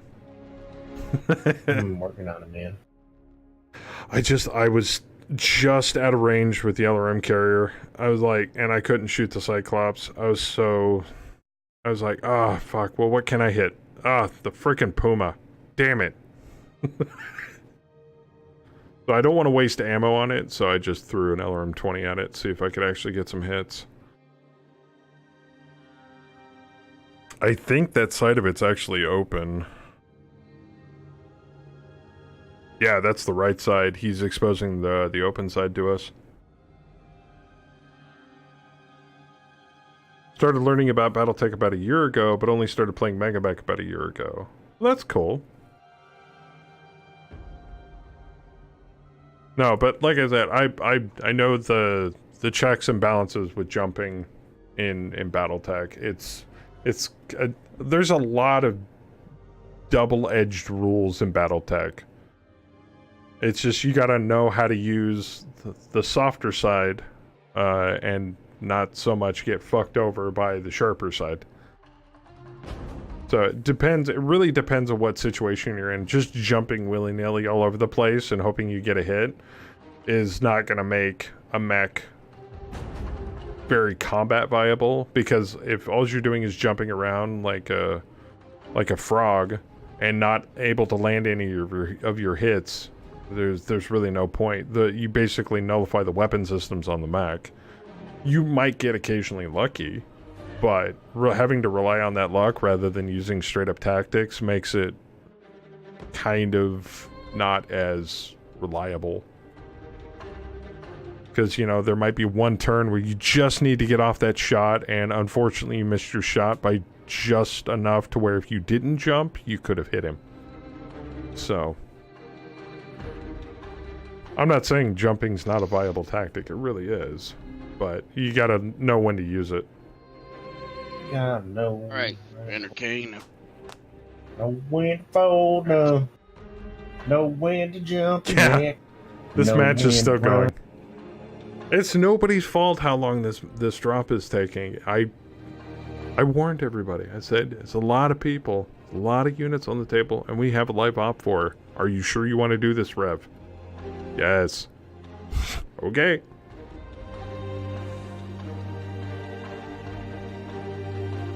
Stop rotating and sharing armor. We want to blow something up. No, the question is there anyone that's here that's not going to be here next week? Or next Saturday? If they're not, that's fine. And now we know that if they do show up mid-drop, we can save the match, or we can save the drop mid-match, and we can reload it and get them back in. It's just, for the time you're not here, a bot controls you. Yeah, I mean, if you think you're not going to be here, you can always trade her. Yeah, but in this situation, my Grasshopper would have been able to close the distance to the gun line by basically skipping this river, which is what I was originally talking about when I posted. Yes! But the thing is that just skipping the river anywhere, it really depends. Like, if you were to skip the river to the south, you're opening yourself up to enemy fire right here. It would really depend. Now, yes, jump jets are really useful when skipping the river. I've been doing it with the Dervish. The Archer did it. I think the Marauder has JJ's done it. Yeah. Yeah, the Marauder 2 has jump jets. So, yeah, well, that's useful. Especially if you're still trying to close the distance. But some mechs, their jump distance is shorter than their walk or run distance. And if it's just flat terrain, there's no point in jumping it when you can just run across it. You'll get more hexes and you'll have a higher def mod. And you won't screw yourself with the jump penalty of being able to shoot enemy targets. So, Okay, I'm down here. I'm seeing part of the argument. We're arguing about using jump jets and trying to deal with this. It's all over. It's all good. Okay. no, it's just... Oh, he already moved. But yeah, that's... I mean, I'm not arguing against it. I'm not arguing for it either. You know, jump jets is not the only mode of transportation that makes you an invulnerable badass. It helps. in certain situations, but like I said, in all things BattleTech, jump jets are situational. No, God! They do not make you invulnerable. They do not make you impervious. And against this, probably won't do much for you. Yeah, just going to point out, we set up where we did on purpose, partially to deal with potential jumpers coming across quickly. We have a very defensible position. And also think about it this way. If your grasshopper screams in there with jump jets flying and the rest of the team is sitting back here and you get up in here, you're nearest target, you're also easier to shoot, regardless of whether you use jump jets or not, and they will probably all alpha strike you in the face if given the opportunity and fuck your shit up. So. Another thing to point out is some of the terrain is actually so tall that most jump jets probably won't actually be able to go over them. Yeah, I don't know what the jump range, jump MP on a grasshopper is, but some of these hexes are like level 6, level 7, level 8, which would make it impossible for your grasshopper to jump over it. The grasshopper, the archer, and I think a couple of our others could have jumped up on the level 4s over by the Karnovs. It went across that little mountain range and jumped across the possibly. But, like I said, nearest target, easier to shoot, closer range, everything basically opens up and fucks your day up, so once again, not disagreeing with you, I'm just simply saying there's a time and a place to use them. So I'm assuming we're doing like 1, maybe 2 more turns? This is the last turn, actually, for tonight. Yeah. Okay, I'm gonna have Bayou Trader everything over. He hasn't yet. Okay.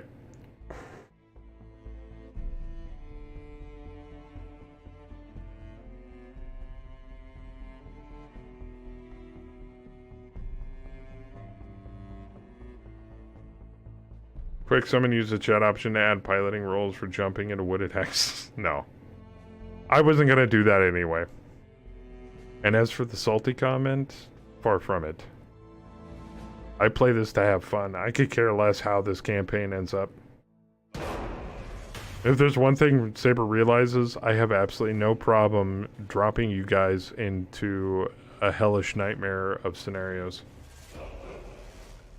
Yeah. We're just canceling the campaign. Like the last one, we just logged in for MegaMek night one night, and Jeff was like, "Hey, we're starting a new campaign," and I was like, "What devil's gesture?" Yeah, this will be campaign number 3. This will also be the longest running campaign we've had. I'm glad you did it though, because I have enjoyed this campaign much more than the last one. But also, it's my been character interesting. died, and I we mean, had to clone. He wasn't as good. Well, that and the first 2 campaigns, we've learned a lot from those, and we've applied that knowledge to this campaign on top of everything that we've learned from people like Rain or Shine, from Bloodwolf, from Ook. Mad Dog's been helpful, Sin's been helpful, everybody in chat's been helpful one way or another, so it's been an overall learning experience.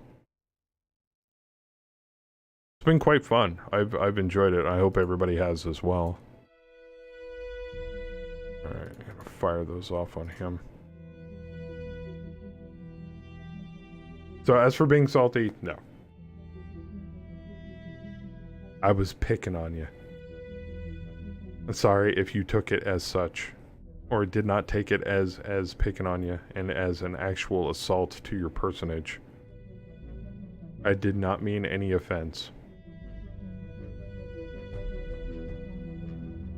So in the immortal words of Wesley Snipes, Sit your $5 ass down before I make change. And good night.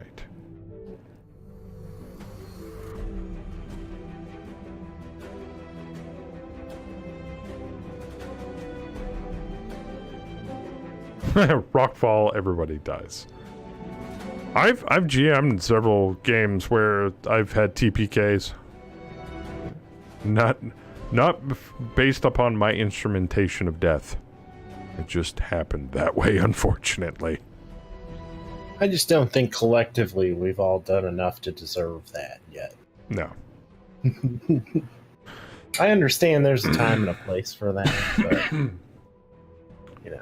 Well, and I try to We're not avoid. douchebags. Yeah, I try to avoid that. God knows how many times I tried to avoid that during the Acid Rain campaign. Oh my god, the party would have been dead 3 or 4 times over if I went rules as written. Holy shit.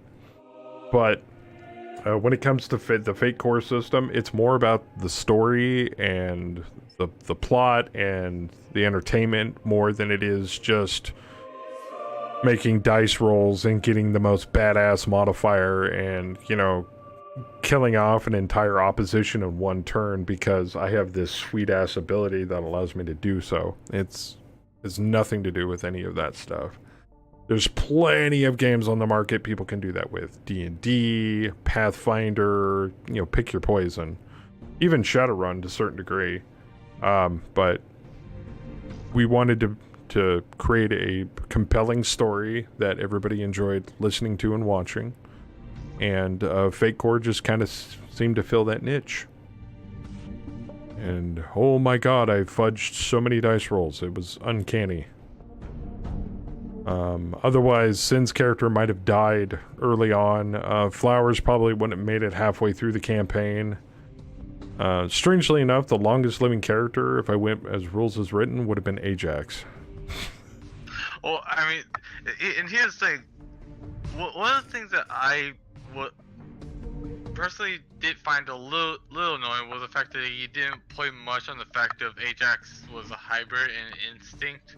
I think it was like only one time, and that's because I actually poked and prodded it. Well, yeah, but you also gotta understand, based upon what's in the book, hybrids are human for all intents and purposes. The only difference is that they've been genetically modified with animal DNA. That's it. Except for the fact that I kind of pointed out the fact that Ajax was hybrid born. Which is uncanny, since hybrids can never be born. So it was kind of like a ad hominem. Yeah, I understand that, which is why we made... That's why he's special. Well, yeah, I'm still terrified of what will happen next campaign. Oh yeah, everybody should be. I'm halfway through building it. Oh god. Like, no, if anyone should be terrified, it's me, because I know partly what you're probably going to pull. Well, yeah, maybe.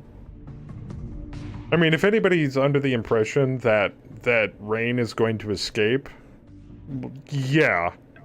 Rain is the least of our worries. But, yeah, and exactly. Alpha has it right. Rain is going to be the least of your fucking worries in all in part 2.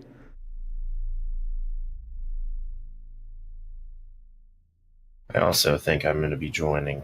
Yes, we are Rain campaign. We are going to be having some new blood injected. Some of the old characters may return, some may not. It's all dependent upon the player that is playing that character. I think Croc said he was going to make a return. Sin said something about Sam making a return. I think Bam said you wanted Flowers in this one, or at least Flowers' daughter or son. We were going to allow intergenerational characters. I don't know that we ever talked about it, but I don't think Ajax would come in as new the ability, same person, but he'll definitely be different. Yeah, I mean, Flowers would be a prime candidate for putting in part 2 because of his newly emergent, God, what the fuck are those people called? The Psyker people. Zeeks.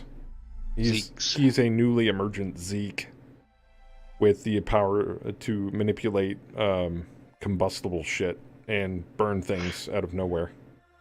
Which he almost did to Sam at one point after Sam relocated his ex-wife's head in the middle of a downtown bar.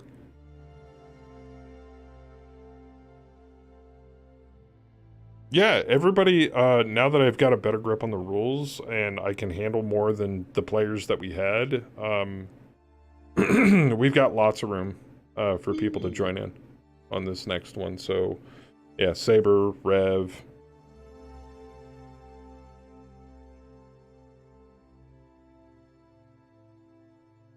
I think you're gonna like my character, Joker. Wow. Well, Rev, you can. Is he gonna be a drunk rich guy?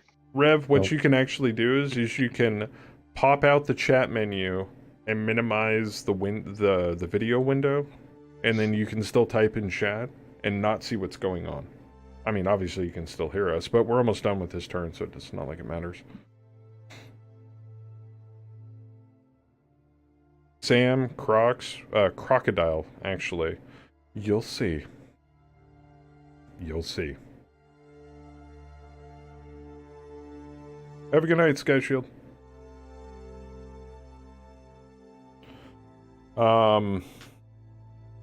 But yeah, I'm about halfway done with it. We'll probably kick it off after the new year sometime. I can't give you a more definitive date than that. Yeah, Saber will probably play some sort of like hobo drunk bum or something. Ooh. He could be the group's fixer. You're the guy that finds all the jobs. The MacGyver. You've got connections. Well, fuck. Everybody in the group had connections one way or another, but you'd have like a wide assortment of connections. Who, did you see me? Yeah, the fixer. Yeah, that would be interesting. That would work. Be like, I got a job that we can't possibly turn down.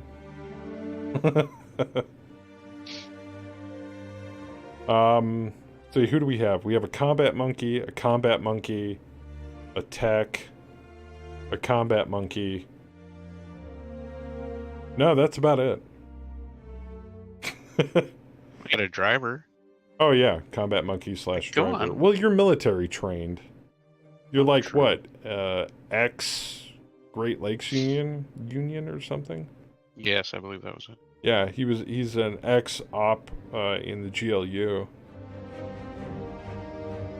And now he drives and delivers pizza for a living. And now it's always hot. So Sam is a techie. Ajax is a wandering hybrid. Flowers is ex-military turned pizza man driver. And Crocodile is a member of the God, what was the name? Shit. He's a member of the Russian mafia. And you know Crocodile because he puts people in walls. Like that one security officer. Jeez. I think he planted him into a cement wall. Nice. Sin's the best character in the game. Or so I hear. You mean Sam? Yeah, I don't remember a character named Sin. I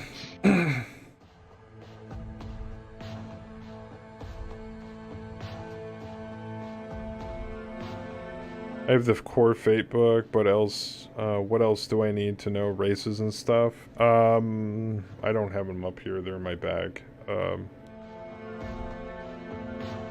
mean, there's the Interface Zero 2.0 book, but you don't really need it.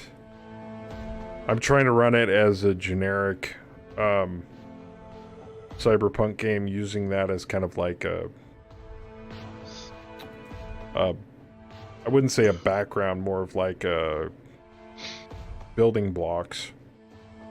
But otherwise, the entire world, while it is kind of meshed over the Interface Zero 2.0 world, it's loosely based on that. We're just using that as a kind of a lattice. So people can make up shit as we go along, kind of introducing new facts into the world. Which is part of the reason why, unbeknownst to the rest of humanity, Ajax is the firstborn full-blown hybrid. Which is unheard of. Which means And somebody fucked up on the DNA. Yeah, and how did he come to be that? what will happen? Sin named There one are of his many BT questions. career pilots Auntie. Ah! Nice.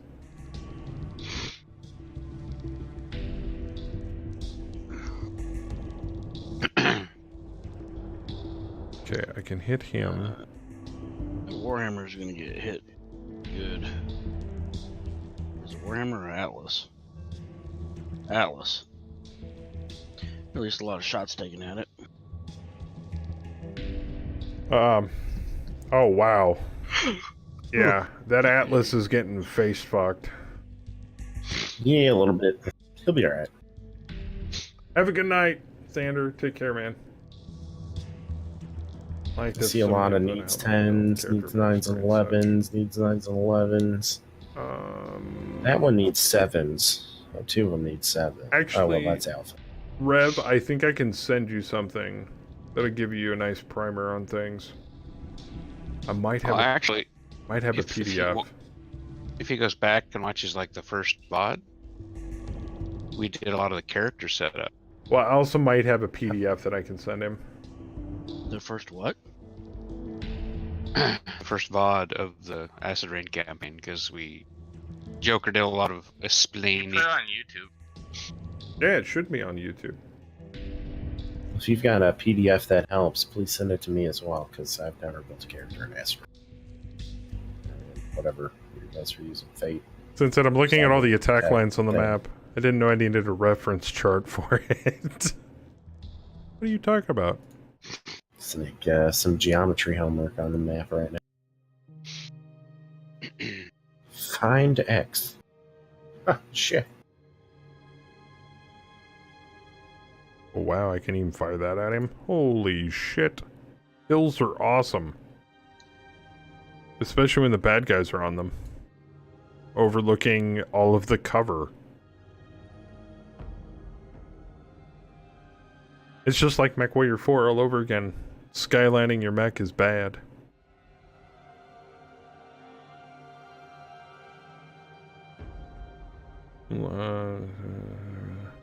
Angry party streamers. Oh yeah. Lots of them. Oh shit, we got shots on the Kurnovs? Oh yeah. Oh. Those things don't take, well, I don't know. How much armor do those things have? Not much. Maybe enough to get them to move. They are 3-4s, but they're still fucking VTOL, so you splash them with enough, and they'll just crash. And they're hovering over the water. Yeah, and if they fucking crash in the water, they're screwed. And they're one level above the waterline, so yeah. Yeah, that Shrek is fucked, man. I don't know what to tell you. Yeah. 2s, 3s, 5s. Yeah, they're gonna pop that thing like a zit. But he's gonna go out fighting. Once it's his turn to fire, so I can shoot at something. Hey, Rev, what were you thinking with those locusts? You basically handed them to me. Like, here, have a tasty chomp out of my butt. I'm like, okay. I honestly thought the second locust was going to live, and then the Orion thumped it into the ground. Yeah, those things were doomed, man. Badly. Like Yeah, I'm Corsair noticing guys. that pilot, the Archer Bowen, is a melee specialist, so I'm thinking I need to run him straight up middle and start meleeing all the mechs. I had went through and debated whether I was going to try to have one beeline past, and then I got thinking along the lines of, what are the Hussars thinking? They're probably thinking this is their last fight, so they're willing to suicide. Oh yeah, and we've Sure. I'm assuming you've noticed we've started finding your minefields. I mean, you Yes. guys could always surrender and save your men. Yup. I believe Kang did give you that option. Still on the table. I still can't believe we knocked the pillager over. That was awesome. Yeah, y'all poured a That's hell of a lot of fire into that thing. 60 plus right? damage. Holy About shit. for a hell of a lot more, too. Yeah, but they're about to pour of a hell of a lot into the Atlas. Damn. Hey, if the Warhammer can take it, the Atlas can take it. The Warhammer's right arm is hanging on by a thread right now. So I know the Shrek is going down, but hopefully those PCs hit that trebuchet. Maybe. Got all 3 on it. 9s to hit them. Maybe. Get it, girl. And I feel sorry for your Von Lockners. Just kind of stuck up there like turrets. Yeah, that one, if it doesn't get locked up, it can actually go all the way across over to where the rifleman. Yeah, we've been stunning the shit out of the Royal all night. It's like it just can't fire. It's like, next turn, stunned. Next turn, stunned. Next turn, stunned.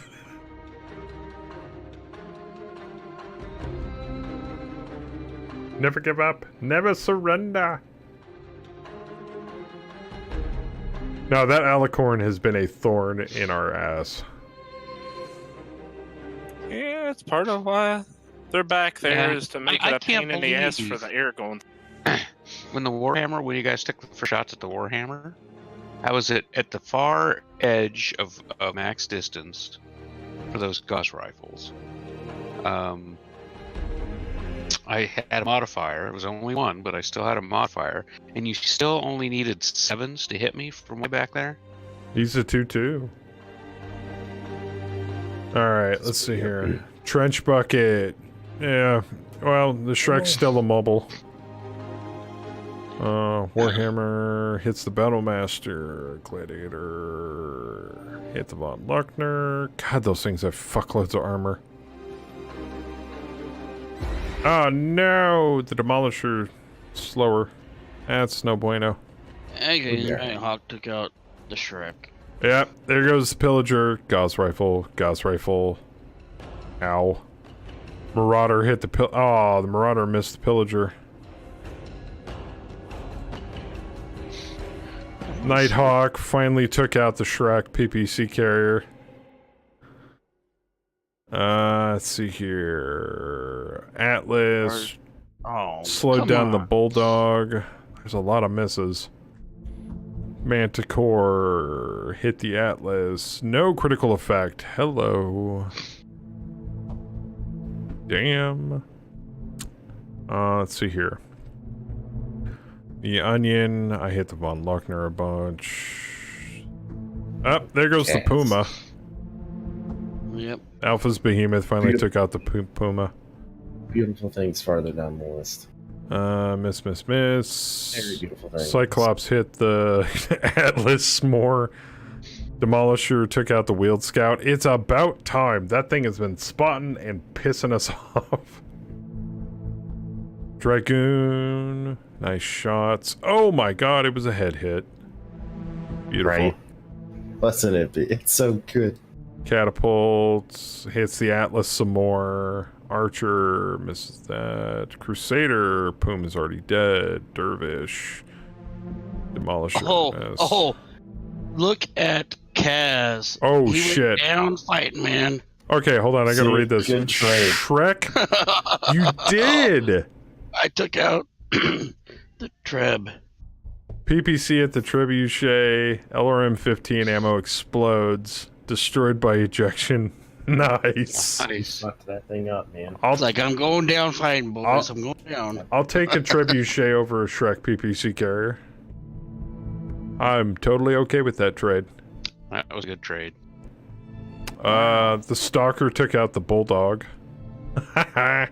Nice. And I hit the Battlemaster. And unfortunately, the Atlas fell over. Yeah.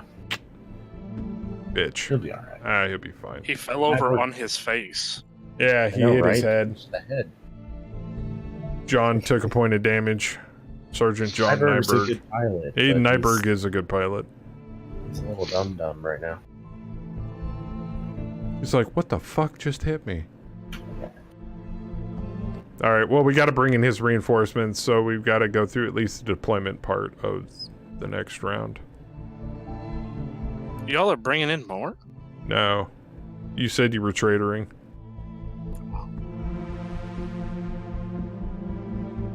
High fives, Craig.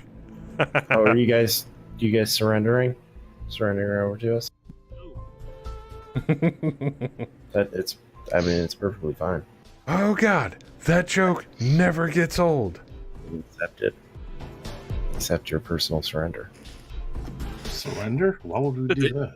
Did your brain break its keyboard or something? I still can't believe that the last dying breath off that Shrek took out the trebuchet with an ammo bin crit. That's fucking hilarious. And your mech warrior is currently swimming with the fishes.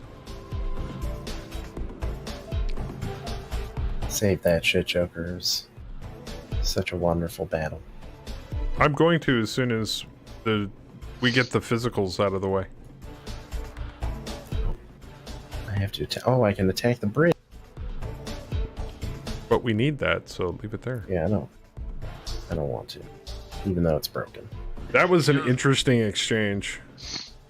What's funny is during the entire fire phase, I was able to play 3 rounds of Magic. Oh shit, the Warhammer almost overheated too. Yeah, and you guys aren't beating us on initiative. I'm sorry, not with a +8. No. Because Kang's on the table. It's just not happening. Kang's fucking you guys up right now too. But at the same time though, that's actually kind of not working in our favor as much since you guys are taking a defensive posture. We get Don't give them secrets, Joker. No, it's not a secret. Come on, any idiot can realize that. Don't give them. Don't. It's nothing I hadn't already realized and commented on myself. I don't care. That bulldog's dead though. That Cyclops needs to fuck off. Actually, almost sounds like you're worried or something. Your pillager's taking a lot of damage though. It's dishing it out though too. So. Oh my you God. are bringing in.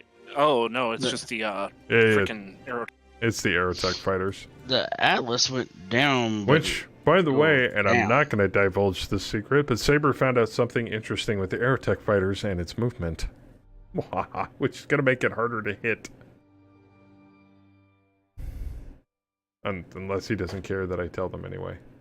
If it's the whole thing of if you get it on the edge of the map and just fly it off the map so we can't shoot it, I already knew that. No. No. Nope. It's secret Aerotech fighter stuff. It's even more sinister.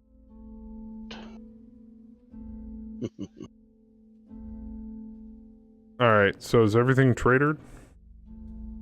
Everything should be tradered. Bayou, do you have any units currently in the top right-hand corner of your screen? Yeah, all of mine that I had. Shit.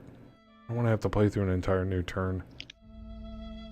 It's fine if the bot gets it, the bot gets it. Okay, I'll save it right now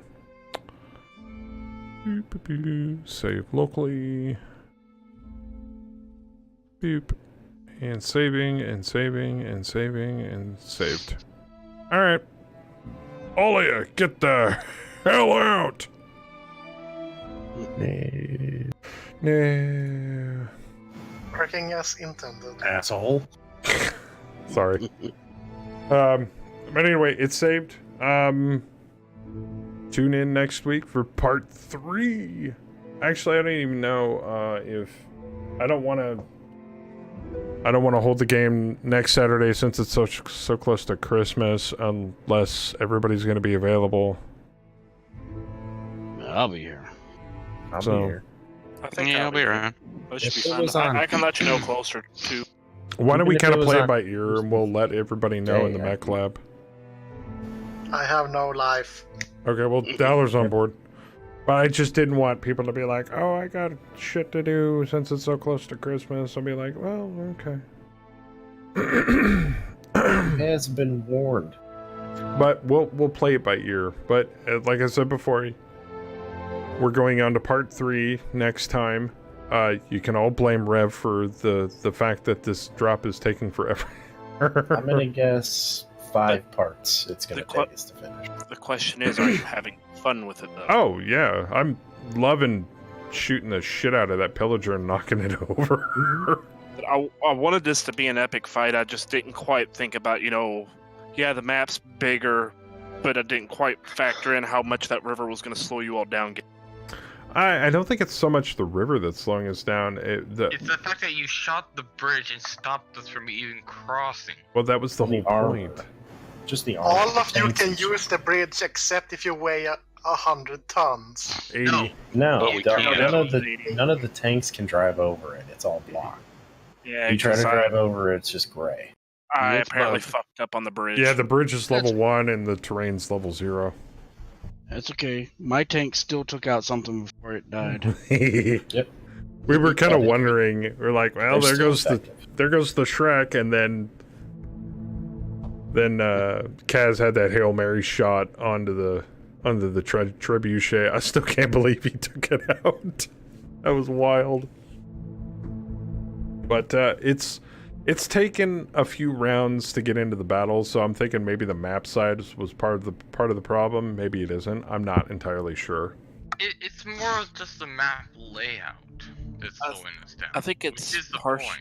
I think it's partially the map layout, and then there was some very hesitant movement early on because you all didn't know where the mines were, how powerful they were, or how easily they went off. They weren't actually as powerful as we're thinking. I think they can actually go above 10.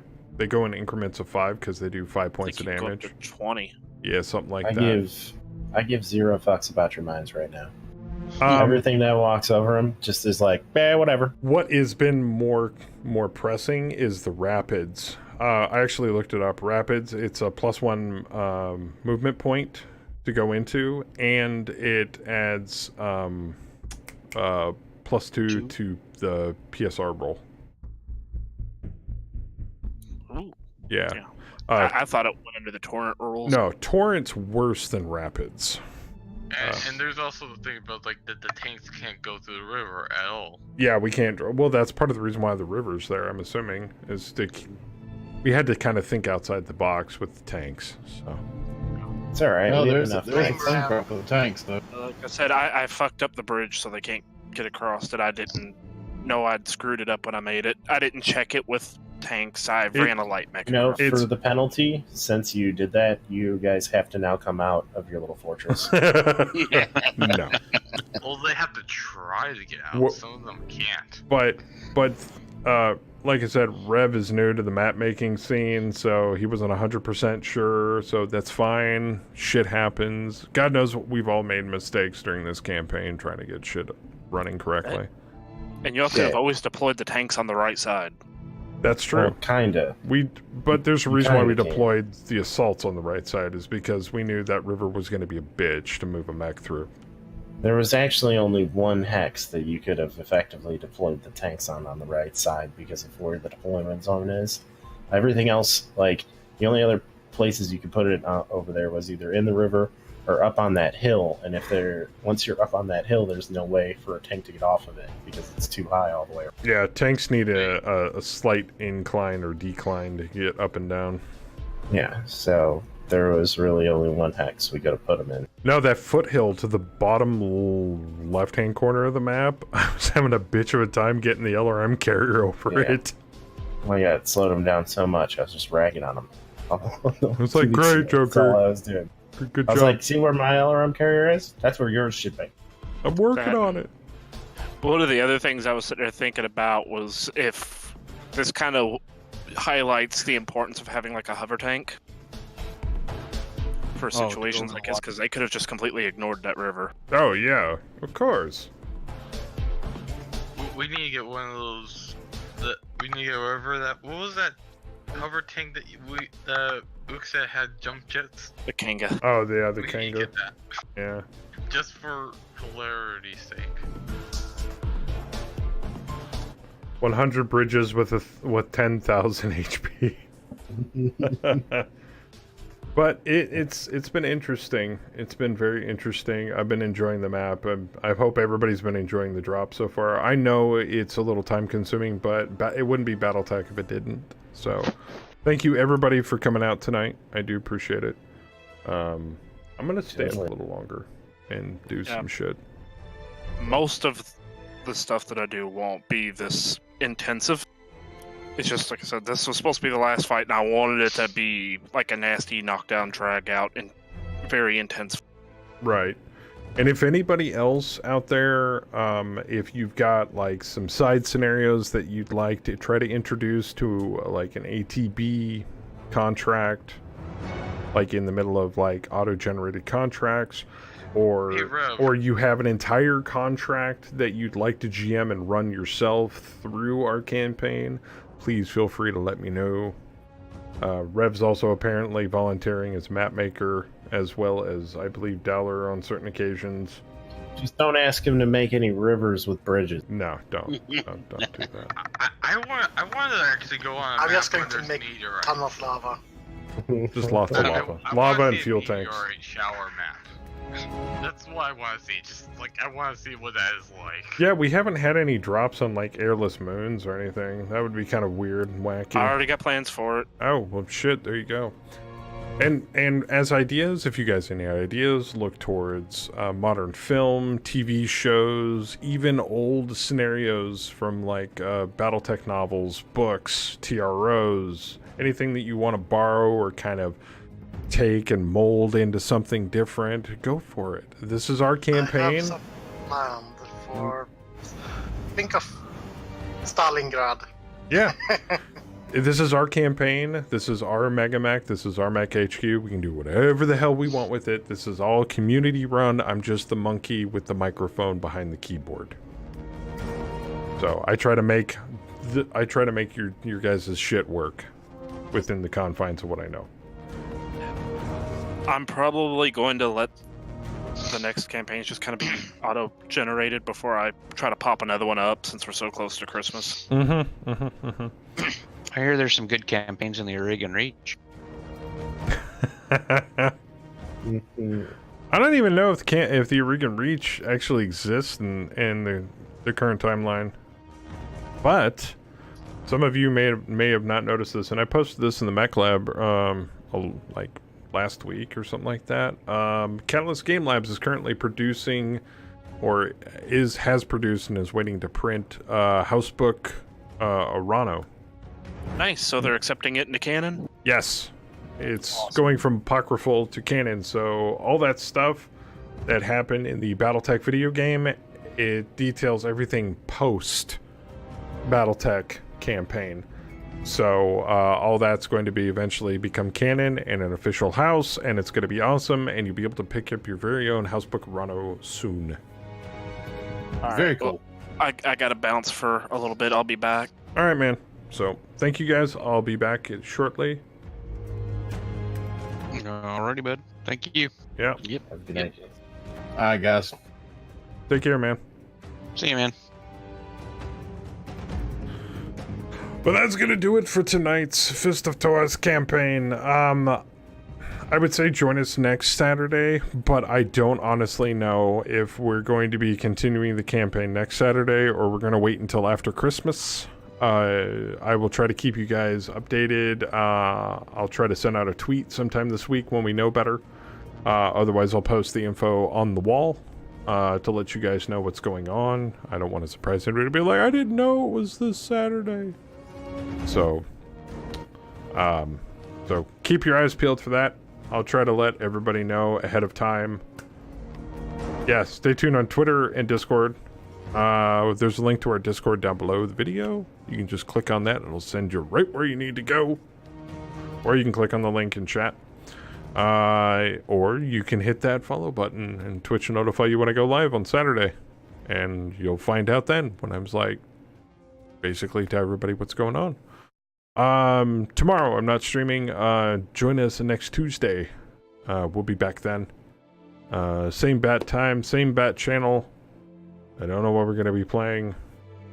I've kind of into not scheduling from here on out through the holidays. So if you can join us, great. If not, I hope to see you soon. Before I go, though, I want to thank Thander, Kaz, Skyshield, Sindari, Cam, Revenant, and Alpha, all for the resubs. Holy shit. I have recorded your chat options, so they're safe and sound in my little text file.